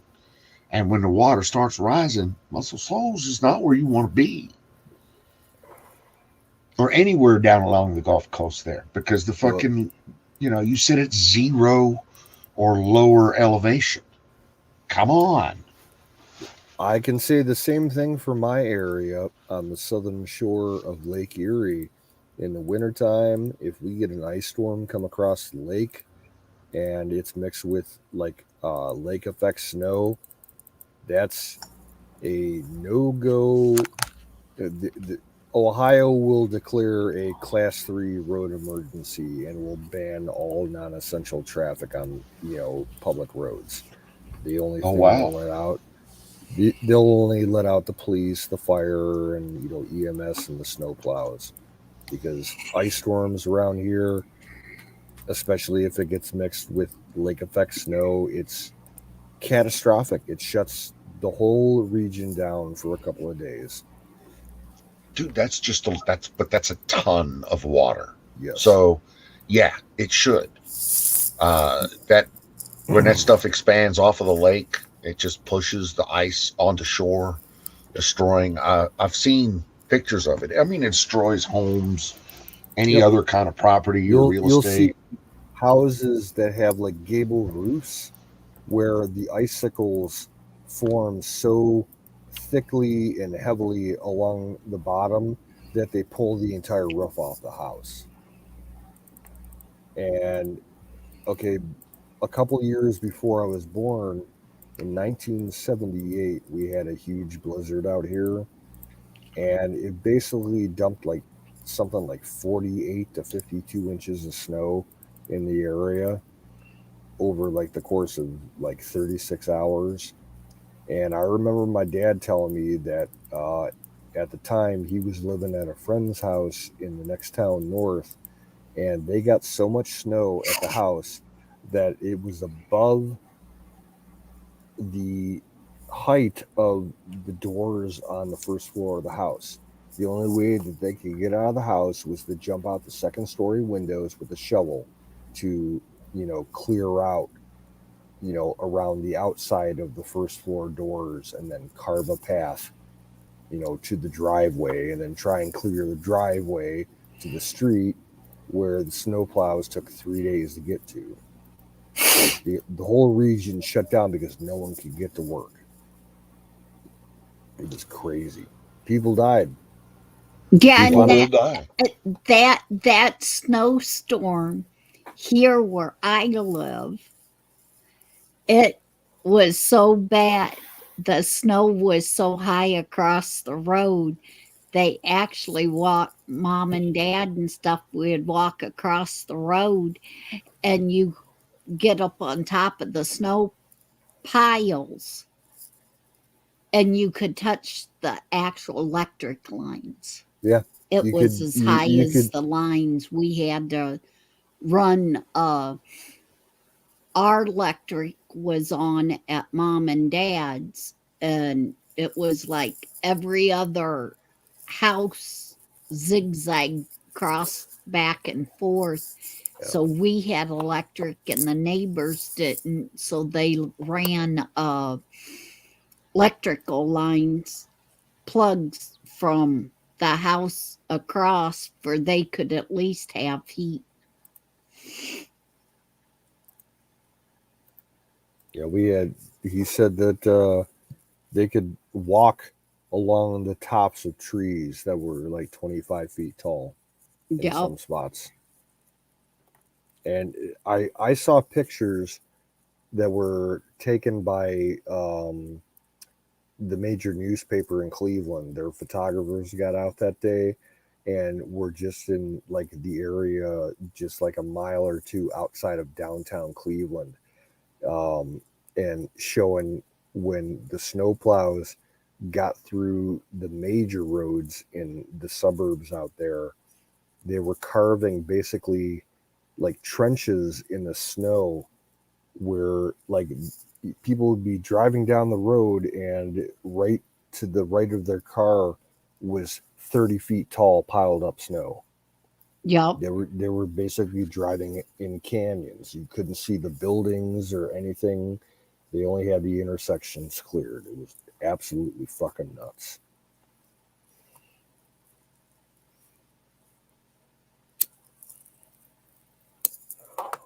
And now in the country out where I live, it took the farmers and stuff was the ones that cleared driveways and roads Yeah.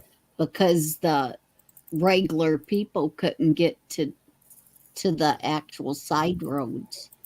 Yep. So farmers was out there with their plows and everything and Same out moving here. the snow. They had Always the the case in the country. Yeah. fire department was going around, asking to borrow farmers' equipment,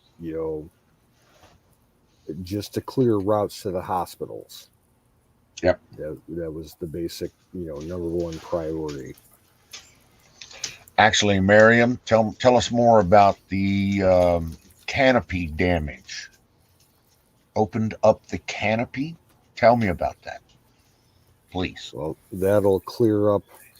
That lets more sunlight in towards the floor of the jungle, so you'll get a lot of more undergrowth Yep. popping But up. you get a lot more weather, and that'll. I mean, when you rip that up, where does it go? Yeah. How much damage does it does? Where does it throw that? That's my question. Well, a lot of it gets hung up in the mid levels of the tree line. It doesn't make it all the way to the ground. You'll have tangles of dead treetops, halfway down the trees that sit there for years and years. Oh yeah.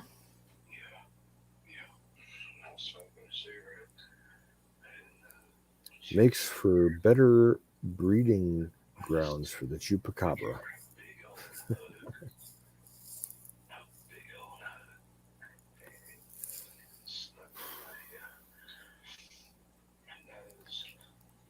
And I remember And that's when important, right? I Chupacabra breeding remember grounds. it's probably back around 1983. Yeah, I think I was 3 years old. We had a bad winter, not as bad as that blizzard, but it was bad. And I remember they canceled school for an entire week because of cold and the amount of snow. And me and my sister were digging tunnels in the snow outside of our house from the front door and making little snow forts and shit. It's one of my earliest memories, to be honest with you. Was that the same one, or was that a different bartender? Okay.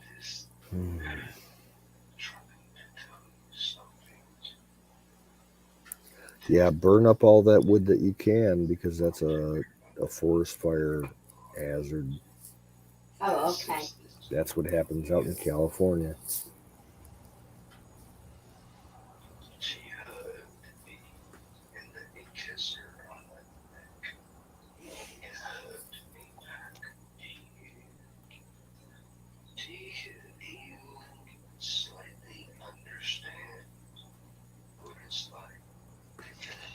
Yeah, that would be my concern is where all of that, once you're ripping those trees out, hurricanes roll through there, they start Yep. ripping trees out, cutting path down a, through a county or a provincial area, then what does it do with all that wood? I mean, there's a shit ton of jungle there that gets cut.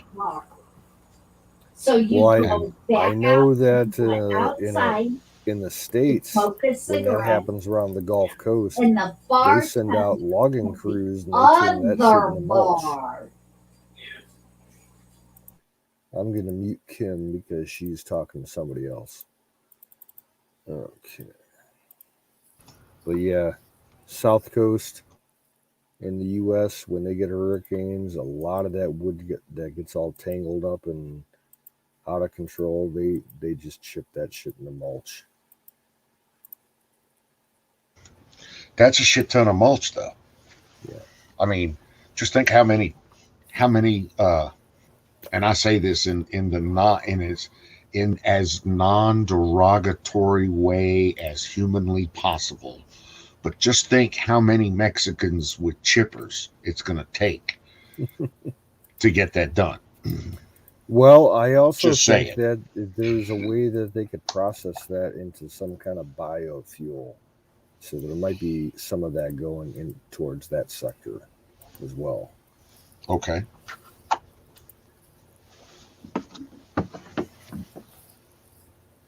Well, I mean, for an enterprising person, that kind of wood getting laid on to the jungle floor would be an opportunity. It would seem to me anyway. But what do I know? Cleanup is slow going, but getting there. Yeah, see?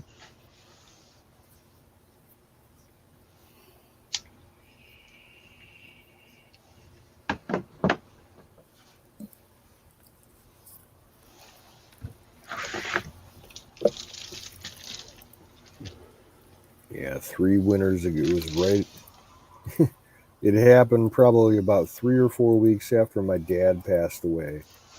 We got a huge fucking lake effect snowstorm, dumped tons of fucking snow around my area. And I went out with my snowblower and was out there for 6 fucking hours trying to keep up with the snow in the driveway. Ugh. It's one thing I hate. It's fucking blowing snow.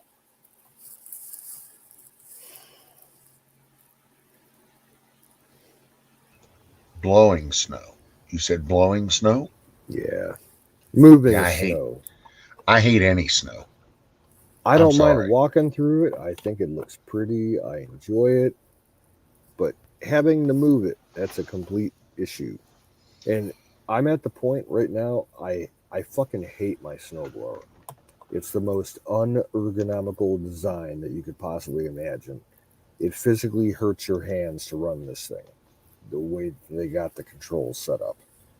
So I'm at the point where I'm like, fuck it. If it gets bad enough, I'm calling a neighbor down the road and I'm going to give him $20 to clear my driveway with this truck. I don't care.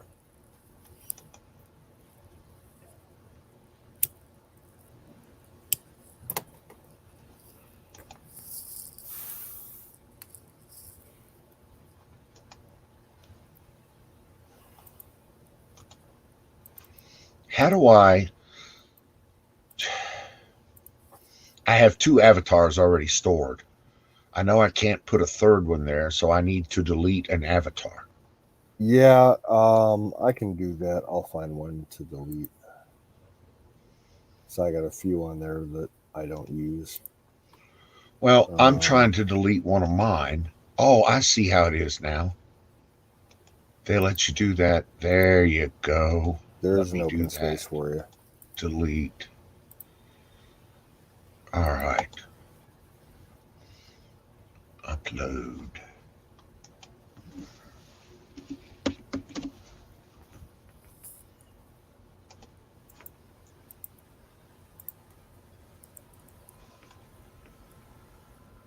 Come on now.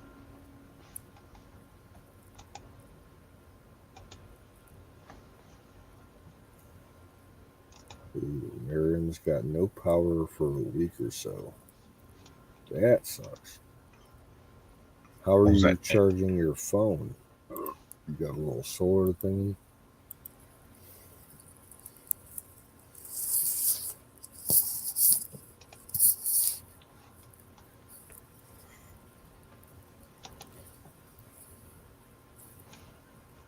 Oh, okay, back in 98.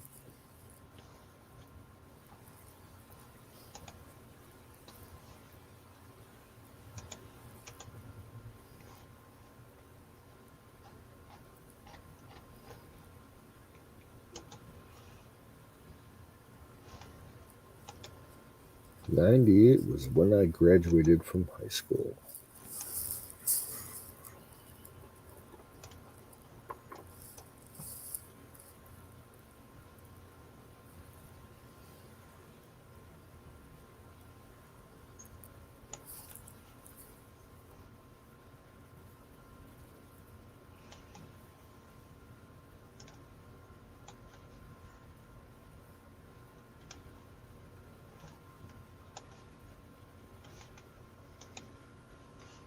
Crap. Okay, my Jeep image is too big. So was pretty though.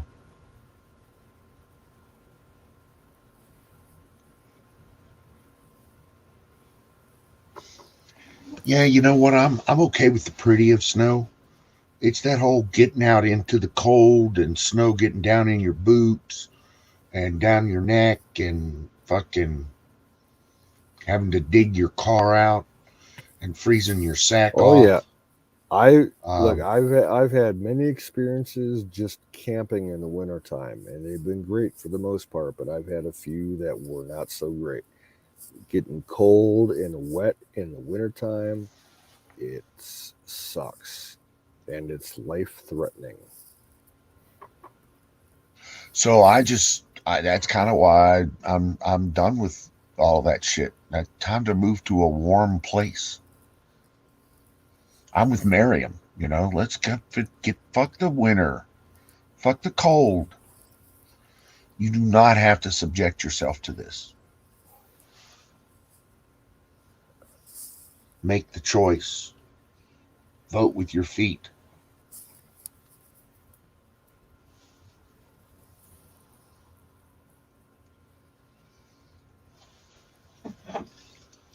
I mean, shit. Here it is. What late November? It's 60 degrees.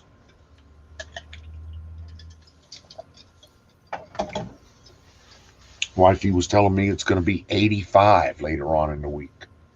Come on, 85. Nice.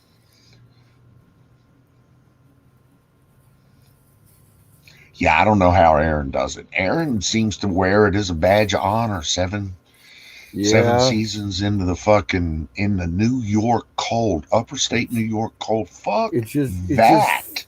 fucking burns me that he's such a fucking procrastinator that he spent this entire year about talking about getting his little shelter, you know, finally Up to completed speed. and Right. winterized and everything. And here he is, fucking November with snowstorms, and he's still got a fucking tarp over a blank spot in the wall and all this shit. I'm like, oh my god, dude, come on. Well, I mean, but dude, it's his thing. And Yeah. it's what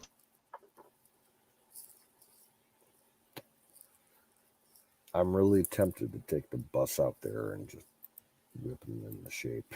spend the weekend there, bring a lot of beer and weed, and just say, hey, we're going to get drunk, we're going to smoke, and we're going to get this shit done.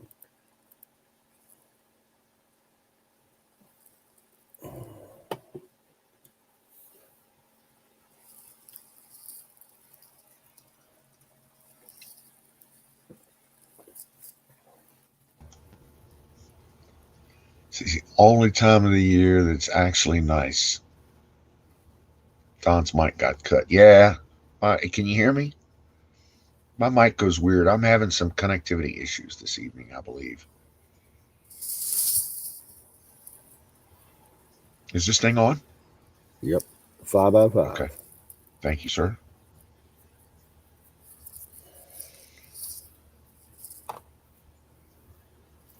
So, make your proper preparations because NORAD has just detected inbound ballistic goats. Oh, no. Loading goat battery as we speak. Engaging goat protocols. Oh, man. Where did my little roach go? I was going to tear you up and put you in my bowl. Oh. Here, roachy, roachy, roachy, roachy. Yeah, no matter. Here, roachy, roachy, roachy. I got plenty of weed. Oh. Plenty of weed. Well, old shit. Hey, let me ask you, whatever happened with that whole transaction between you and me? Because I am almost 100% positive that I sent you the correct address for that delivery. So here is what actually happened, and here is why I suspect it happened. What actually happened was it went to the postman, to have it delivered at your location, your designated location, twice. But because there was a name on the box and not an association with that location, then the box was not delivered. Therefore, the box was returned. But here's the story continues and it gets better. The box was returned to the return address, which was my local mechanic. So local mechanic gets it, and everybody at local mechanic is a stoner. I know because I smoked it. Oh boy. General manager at local mechanic opens box, discovers said,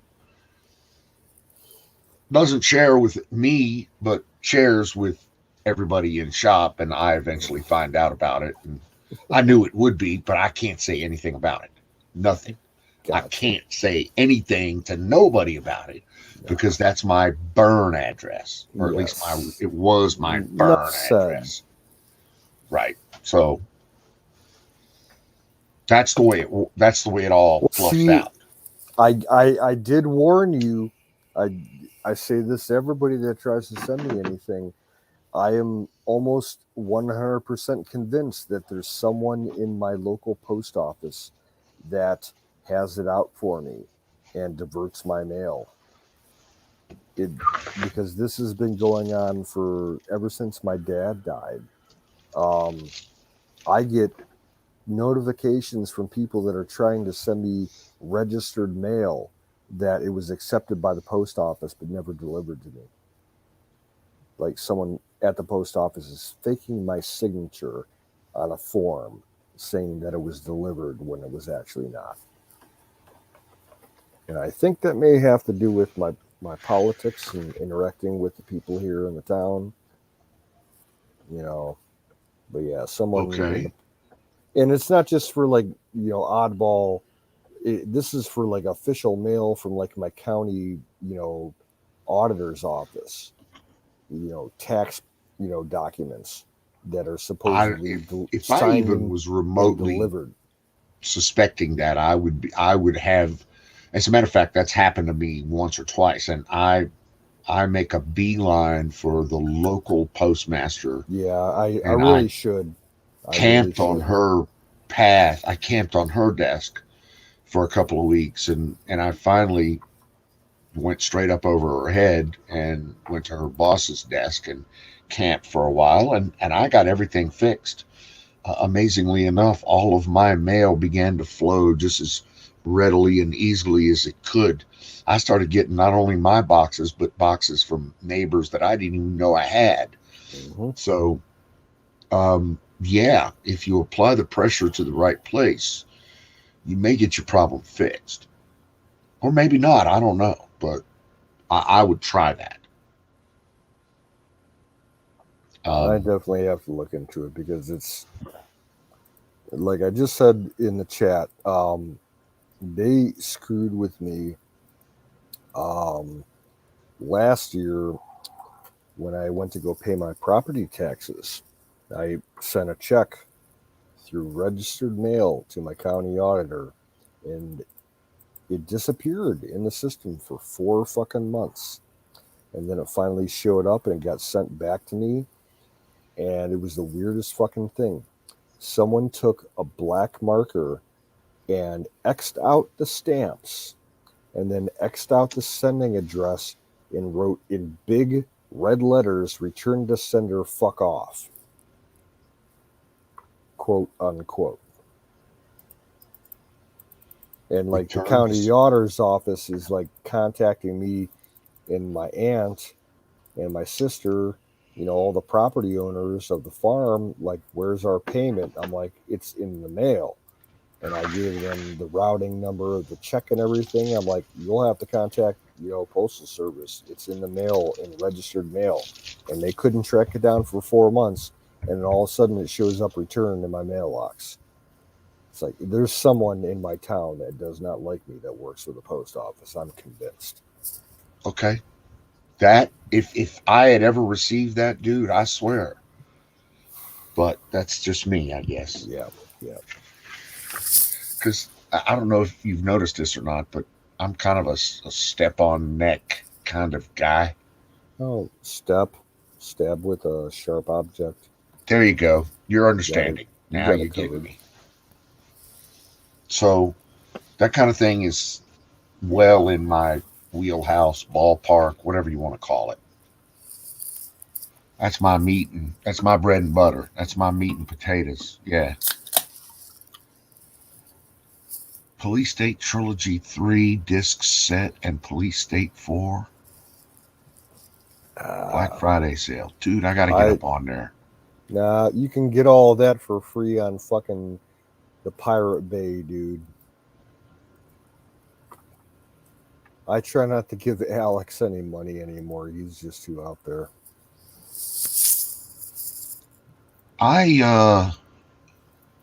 You know what? I give more money these days to more causes than I probably should, or that I ever have. But well, let's just put it this way: Don has a regular place. Mr. Trump, the official Mr. Trump and his organization has an official place um, in my inbox on a daily basis. Apparently, they think I'm made of money.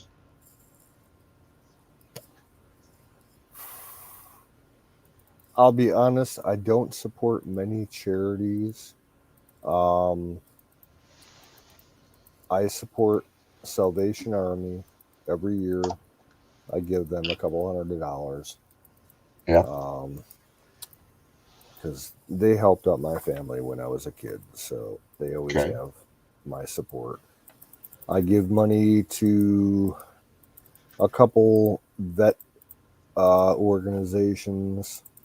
Yep. One is a vet coffee company up in New York that does local charities for vets in the area that need help. And then I have Vet Coffee Company. Let's put a pin in that, and can I come back to that? Go ahead. Stocking Mill Coffee. Yeah. So, are you familiar with Black Rifle? Yeah, I don't support them. Why do they suck? Because they turn their back on Kyle Rittenhouse. Really? Yes. when that whole thing happened, they kind of did a political 180, and they lost a lot of business. And they're too flashy, commercial, Hollywood type for me, to be honest with you. I'll support the smaller guys. The other charity that I support, because I do a lot of shopping on Amazon. If you're an Amazon member, you can set up what they call Amazon Smile, where they have a list of charities that you can sign up for, where a certain percentage of every purchase you make supports, a charity. And because I shop on there all the time, I signed up for a charity that supports wounded and supports the personnel and their families of wounded and KIA special operations soldiers. So I give them quite a bit of money every year.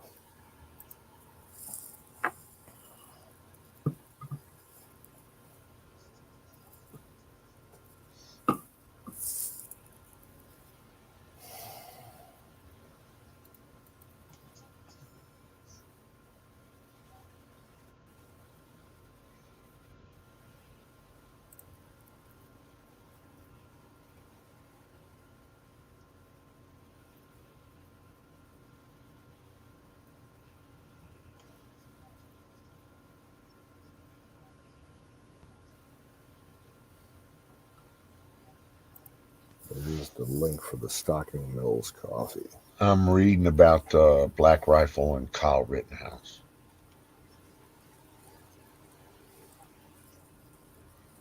I think they also were against the whole January 6th thing and a couple other things that they, did a 180 on.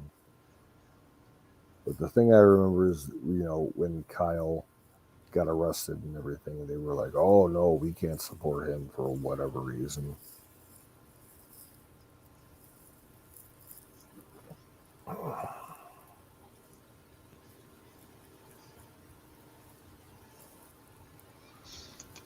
Okay, well, I don't need to drink their shit.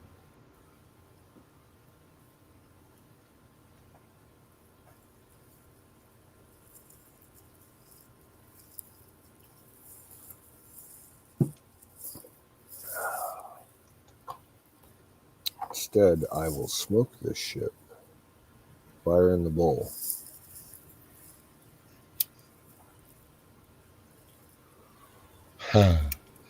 There's a site called Afrosaphophile. Okay. I just am fucking aghast at the stupidity of some people some days.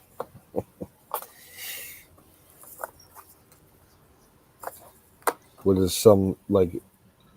These white men were part of a large crowd of protesters.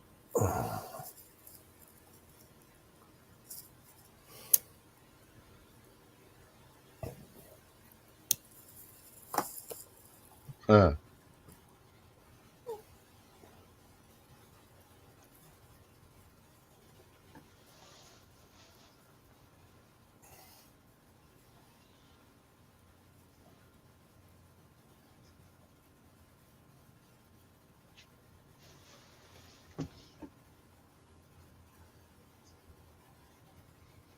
The little known racist side of the eyewear industry.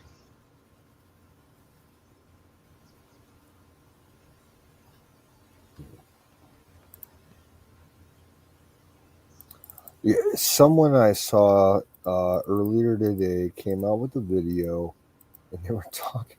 I think it was either Liberal Hive Mind or 3N, like Gary Fauci, Yeah. or Fernici, whatever his name is. They did a piece about how people are just now starting to realize that Kyle Rittenhouse did not shoot 3 black men last year. Like literally, like some like big 3 network personality went on air and apologized either today or yesterday about how that they were misinformed and thought that the whole big stink about Kyle was that he killed 3 black men, and they Yes. inferred that because that they were protesters involved with the Black Lives Matter movement, Yes. where they think that, oh yeah, it's Black Lives Matter and it's all going to be black people. Nope, it's Yes. almost all white people.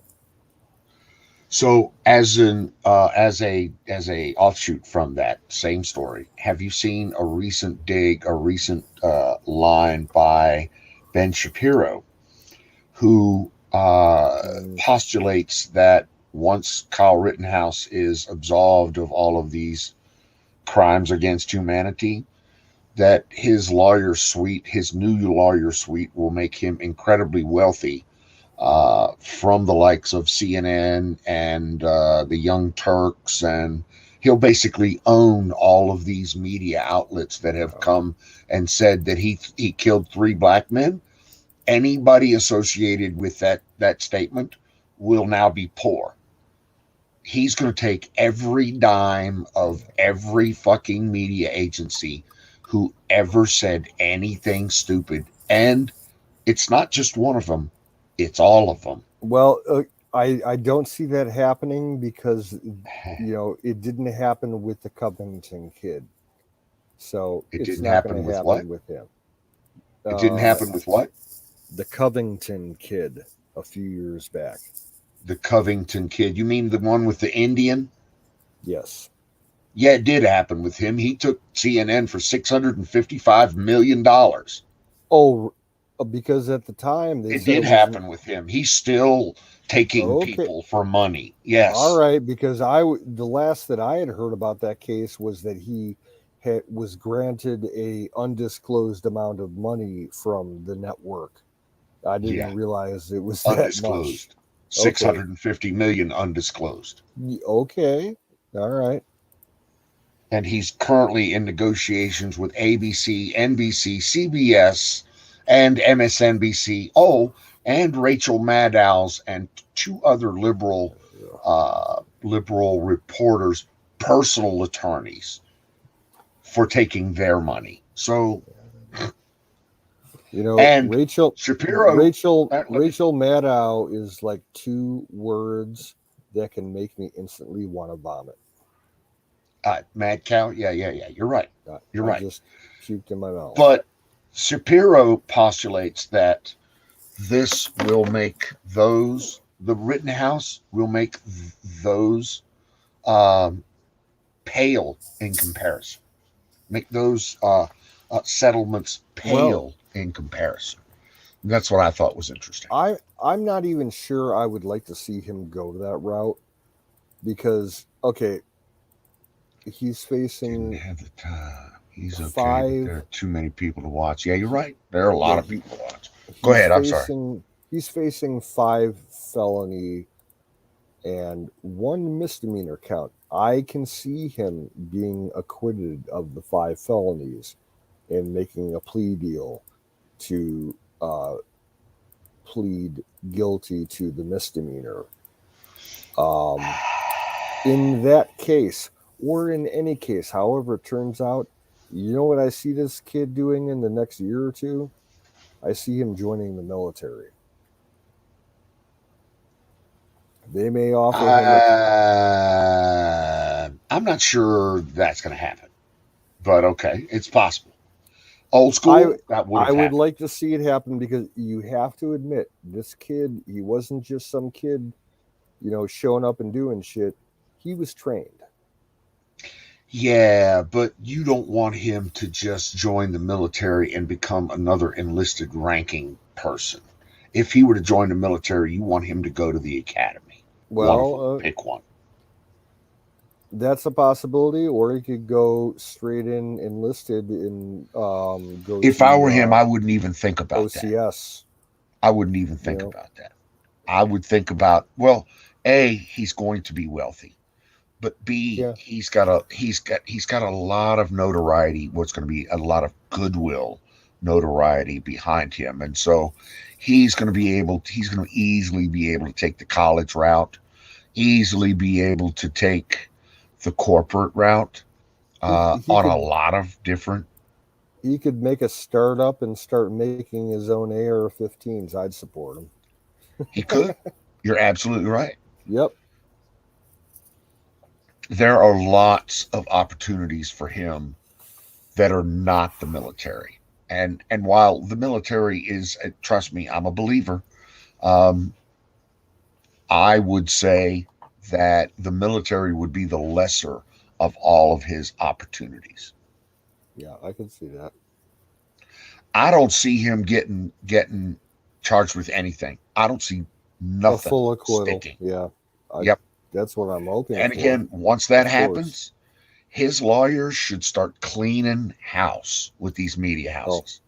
Well, That's you why know all that of them have recently come back and started recanting. Lori Lightfoot in Chicago Oh is God. is making Chicago prepared for the eventuality of an acquittal on his case because of all the riots that are going to ensue when I hope that so. happens. I'd like to see him burn that motherfucker to the ground. Yeah. Raise Chicago to the ground. Welcome back, Jason. Howdy, howdy. Imagine something like this, but more sad and crappy. Yeah, you're right. You're right. Judge went off on a prosecutor. He fucking railed on him. Yes, he did. Let me go back in the chat here a little bit. And did you hear about the judge when his phone went off? Yeah. Today What or was it? yesterday with the Trump Proud to ringtone. be an American or something like that for Lee the ringtone. Greenwood. Yeah. Everybody, all the leftists got bent out of fucking shape. Oh, they all went completely off the fucking.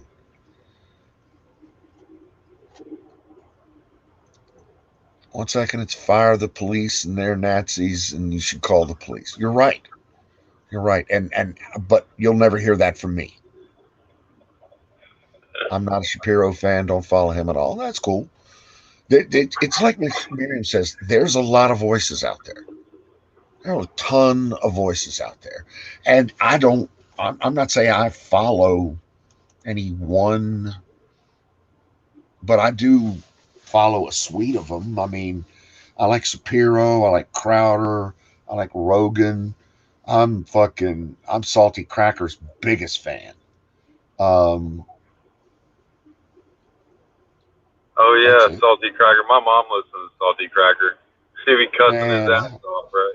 I love me some Salty Cracker. I'll get up in there, praise the Lord, and pass ammunition. Hell yeah. Uncle Alex, of course. Absolutely. Uncle Alex. Organic free range meat glue. Dude, I love your fucking. Yeah.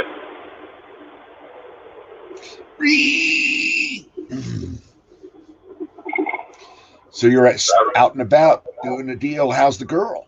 Did you say hi to the girl for me? Yeah, I stopped by and said hey to her and brought her some.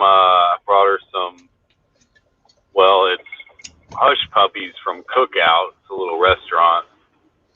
Dude, I love me some Hush Puppies. Oh man, they got these little tiny Hush Puppies. Just said hey to her. I'm actually about 10 minutes from home. Don't live too far away, so go down the old Nashville Highway. I don't know if you've heard of that particular strip. I have. I live pretty much right off of old Nashville. I can go out my back porch and watch cars zooming down it. It's a lot better. Big go fan ahead. of Nashville. Big fan of Nashville. Eating in Nashville, as a matter of fact. BB King's. Yeah. Big fan of BB's. Been there a dozen times. Yeah. Just to get the ribs. But to anyway, live go ahead. I'm sorry. Living right near downtown, it would be killing me with all the traffic and everything. And there's still traffic out here, but it feels more open. There's people around the corner. I met a neighbor that's got 6 acres at least. People that are, more like you and I. They just try to survive. They're not just like trying to pretend like it's San Francisco or there's some douche nozzles up in Nashville if you stick around too long.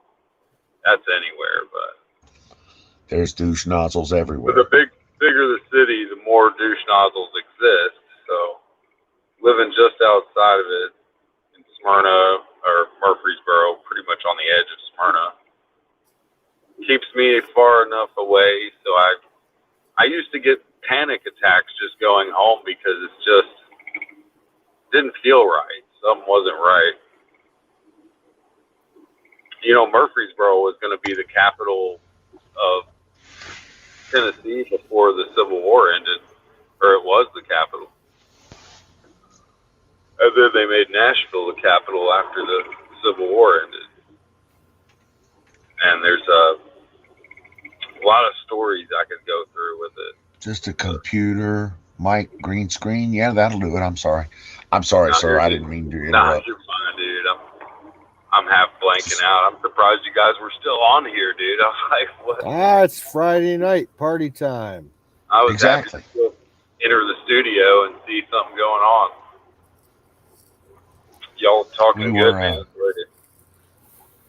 Just chewing the fat here, talking Yeah. about free range meat glue and various political things going on. Kimmy's actually carrying the show, though. Batman ever fly back in? I think we saw him in the chat for a few minutes, but I don't think we saw him fly back in.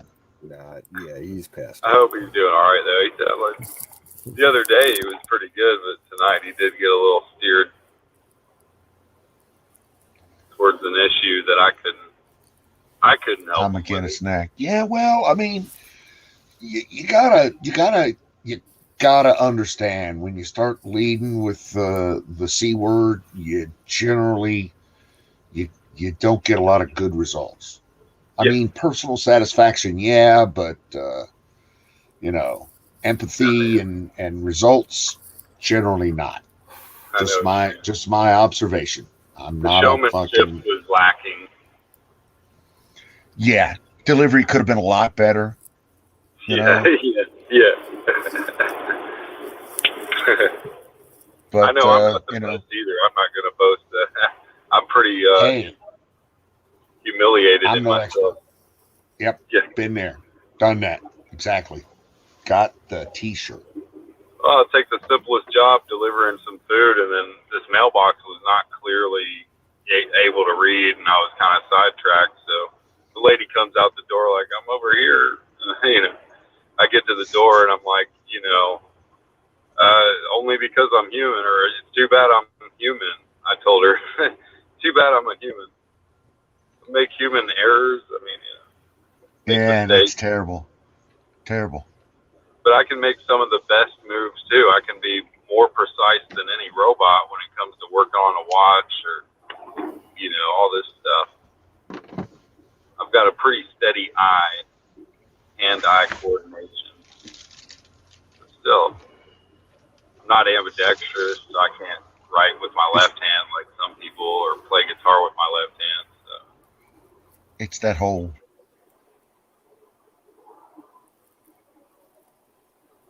Yeah. Where is Kimmy? She's muted. She's just listening. She Yeah. might be passed out. Did you? Can she unmute herself if she wants to? Kimmy, say something. Fire in the bowl. What we need to do. You remember you muted her, so can she Did unmute I? herself? Oh if- shit, that's right. I am so sorry. So we already, so with There she him is. already planning that with Oh. Liz, and I didn't know it, Kimmy, then I am I so knew sorry. I he have Oh, already she's on the had phone with planned somebody for else. him, how he was gonna do it with Wiz. We can That eavesdrop. I had to go there and do that. Yeah, she's still on her phone call. I'll give her her privacy. Yeah. Okay. I completely forgot about that. My bad. Well, I didn't know if it worked. I mean, if she can unmute herself after you mute her. She should be able to. Okay. Yeah, All I right. think so. Well, if that's the case, then Yeah, I figured I got muted a little bit earlier because of all the static and stuff. Totally understandable. But then again, That's I might have actually muted myself. well, that's the story of my life. People want to mute me. Then there's Don, right? You accidentally mute yourself and you're like, ah, shit. Said all this stuff. More times than not, yeah, it's been my own fault. Or if I'm on Bluetooth and I walk away from my car while I'm delivering or whatever, I'll be on the phone with my girlie and then it goes blank because the interception of the Bluetooth, it doesn't connect to the car, and then I have to go to my phone and hit Bluetooth, go to this.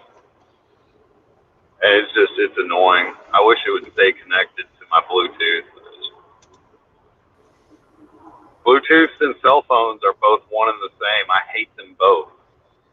I hate Bluetooth and I hate cell phones. But can't live without them. They're like women.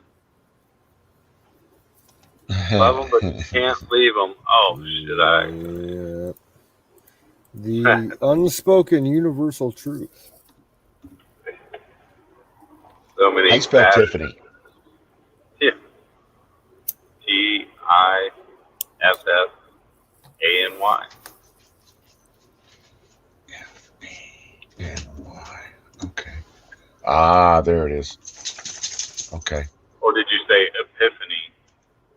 Nope, Tiffany. Okay, You just got making it. sure. I spelled it Tiffiny. So that's why I'm screwing up. I almost did a spelling bee when I was a kid because I can spell pretty good. Let's talk about medicinal Dude, names. you're on point here. I can spell Epiphany too. There it is right there. Look at that. Look at that.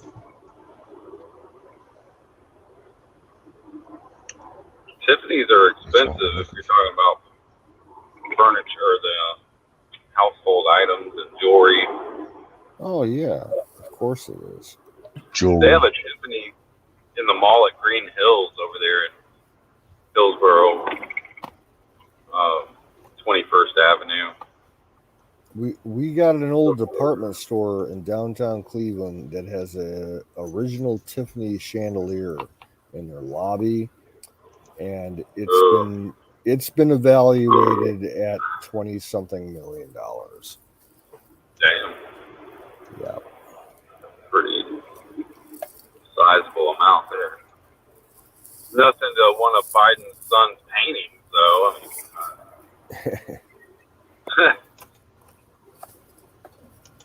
Oh, that cheesy bastard. Fucking pedophile. All right, I'm gonna have to go find this manually. I'm almost Pink home. heart tag bead bracelet. Fuck. Not talking about a Tag Heuer. Tag Heuer. Pink I could find you a Sogvi bracelet. heart. You may know what that is. Breakfast Pink with heart Tiffany. tag bead bracelet. Oh, come on now. Where the fuck did you go? 15 miles worth of gasoline left in my tank. But I'm within a quarter mile from home, so I'm not going to worry about it until morning. Nah, that's your best bet. Too late to be out standing at the pump, looking at the nothingness. Sheriff drifts along and be like, "What you doing, boy?" There is a sheriff that usually hangs up at this marathon right across from where I live. Yep. But they're good people, actually. As long as you're not drunk or something. Yeah, I got no problems with my sheriff's department. I love them. Oh, yeah. These guys are good people. I trust them more than the city cops. And Yeah. to be honest, I trust them more than the state troopers. In Well, I've had, Ohio, yeah, state troopers are assholes. They are asshole like China. yeah, I've had these cops around here. They have let me go with pot before. They gave me a speeding ticket. Made me crunch the weed up under my boot, and then at the back of the car, and he said, "You know what it is about pot that's so bad?" And I said, "What?" And he pulls down his glasses and says, "It makes you sloppy." Like, okay. He had the Super Trooper glasses on too. Oh God. They were old white dudes. They were pretty chill. I've had a black cop let me go for drinking and driving one time, and that was a city cop. That was in Metro. Just got lucky. I've had white I don't asshole know. cops, My black local asshole police cops, all of my them. local police department, they're pretty decent about dealing with everyday issues, but when they come across you at night, you know, you're just minding your own business. Like they can be assholes, but they totally fuck up the entire encounter. Like Yeah, I went out for a walk about maybe 3 or 4 months ago, and about maybe midnight to 1 o'clock. I'm walking through just the neighbor, like the next street over is a subdivision. I just walked through the subdivision. It was bulk trash night, so I'm just looking at trash and the front lawns and everything. All of a sudden, as I'm back in the very furthest part of the development, fucking like 5 local PD cars come screaming up. No lights, no sirens, like complete code one. And I'm like, hey guys, what's up? They're like, oh, we got reports of, a guy walking around the neighborhood here shining his flashlight at people's cars and in their garages and shit. I'm like, no, it's bulk trash night and I'm looking at what's on the front lawns. And, there's like 5 cops standing all around me, including a canine cop. And they couldn't tell that I was like smoking a massive amount of weed that night. I stunk like fucking pot, and not one of them even said a word. And I'm like, you guys can't be serious. You're not going to ask me what I'm carrying or anything. They're like, oh, okay, we'll run your name. And I'm like, okay, yeah, no problem. And they're like, okay, you're clear and valid, so you can go. I'm like, okay, I stink like fucking weed, and I had like a joint and a roach on me in a pocket. I don't know how the fuck they didn't smell me. I don't know how the fuck the canine didn't smell me. It's like, you guys are pathetic fucking cops.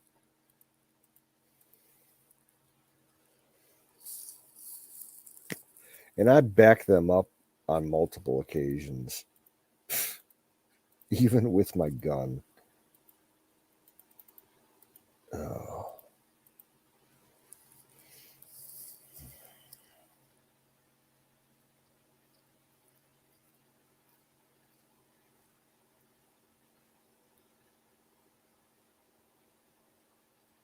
Oh, geez. I'm looking back at the chat. Dallas says he had a wild DoorDash delivery the other night. He delivered to a house, and there was an older lady lying on the ground. She fell and she couldn't get up, and he had to call 911 for her. Well, I'm glad you helped her out, dude. That shit happens.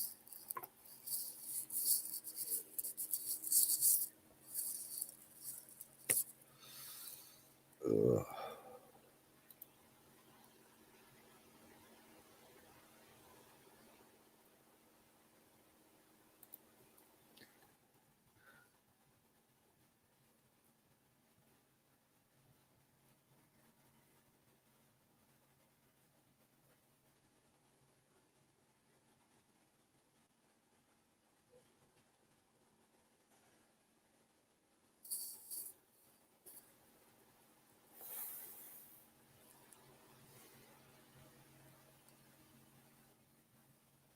Everybody just got all quiet all of a sudden.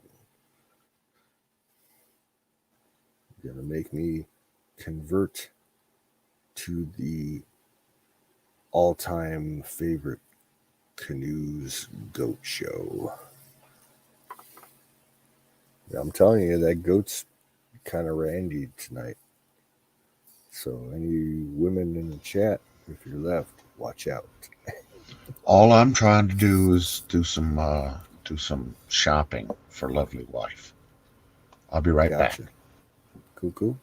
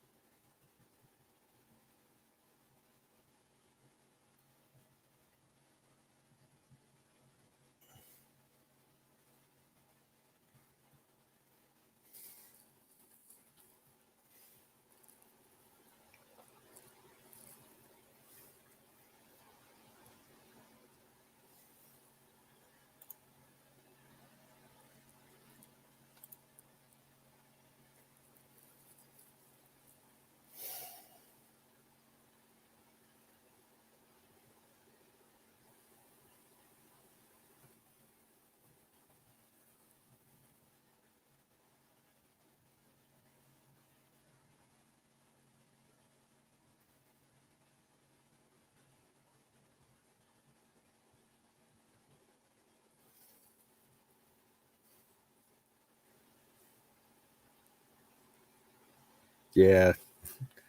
Sometimes that happens with people when they're hurt. Yeah, give me a cigarette. I've seen it before.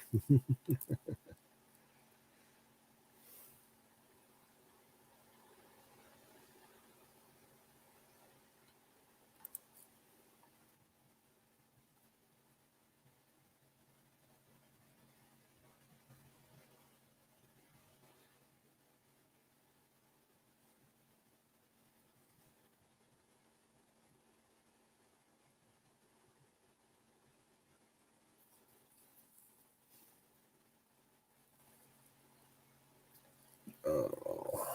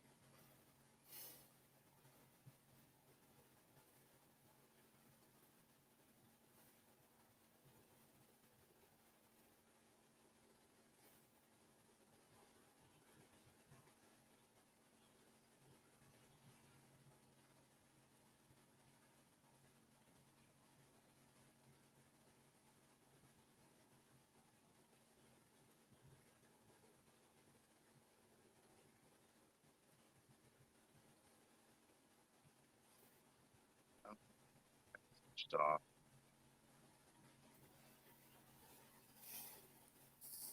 All right, Wizard, you're taking off.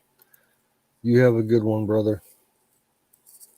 We'll catch you on the flip side.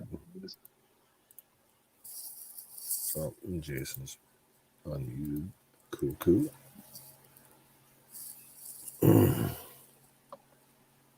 Let's figure out why my audio went. Maybe.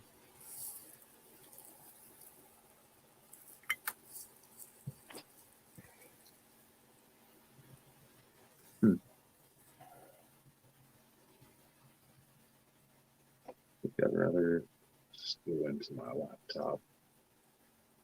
Probably just sign back in. That the Pentagon is running psyops as if we are an enemy against the domestic population. Oh. Yeah. We're hearing Alex there. Yeah. Yeah.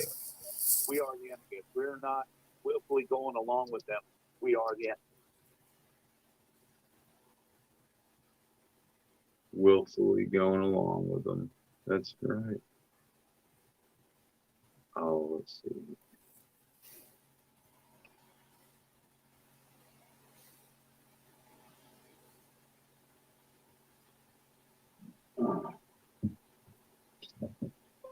Hey, Google, turn down the overhead light to 10%. Okay, maybe it was already at 50%. That's great. I get to, okay, I'm gonna key into. It is kind of cold. What is the weather like there, Canoe? I'm at about 47 degrees. Very breezy. Yeah. We've Feeling- had scattered sprinkles of rain all day long. Same here. I think today we're supposed to get up into maybe 60 degrees. Who knows? You just got to wait and see. I don't trust the forecasts. Yeah. We had a little bit more than a sprinkle of rain today, but it was pretty similar windy. It was pretty nice earlier.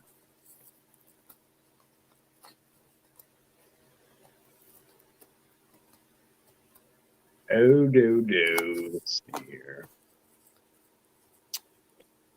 This will be much better. Okay, I'm going to come back in on my laptop if I can.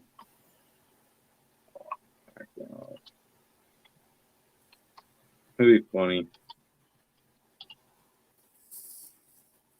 Oh, wait.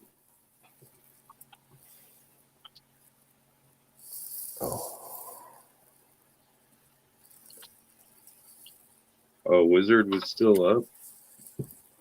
Yeah, he's just crashing right now. See, over like on, what was it called? Twitch. Twitch, yeah. Yeah. I need to get into that Twitch thing and Well, more people follow us through Twitch than they do on YouTube. So, yeah. is there a link I can? Yeah. Give me a second here and I can pull it up. I've been meaning to do that.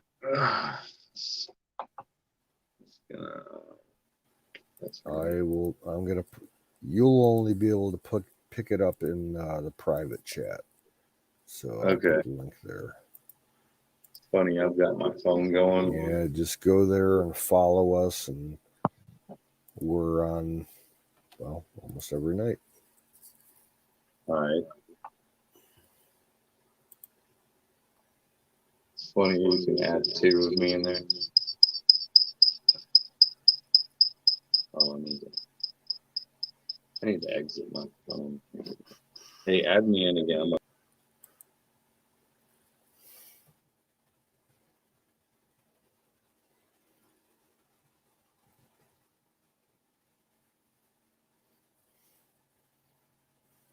And he dropped backstage. That's kind of weird. Okay. Yeah, he's just resetting something.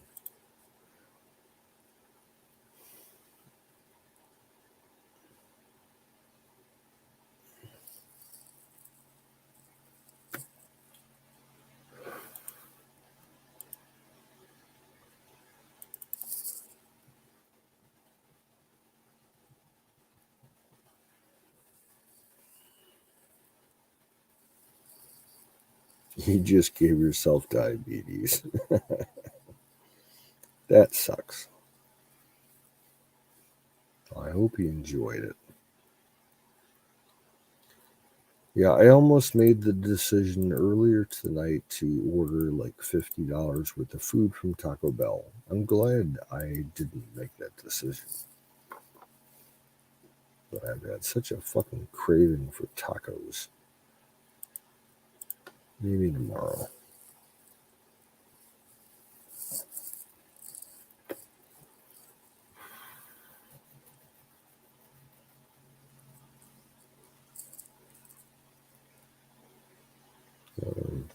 Jason's completely gone now.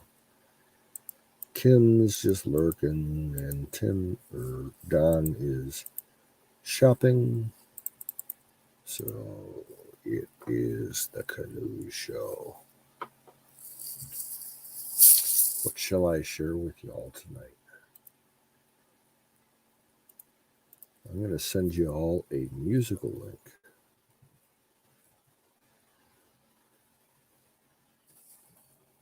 Give me a second here.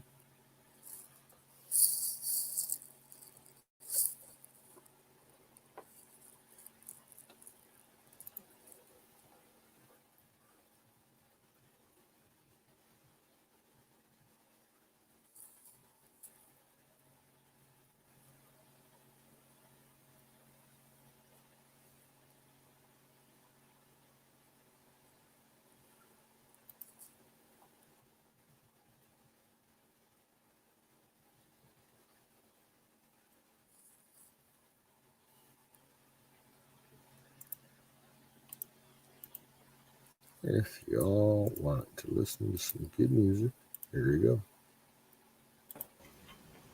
go. What's the And weather out?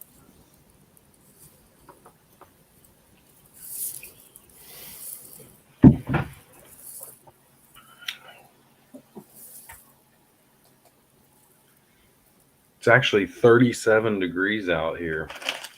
Wow. Pretty chilly now.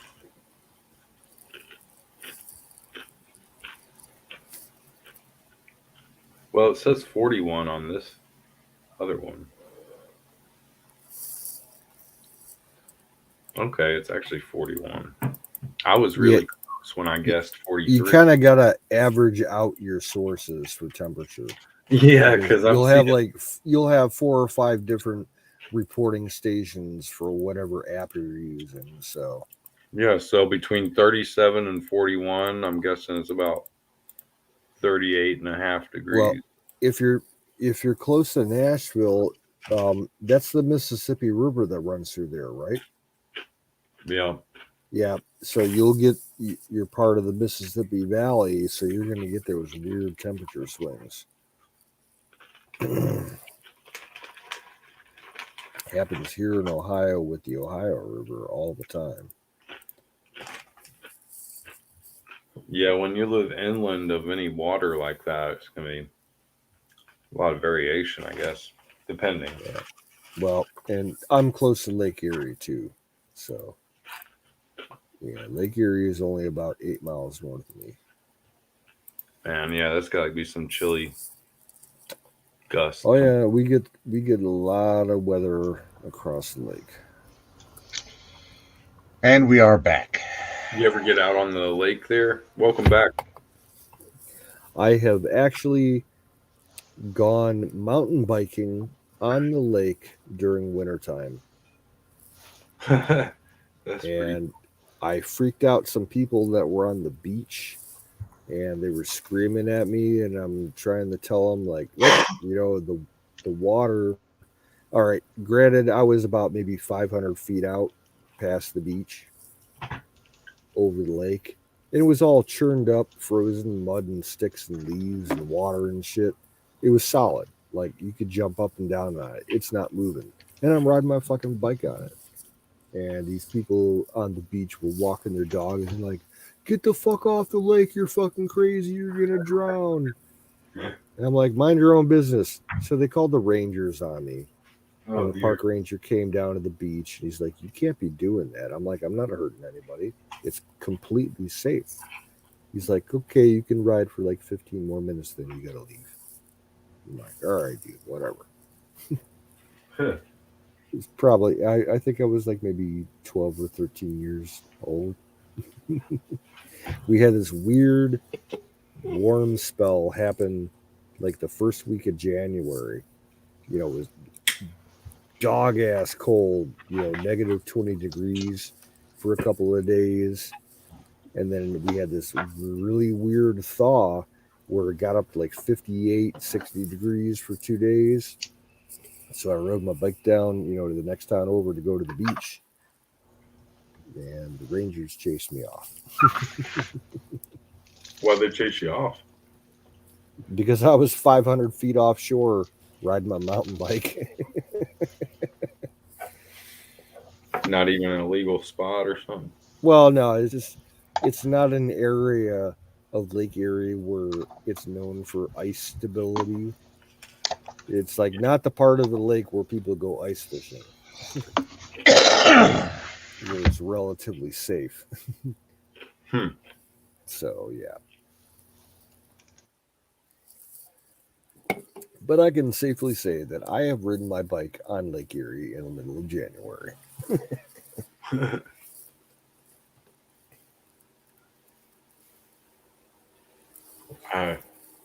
I've never been on the ice with a bike.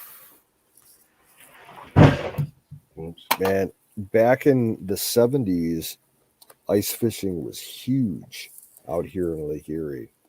And in the 70s, they got really good cold temperatures. So the lake froze up real nice and thick out in the areas where the fishing was good.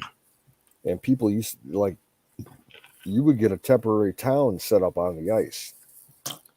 400 or 500, fishing shacks all set up, and they had little roadways for snowmobiles and everything.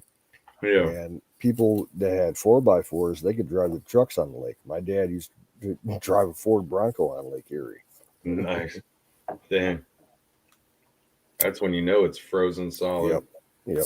They'd take the Bronco and they would put fucking water skis on and tow people behind them on the ice on water skis. What year was that Bronco? A 76, I believe. That's crazy. Yeah, and he had That's crazy because my brother had a 76 Bronco with the chassis was 76 with a 69 body or something. Okay. Well, my dad got it up his ass. He wanted to do something special with it. So he changed the brights in the headlights out for aircraft landing lights Oh, what? from like a fucking big Cessna. That'd be bright as hell. Oh yeah, like the highway patrol told him multiple times, if we catch you again on these roads running your high beams, we're gonna impound your car. It's like a lighthouse. Yep. Basically, bright solid beam 2 miles out. I that reminded me. The thing was sick looking. It was matte black with like a green lightning bolt pattern across it. It looked like a miniature monster truck. Oh dang. I love Broncos, man, especially the older ones. The new ones look weird as fuck. I don't know what to make of them. I got They a look couple like, customers at work that come in with them. I'm like, that thing's just bizarre.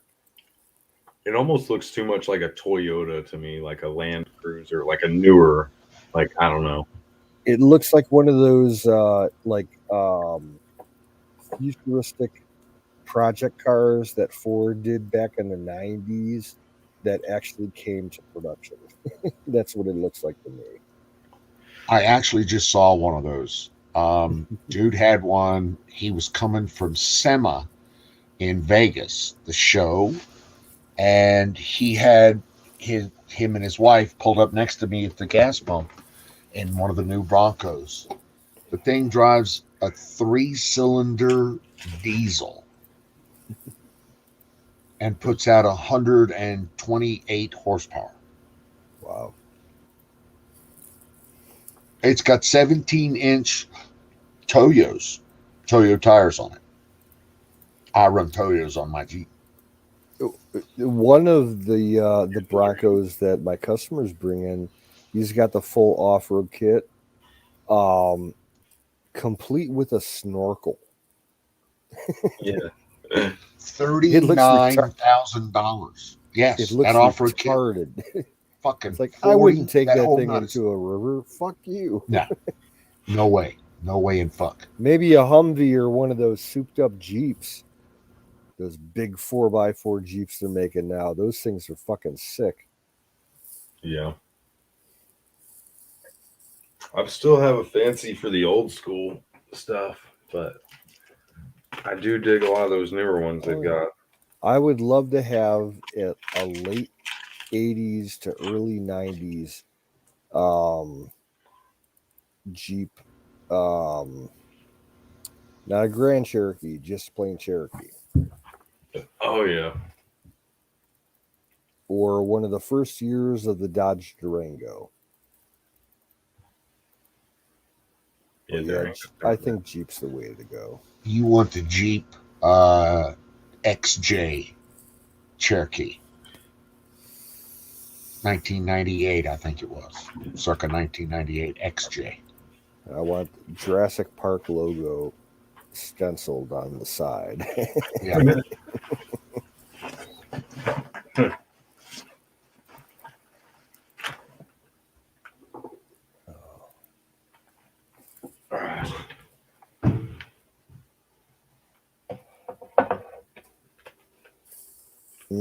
Oh, I need my 2-minute warning.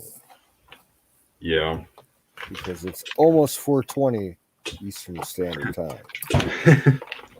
Roger on the 2-minute warning. Pack one more up here. I think that's going to be the final call for the evening here. That means I'm going to have to break out the good stuff then. It's time to get laid out. Yeah, let's pack a good one and pray for a little bit of. So Skull said, "Yep, apparently he's got the diabetes." How did he do that though? I mean, how do you go from not having diabetes to diabetes in like 15 minutes? You can hook me up there, dude. Skull. You can beat that. If you listen to Coast AM radio, they got that guest that they push all. It's like the show's most prominent, most requested guest. That Joe Wallach. I've heard guy. of him. Yeah. And he's got the whole fucking health plan on how to beat diabetes.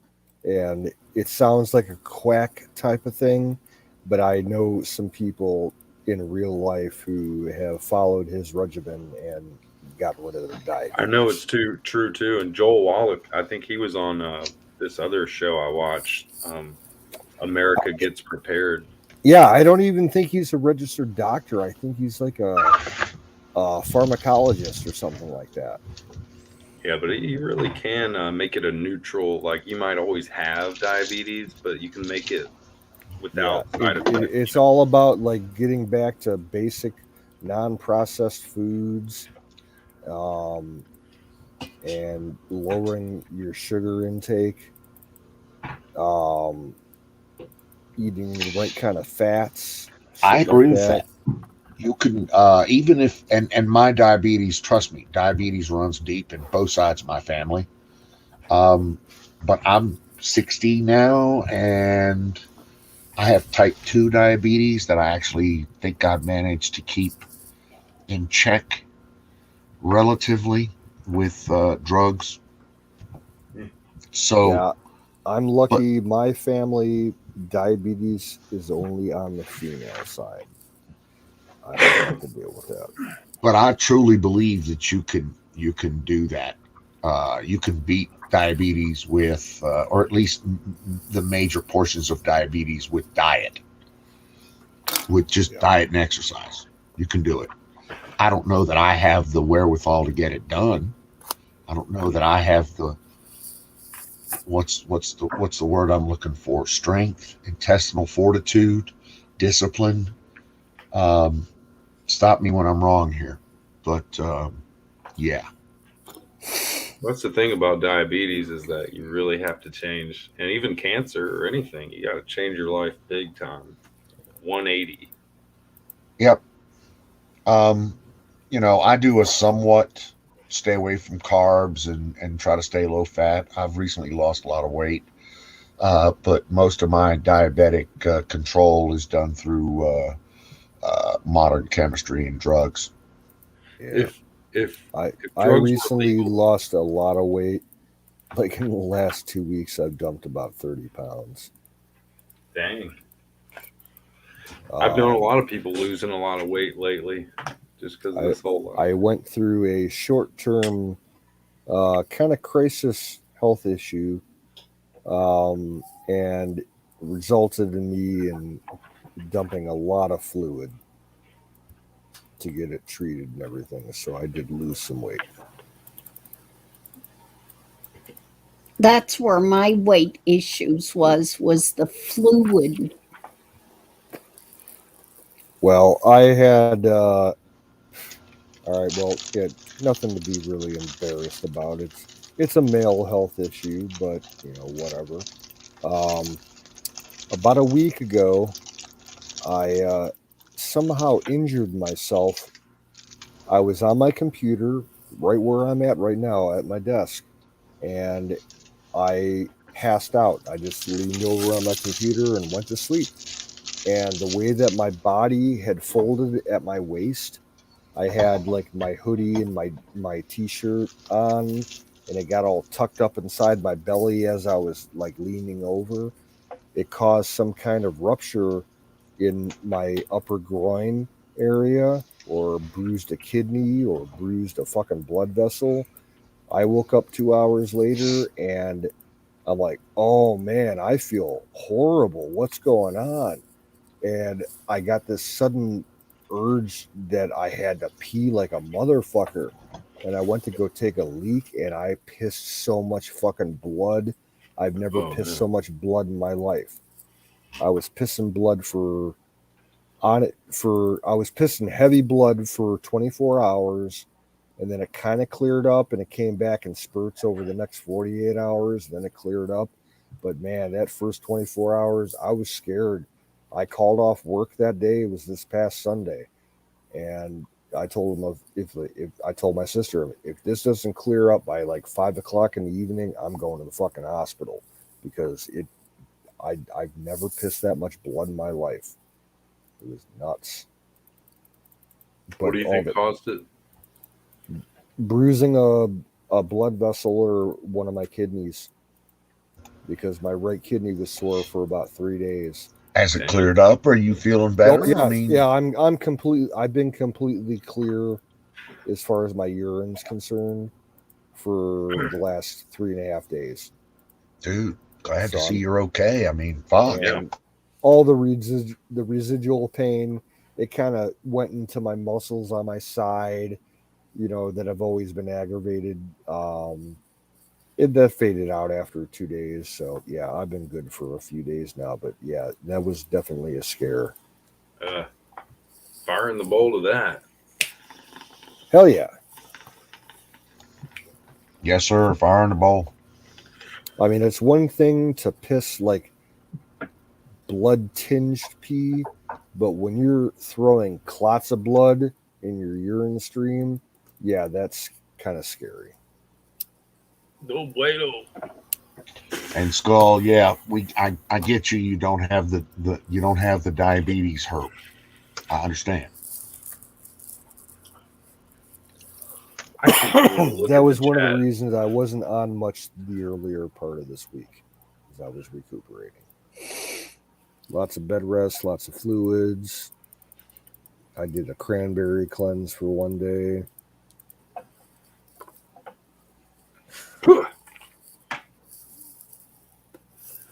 Gotta get out. You gotta stay active, man. Keep your body alkalized and in check. I'm on my feet all day long, man. Yeah, but are you keeping alkalized, like water and hydration? And Oh yeah, I hydrate all day long. but you said you got an injury though, or something happened. Yeah, my elbow's kind of fucked up right now. That's not related.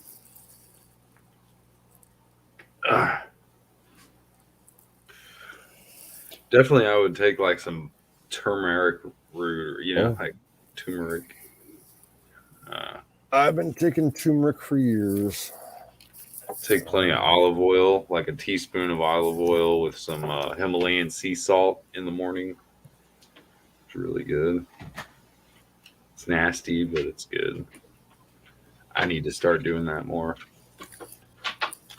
I take turmeric, tart cherry, and zinc and elderberry every day. That's good. Make sure you're getting some olive oil in. I can't stand that stuff. Yeah, I Well, there is despise. pill form and stuff. Yeah, well, I Just like take krill garlic. oil instead. I take the krill oil, the Infowars krill oil. I take the krill oil, but it ain't the Infowars I brand. get it off Amazon. Yeah. What's the so tell me what's the Himalayan salt? How's that better than say the Caribbean sea salt? Well, some Himalayan doesn't even have iodide in it, so you'd have to get the right one to begin with. But I don't know the difference because I don't know anything about the other type that you mentioned from. Well, they all have iodine in them. I mean, salt is pretty much exclusively iodine. I looked at the store though, and it said this product does not contain iodide. I was at Walmart, and I'm like, what? So it may be the Never heard of that.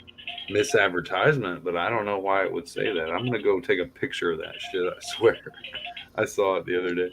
Tangy tangerine and milk with a raw egg. Why does that sound tasty? I don't like raw egg.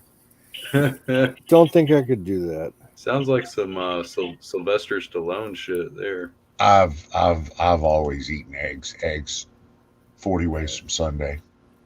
Eggs high in protein. I'll have I've 3, never 4, just 5 eggs cracked a an day egg sometimes. into a cup though and just drink it straight. No, I'm not. That's not your daily intake. I'm normally a Last scrambled time that or I a ate eggs was down fried. at Wizards for the 4th of I July. mean, even if it's lightly Yeah. cooked, I don't care. My dad used to cook it so light that it was just like Kimmy's it barely scrambled even eggs. got cooked at all. My wife makes superior scrambled eggs. My Superior. mom makes some of the best scrambled eggs, and I can't even make them like her. I don't know why. Mom always makes the best. Why is that? Yeah. Why is that? Best Because scrambled it's eggs. made with lots of love. There That's you where go. mom exactly. That's Best mom's scrambled ingredient. eggs I've ever had in my life were cooked at a Boy Scout camp, and the cook staff they used By lard. somebody's mom.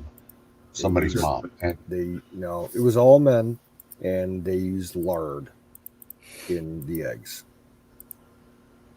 A little bit of lard. Sure, it adds some good thick taste, like that's kind of what it does. smooth it up. Wifey Even uses thick cream, half and half. I usually throw a little milk I've in used whole milk. Yeah. Yep. I grew Yep. up on whole milk mixed in with your eggs when you there. Yeah, scramble. that's what my mom does, but she just cooks them nice and slow and just perfect. Yeah, and Yep. I always heard growing up that you could stretch them if you didn't have enough milk. You could add a couple drops of lemon juice to them. And You can. It would expand the milk to if you didn't Throw a have little enough. little cheese in there. Oh, a lot of cheese. Yeah, Yeah. I do like Ain't a nothing Western to do omelet. with a little cheese when you're There you doing go, eggs. Kimmy. Sell it, got baby. to be a Wee little lot bit. of Ain't cheese. nothing to do with the little cheese. Exactly. Ain't nothing to do with the little cheese. Oh, that's good.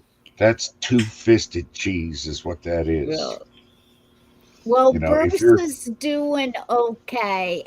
That's the reason why I was muted for so long, because he called me on the phone. So good. What else is going on, Kimmy? Fill us in. I got the heater that Canoe sent me, or I had to go pick up. And so I'm nice and warm now. And Awesome. Oh, me too. I just got back home and I'm nice and cozy. we got Cozy like Bruce. a little gay frog. Bruce, we had a good talk. It was about, him in that bar. And I got him to realize that a lot of his friends at the bar and everything, that she made the comment about he had to leave because he wasn't vaccinated. I said, well, now you ain't got to worry about going back to that bar and spending a bunch of money. Yeah. Now, and maybe now a lot of the veterans and stuff that you go there to the bar, are they vaccinated? And he said, no. I said, well, now maybe they'll end up at your house instead of spending the money at the bar.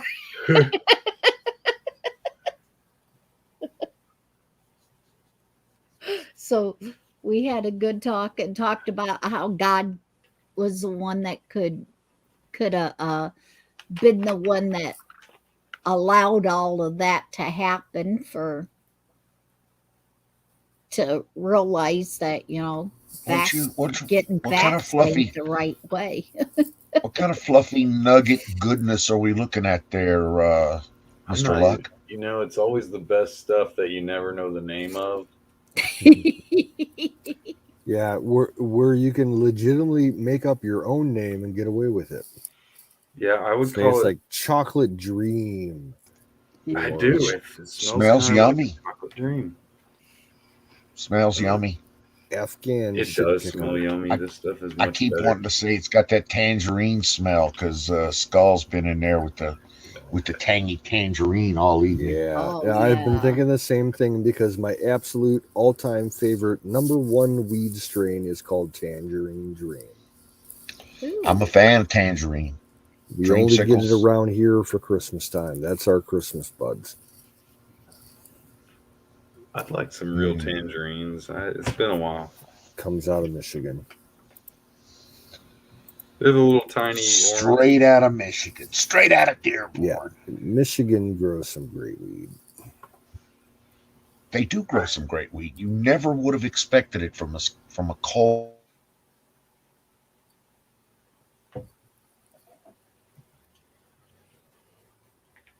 Do produce some really stellar weed. Some good fucking strains coming out of there.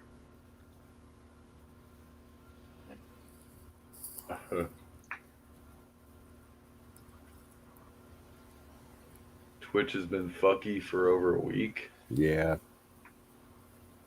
What Twitch storms. It's fucking. I believe the commies are infiltrating Twitch. Oh, they have been. Hackers, I'm sure. Paid hackers. One of their top State. super mods is a guy who thinks he's a deer. There you go. Exactly. So I mean, it's got to be a quality platform, right? Well, yeah, Twitch has been acting up, technically for a week now. Just Ron even Gibson's channel even some of their huge streamers that get tens of thousands of people watching them have been complaining that their streams get shut down and all kinds of shit just intermittently. So then, let me ask the stupid, silly question: when are we all going to go across to Rumble? I need to check it out. I'm one Yeah, of those people. I have not Or checked Parlor, it out. or Odyssey, or whatever the fuck everybody else is on. I've I mean- gotten so relaxed with watching Ron Gibson and having these chats that I didn't ever really have time to go over and go, oh, let's do the Rumble or BitChute or. I'm saying. Yeah. I'm exactly saying. Let's do it. This has been working, I'm not Twitch's biggest fan, but the YouTube seems to be at least functional and somewhat stable. And I feel like they've definitely probably targeted those other ones like Rumble and BitChute, all that. They probably target that way more than this. Dude, YouTube has come out and said, well, you conservative fuckers can just go away, as far as I'm concerned. YouTube has been nothing but hostile to conservatives. Well, yeah. Yeah, maybe Nothing it's but. going to be time to merge eventually, sooner than later, probably. I don't know, but we have seen a lot of Twitch, and I don't know if it's Bear's channel specifically, or if he's just one of the fucky few. But there have been. It's been widespread. This Yeah. channel on Twitch was like getting real glitchy 2 or 3 days ago. Yeah. And same not just over, here. yeah, at Aaron's too. There's a Scan and Smoke that I watch. That's kind Yes, of yeah, a little subscribe to him. flaky. And It's I recently got rid of Steel Toe. They're a bunch of yeah, whiny little liberal fucktards. Jesus Christ. Do you guys Yeah. have any problems with like a CB radio noise come across with I haven't heard nothing your here. speakers or anything?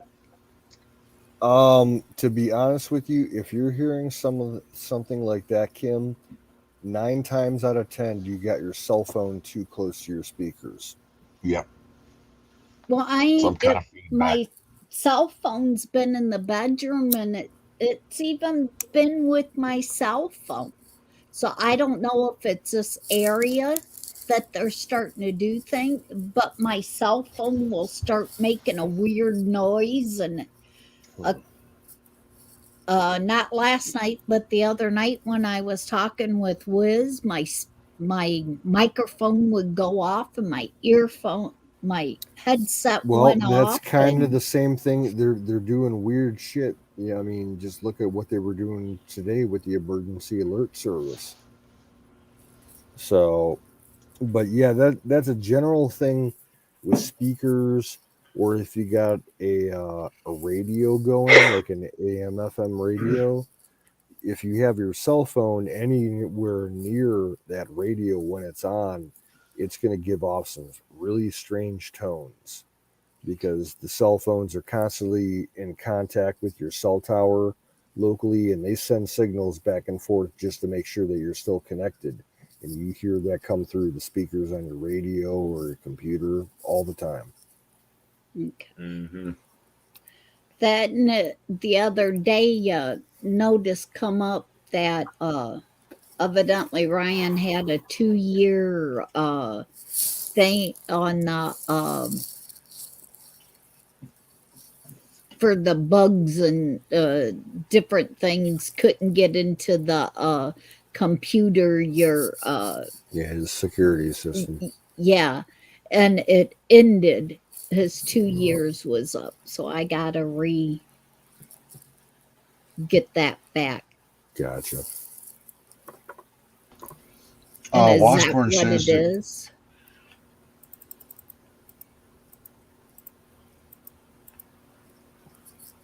What, Don? I was going to say Washburn Billy says that Rumble went down twice tonight during Salty's show. Now, I do know that Salty has a lot of watchers, streamers, viewers of his Yeah. stream. I mean, fuck, just on YouTube, he's at 10,000, 15,000 on a regular basis. But if Rumble went down because of Salty, then that means they're, well, having capacity issues, or B, being hacked. Yeah, capacity with the bandwidth can be an issue, or latency. Yeah, but you heard it here first. The Chinese are in the social systems this week.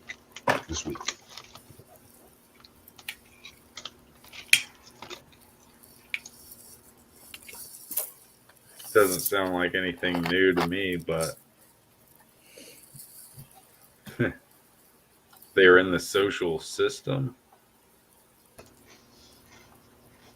More infrastructure than application layer. Maybe I should reiterate, or I should Sounds say, like a deeper form of infiltration. much deeper network level, encryption levels, those types of things. State actors, Full data cyber extractions, attack capability. those kinds of things.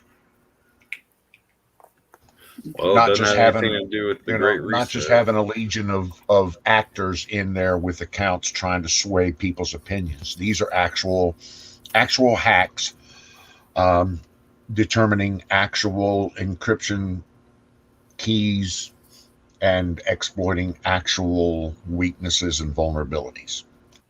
Mm-hmm. I knew somebody that actually got free cable. What was it called? I had all the HBO and everything. You had a little SIM card, and you could just take it back and reset it every month, and you got free cable. There's just hacking is such a easy yet sleazy thing to do, depending on what you're doing it for. I could have got into it, but I'm not into it. Although I'll probably get into some computer science here. I'm definitely going to learn some coding and all that. I'm a novice, but I could have gone far with it because I just have that knack for learning computer shit. Put it that way.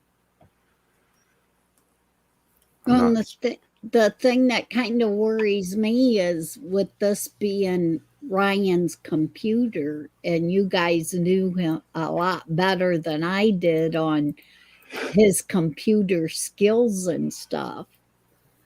That I definitely need to get the virus stuff reactive on this, because I ain't never gotten to his files or anything because he had it so Yeah, it's all tightened password. up. Yeah, password protected. If you can't, Yeah. because it would, if you click on that prompt or whatever for his update, it's going to ask you for a credit card number and everything. And COVID snot balls.